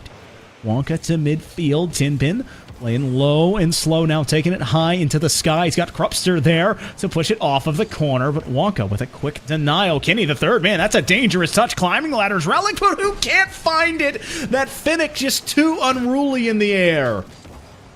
Cyberstraw now has an opportunity, but it is a little bit too far, and that opportunity will go down by the wayside. But I like the aggressiveness that's coming up from Lincoln Land. I think they were a little bit too hesitant in game number 1, and don't get me wrong, it's great to show respect to the other team, but there's such a thing as showing too much respect. So now I think they're going to play a little bit more aggressive here, and it's starting to show as clearly they are getting more shots on net, more shots on target, and they're forcing a lot more double commits from Upper Iowa. It's just been an awkward stripe for both of these teams. For Upper Iowa, they had the hand. It was only a single goal last game, but they just kind of diffused anything Lincoln Land found. Whereas Lincoln Land, they found their stride offensively, but have looked in tatters at time on defense. And so you're wondering if the Loggers can find their way back towards that way of sitting at that 4 seed. Where Upper Iowa, they have the lead. They had a lead in this series as well as the game, but have found themselves back in a tied equilibrium, seeing which side tips first. And that was the door being swung open, but it's turned away by Relic. Yeah, Kenny's good at hitting the ball, but not so good at hitting other players. That was a perfect demo opportunity that definitely could have been a goal. Only one defender remaining, and Kenny drove right on by, not being able to connect with the goalie. So that definitely was a goal I think they might want to have back, but the score will still stand 2-2. 2-2 now with just over 30 seconds left to play. Tinpin wanting to get to that one, but realizing the angle just not right, but got the defender up and so just controls the ball for now. Krupster has handed this one back to, I believe, Cyberstraw, who's looking to get some control, wrestling back and forth. Both teams want to find that last shot. Krupster pushing this into the corner instead, out to midfield. That's a dangerous ball. Swanka up high. Relic once again flying too close to that ceiling, unable to get it there. 5 seconds now. I wanted to see something coming from that defensive side, but no one really wanting to step up. They're playing poised and sitting back, as that's going to be the dagger from Relic when you have a defense sitting still. Well, you wanted to see something, and I gotta say, Relic put on a show. That was something to see right there. A nice aerial shot coming off the pass from Wonka. And just like that, with 0 seconds on the clock, they were able to keep Rule 0 alive, keep the ball alive, and also keep this game alive. Now the series is tied 1 apiece. Told you they were looking for the last shot, and that's exactly what the Lincoln Land Loggers Poggers are able to pull off. Coming from Relic to get his second of the game, and I just my hands were on my head. I hate seeing a defense having all 12 wheels on the ground at the same time, because if you do that, there's no one on the backboard, there's no one in the air contesting, and it is just free real estate in front of your net. Yeah, they got too comfortable just a little bit too early. You know what they were thinking? The clock's run out. It's all zeros. We're going into overtime. Oh, wait. There's Relic up there. Yeah, too bad. No overtime here. But regardless, it was a great game. Again, bringing it all down to just a single shot, a single goal, a 1-goal deficit. And again, just a single shot separating the shot count between these two teams. It's been insane how close these first 2 games have actually been. I mean, it's been wild, and both of these teams were brought in. I mean, when we're looking at number 5 and number 4 seeds, it's already splitting hairs, and then they have the same record. And so you're looking at the only hair you can split is a 1-win Week 9, where it was a 3-1 one way, but both of these teams already sitting at 1 apiece. And so I doubt we'll see a 3-1, but it's very much in the cards. It's just momentum, folks. Can this side of Lincoln Land grasp that momentum of taking that big win, or can Upper Iowa get back to that small marginal victory and try to get in front of this series once again? Well, I gotta say, both of these teams need to start making some more strides and get a bigger separation from the other team. These hair-splitting deficits is getting too close to call, and I don't have a lot of hair left to split, okay? We need to see a more dominating show from at least one of these teams. Well, I think it's going to be both teams having to show their might at the midfield. Whose prowess at that point of attack. We'll see who is able to stand that test from either side. A pass attempt there coming, looking for Tenpen, and I thought Cyberstraw was going to put it into his own net as he aggressively pursued that one in front of his own end. The defensive third being cleared out by Relic. It's a pass to Wonka, who is seeing an opportunity, but the only thing he sees is the car watching that ball rocket all the way back as Upper Iowa poised to make another offensive push in this first 60 seconds now going by. Yeah, I gotta say, Lincoln Land is coming gloves off in this matchup right now. They've been nonstop with the aggression, with the demos. Just with only 1:10 gone, I think I've already seen 2 or 3 demos come out from Lincoln Land. Like, they are being very aggressive right now, and when an opportunity put yet another one on target, we just constantly find Upper Iowa scrambling back to their net. That's not there. And somehow Lincoln Land has not been able to find a goal yet out of all the shots they've taken. I'll tell you, somehow the Peacocks have just stood tall in this goal line stand. I mean, Tenpen, Kenny, and all players involved just refused to let that one go in. Time and time again, they were tested, but were able to stand up and push it back. Lincoln Land now sent back home as Wonka collects it on his own end. He gets demoed for his trouble. Krupster opting to play off there. It's a miscommunication. Relic given free run up to where that defender literally waited for it and then backflip into the challenge. Here we go. Relic once again going up high to try and get the pass down to Wonka, who's going to get the 50-50 to send this one back into into Lincoln Land territory, as this will go down to the wayside for Tenpen. Not much doing there, as once again Relic will get the clear. And now the 50s galore for Tenpen as they will put this one into the danger, looking for a pass, but it gets cleared away by Wonka. Kenny RL wanting to get this one going off the corner, but is unable to find it. Relic, though, using the boost from his opponent. He gets demoed, the shot technically off, but Kenny collecting that one anyway to keep that pressure away. The ball still floating around this Upper Iowa defensive third. Krupster in the air just above that midway point, clearing it all the way down to Wonka, who collects it in his own corner, 50, pushing it towards midfield. Relic is there. That's a dangerous touch, but no pressure from Upper Iowa means it's more or less not pounced upon. So 2 minutes left to be played, 120 seconds or so, and it's still 0-0. Yeah, I gotta say, 2 big old whopping goose eggs on the board, but hold the phone, here we Relic? go! A double commit coming from Lincoln Land on a open net opportunity. Foof, this was the panic I was telling you about earlier, and I think Lincoln Land got a little bit too stuttery on the sticks. Well, it really comes from Relic being a bit too low and then over-committing and forcing that ball up. I mean, even a double commit in that form, it should not have mattered. It should have gone in. But a miscue, a small miscalculation in the mechanics means it's still 0-0. And I have to agree with you, Twitch chat. Just put the ball in the goal, somebody. But you know what? It feels like both these teams want the final shot, and maybe the final shot will be the only goal of game number 3. Hey, I like 0-0 scorelines because you never know when that goal is going to come up. You never know who's going to be the first team to make the mistake or the first team to make the highlight reel play. And not to mention, the 0-0 scoreline is only a testament to how evenly matched these two teams really are.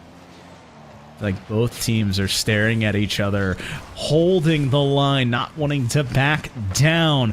Backboard play being read by this Upper Iowa defense. Cyberstraw, that was the third man playing up, and he's not there.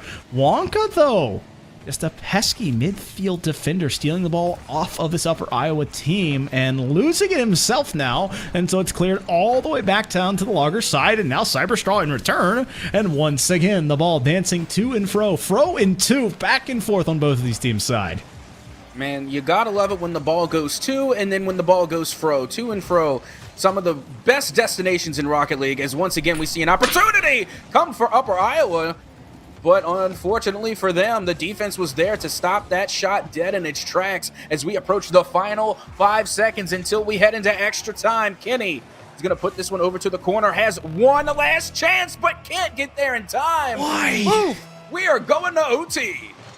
Had the boost, had the angle. I mean, that near post was open if he puts it high, but did not want to pull the trigger. And Cyber thought he could do it, and almost within 10 seconds, Relic now has it over one, but can't get it past that last defender. Cyberstraw off the side wall here, but Lincoln Land has dispersed to regather their boost and regain on the offensive side. Wonka putting it up high. It's a beautiful pass to set it all, but the third man being so far away means Relic has to take the shot from close, and this again going up high, but I don't think there's a good follow-up from the third man. Relic having to just overcommit and try and find that Wonka going off the backboard a third time. Maybe that one, no, it goes off the corner. You know the saying that you love it when a play comes together. Well, sometimes it doesn't, and sometimes it does. Krupster is able to put this play together all by the lonesome here with the misread and the mistouch coming from Wonka. Feels bad, and then just a 50-50 dub over Relic is going to put this game to bed, and game number 3 is going to go in favor of Upper Iowa. I mean, it should have gone the way of Lincoln Land. They had the opportunity. They had 10 shots, and Upper Iowa only had 4. But again, a misstep with all 3 players being too far up and not being able to find that goal. It opens the door, and Krupster, you said it, winning it off the backboard, has a second touch, wins the 50, winning the game. Yeah, well, again, it's just the classic case of quantity versus quality. Quality won out, but also the defense coming from wild. It was, they had, I just had the count in my head. I memorized it on purpose. It was a total of 8 saves on the board. They played absolutely insane in their net, and I don't know how Lincoln Land just constantly was hitting all sides of the net, the crossbar, both the sidebars, every defender. They hit all over the map except the back of the net. It was just insane. Well, it was a couple just of diving saves being on that back end, and that really does it, because you can feel very confident about offensive pressure, you can feel very confident about a shot, but all of a sudden when you have a Peacock defender just legitimately flying across the net, I mean, I didn't think Peacocks could fly, but they have been proving me wrong this series. They can glide, you know, they get a little running start, you know, they can do a little glide. Okay, so it's just been a lot of styled falling, I guess. Yeah, there we go. But now we're going to get game number 4 underway, and what could very well be the last game, as Upper Iowa is going to be on series point. They are up 2-1 in the series scoreline, and if Lincoln Land does not strike back now, they will be headed home a little early. And I was talking about it. It's really a momentum game. And Upper Iowa, this one fell right into me, has the upper hand, folks, as they come off of a win last week. They come off of a win of the last game, and it was an overtime win. We saw this in the series before. You need to see Lincoln Land have a very solid offensive, defensive, or transitional possession that they can build off of. If you're the team that needs to find that step forward, you don't need a goal's great. You'd love to have one here, especially the shot coming off of that offensive touch. Relic wants to get it. This is a third man, Cyber, who has both of his teammates legitimately in the net, so he had to patiently wait for that one. I think Lincoln Land's offense is hitting. They're getting shots on target, but the defense from Upper Iowa is just absolutely nuttery buttery. I don't know what Lincoln Land is going to have to do. Anything short of maybe going for some more constructed demo plays and also being more consistent with their touches. That. Once again, exactly. Once again, we see Wonka on a missed touch. And need I mind you, it was Wonka who got the missed touch in that overtime dub that resulted in the last game. So they really need to get more consistent with their touches and make sure that they're not giving anything away for free. Well, I hate to disagree with you. That was not a mistouch. That was Wonka, the last man back, and that was Kenny just getting the old 9-iron out and chipping it beautifully. I mean, just catching that last defender, but now 90 seconds gone, and Upper Iowa trying to find a second 10-pin 50'd hard. As that's a pass from Wonka to no one, as both players were just lacking the boost and lacking the position to follow up these touches, and Upper Iowa continuing to maintain this offensive pressure. Yeah, now still 1-0 in favor of Upper Iowa, but we've already seen how dangerous Upper Iowa can be with a 1-0 lead. They can run that all the way home to the dub if Lincoln Land isn't careful. But I got to say, so far, Lincoln Land is doing a pretty consistent job at maintaining their presence at the midfield. Let them hear you, Twitch chat. We need to see if Wonka can get your energy because Lincoln Land is going to be needing it down in this game and down in the series. And if they do not find a win here, it is over for them as they are looking at a series point. Upper Iowa up 1 and up 1 in the series. 2-1 here and 1-0 in the game. And we've officially passed halftime, so far Upper Iowa has done a good job at keeping Lincoln Land out of their net, and that one, oh so dangerous for even longer. That was sitting in front of Lincoln Land's net way too long. I think they can count themselves lucky that that one wasn't put in. Need to be careful as Cyberstraw watching this one go back. Relic catching a bump from his teammate. Nothing really friendly about that fire, but, you know, maybe getting the old morale reset as that is a huge 50 coming out from Tippett. And this 50 continuing the gift that kept on giving on the sidewall. It was an absolute brawl for that one.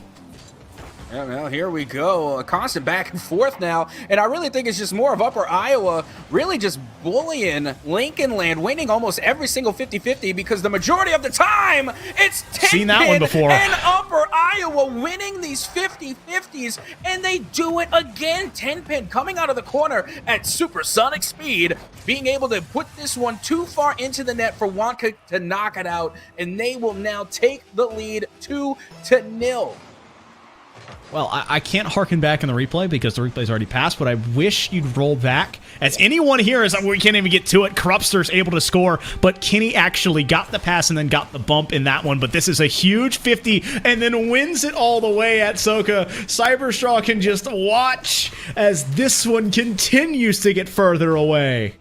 I'm telling you, Upper Iowa is channeling their inner Fireburner. They have been winning the 50-50s all night. For all we know, 60-40. Fireburner could be teaching. Yeah, Fireburner could be the coach for this team, and we not even know. There's some 50-50 gods on the side of Upper Iowa.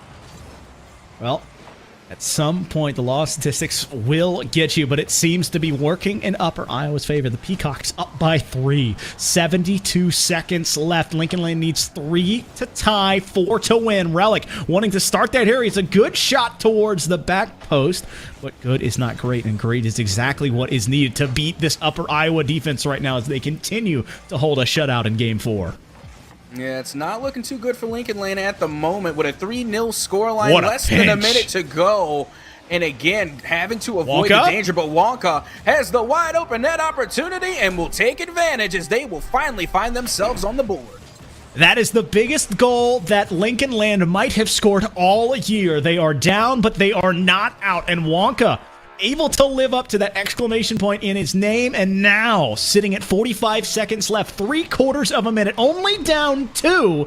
You have to wonder, can Lincoln Land pull this back from the jaws of defeat and possibly force an overtime? Wonka backboard plays, got Relic to soft touch though, it goes off the wheel. That Finnick too unruly. Cyber keeping the pressure on it, that's gonna go in. Cyber, are you kidding me?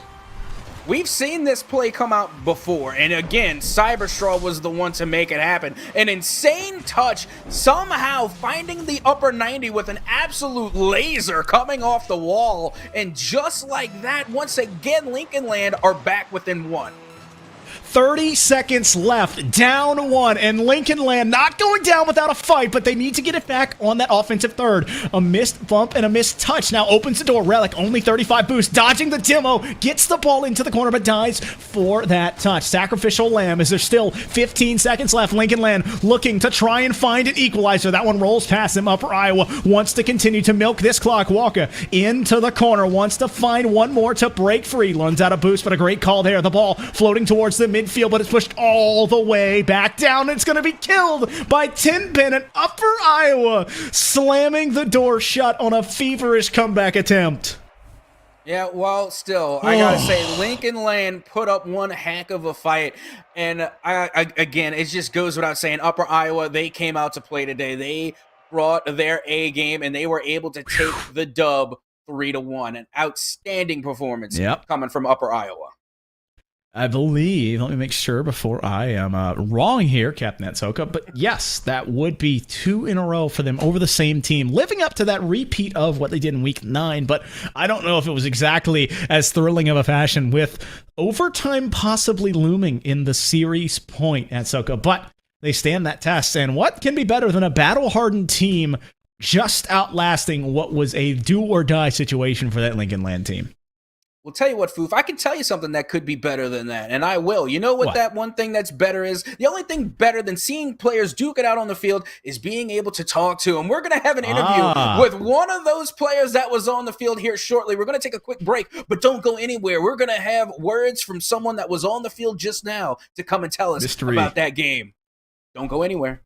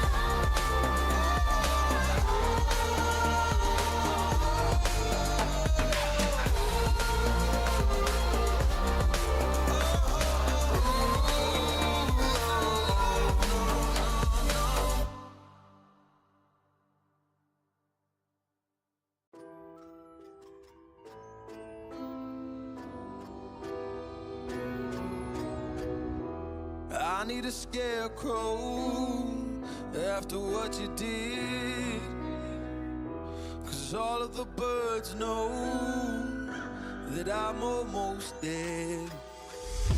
I'm barely breathing, I'm barely awake. You left me in pieces, there's no more to break. Don't wake me up, not in this century. Don't wake me up, 'cause you're just a ghost inside my head. You're just a ghost, you're never there. You're just a memory on my lips, 'cause you're just a ghost inside my head.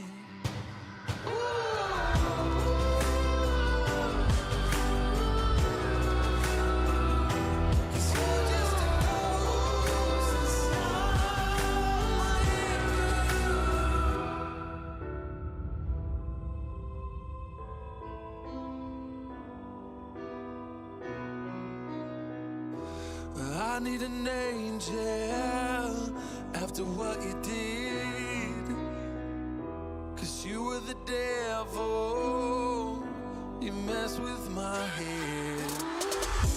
You lied to my mother, you lied to my friends. You said that you'd be there, but this never ends. Don't wake me up, not in this century. Don't wake me up, 'cause you're just a ghost inside my head. You're just a ghost, you're never there. You're just a memory on my lips, inside my head.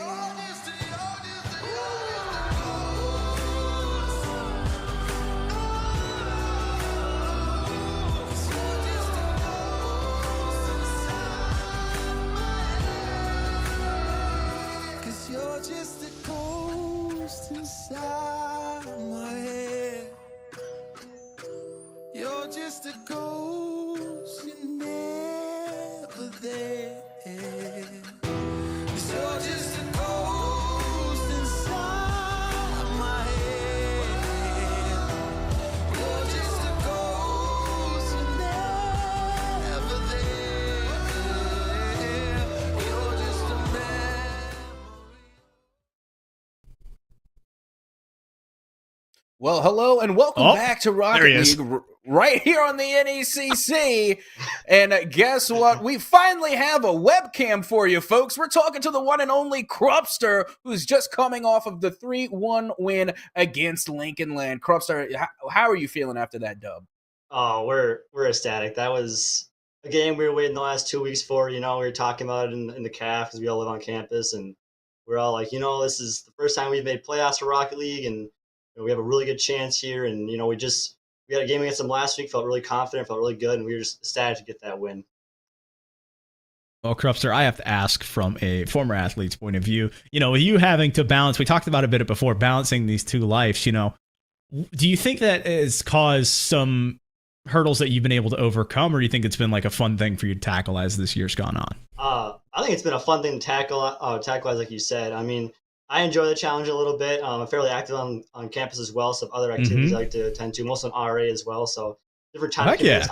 I just enjoy being involved as much things as I possibly can. And the esports program Sean came to me 2 years ago and said, hey, we kind of need an alternate. And I'm like, I kind of watched and I was like, this is something fun I could do. And also pretty good for an alt, huh? Yeah, I know. I did. I didn't have a PC at the time, so it gave me a chance. I finally started getting into PC gaming. So I'm thankful for Sean, of course, for getting me into the esports. Foof, how can you let such a perfect opportunity for a pun go by? You said hurdles and track and field in the same sentence. No, did you miss it? No, listen, that's why you lay it in the words. I did it. I left it there at Soka. Yeah, I'm going to let things lie, okay? I put it there for a reason, all right? I just simply hopped over it, as I should. You gave me a dunk. You gave me an alley-oop. I'm sorry. Hurdled over the pun. Crupster, we're having Twitch chat. They want to see the jersey if you can for a second. Oh, yeah. Gotta flex a little bit. Let's see it. Uh-oh. Hey. There it is.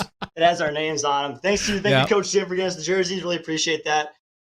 Listen to the jersey collection I have now. I kind of wear every once in a while, but definitely on match days, I like to wear it. That is a sick jersey. And as we are moving on, of course, in this interview, I got to ask you, how are you going to be looking at your next matchup? Keep in mind, Upper Iowa is going to be playing SIUC Maroon, who just won an upset 3-1 over number one. The number one seeded team, Northwestern College. Yeah, we're going to look at the same way as always. We're going to review our own game clip, our own VOD, just kind of see the points that we maybe did really well at, points that we can kind of capitalize on, make our weaknesses into our strengths, and then capitalize on our strengths, of course. I did get that news. We were both kind of shocked by that, but I guess anything can happen in playoffs, right? But yeah, we actually haven't had a chance to play that team quite yet, so it's going to be first time playing them for us, so it's going to be interesting to see how that goes. Also, you probably get to see some of their best tape as that most recent game, so that's always fun to watch. But, Crupster, I have an important question here, because we actually watched the flip side of this series before. You guys 3-1 them last week, and then were able to come back and do it again. What made you guys so successful in these back-to-back weeks? I just simply think that the game plan and leading up to it, we kind of talked about what we were doing well and what they kind of did last week or this week. I know Relic and Wonka, and I forget the last guy's name, I'm kind of blanking on it, but I know those two guys are very good. Cyber, thank you. They're very good mechanically in the air, and it's one thing we wanted to shut down right away. We knew if they got in the air and got open space that it was just going to be a flip reset or a backboard hit or something cool at the back where they're going to kind of stunt on us. So we kind of made it a thing right away to stop any kind of aerial attack. I think we did a great job of doing that. Few of those kind of let up, but I think we did a great job. And then also just Jim coming in every so often and just keeping the energy going, keeping us going. He did it last week. He did it this week. I love him when he comes inside there and kind of keeps it going, especially in these high intensity where you kind of, when you lose the first game, he comes in there. He's like, it's fine. Just relax. You guys did the same thing last week. Let's just come out and win 2 games in a row and bring the series home. And that's exactly what we did. So, yeah. Well, Krupster, I got to say, you and the rest of Upper Iowa definitely had the stamina and the endurance to go the full distance here tonight. And it's been a pleasure having you on as a guest to interview. Foof, do you got any more questions for Krupster before we part ways? As always, Krupster, he's already said thanks for joining us, but, giving you the shout out here. Do you have any shout outs you would like to have? I already shouted out your coach and a couple teammates, but any more you want to go off your chest before we move on? I guess I'll shout out Newble. Thank you, Newble. Thank you for all the training you do to me and all the. He reviews my gameplay. He's part of Howard Community College on their A squad. He kind of does all my training and helps me out with a little bit minor tweaks to my game. He's miles ahead of me, but I still appreciate everything he kind of does. I actually asked him to watch this game and kind of critique little things about the gameplay. So I appreciate him. And of course, Sean, Marcus, and then Cody in the middle of the games are always giving us constructive criticism or just minor things we just switch in between games there to help us win. And then, of course, Coach Jim. Always appreciate Coach Jim bringing the energy, bringing the good vibes as always. Thank you, guys. 100%. It was an absolute pleasure to having you on. And also, good amount of kudos going out there to Coach Jim. Can't forget about Coach Jim. You got a good team right here, and you got a fantastic player. Thank you. You should be proud. Make them run laps even still, though. Keep them on their toes, literally. But with that being said, that's going to about wrap things up here. Krupster, thanks again for coming through. Yeah, thank you guys for having me. I appreciate it. Absolutely. All righty. And with that being said, that's going to wrap things up here for us tonight, Foof. That's it for us, at least on this channel at Soka Rocket League. Moving on to the semis next week, and I gotta say, I got the tingly feeling we had a number 8 seed already throw up a number 1 seed, and so we get to see a very interesting number 5 versus number 8 semi, at least in this bracket, and there are so many more that we're going to see unfold next week. But big shout out to everyone here at NECC, especially behind the scenes, my great co-caster, my very good friend Captain at Soka. We had Hubert running it, and I believe it's Zolix the Mage as well, helping run everything around the behind the scenes. And so thanks all around, and thank you, Twitch chat, for coming and supporting your teams, your friends, and your NECC. And I gotta say, this is Foof, and we'll be catching you next week.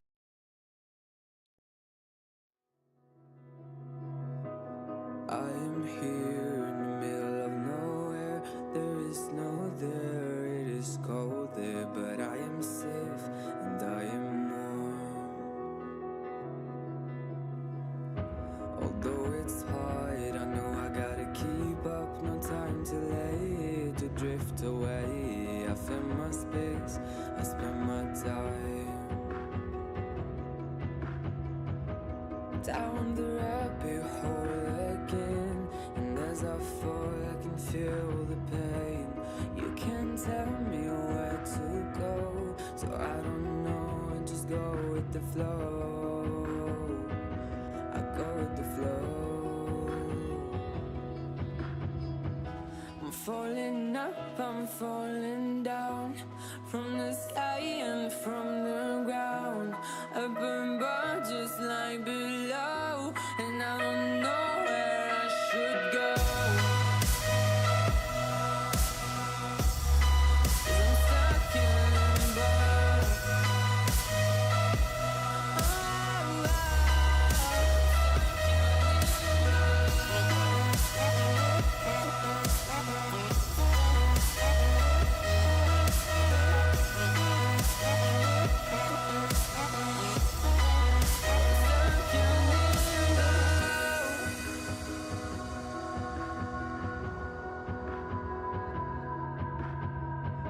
I'm out of love, but I guess I deserved it. Trying to hide, to pass you by. I'm getting down, I'm feeling fine.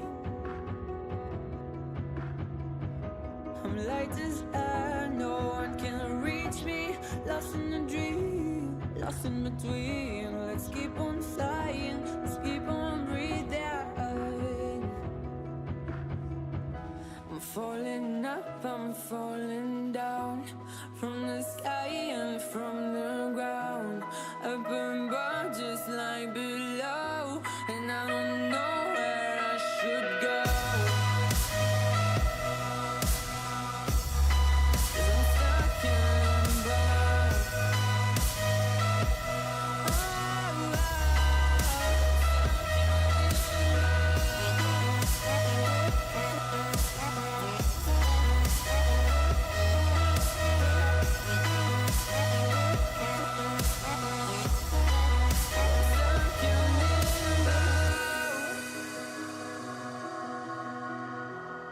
'cause I'm stuck in limbo.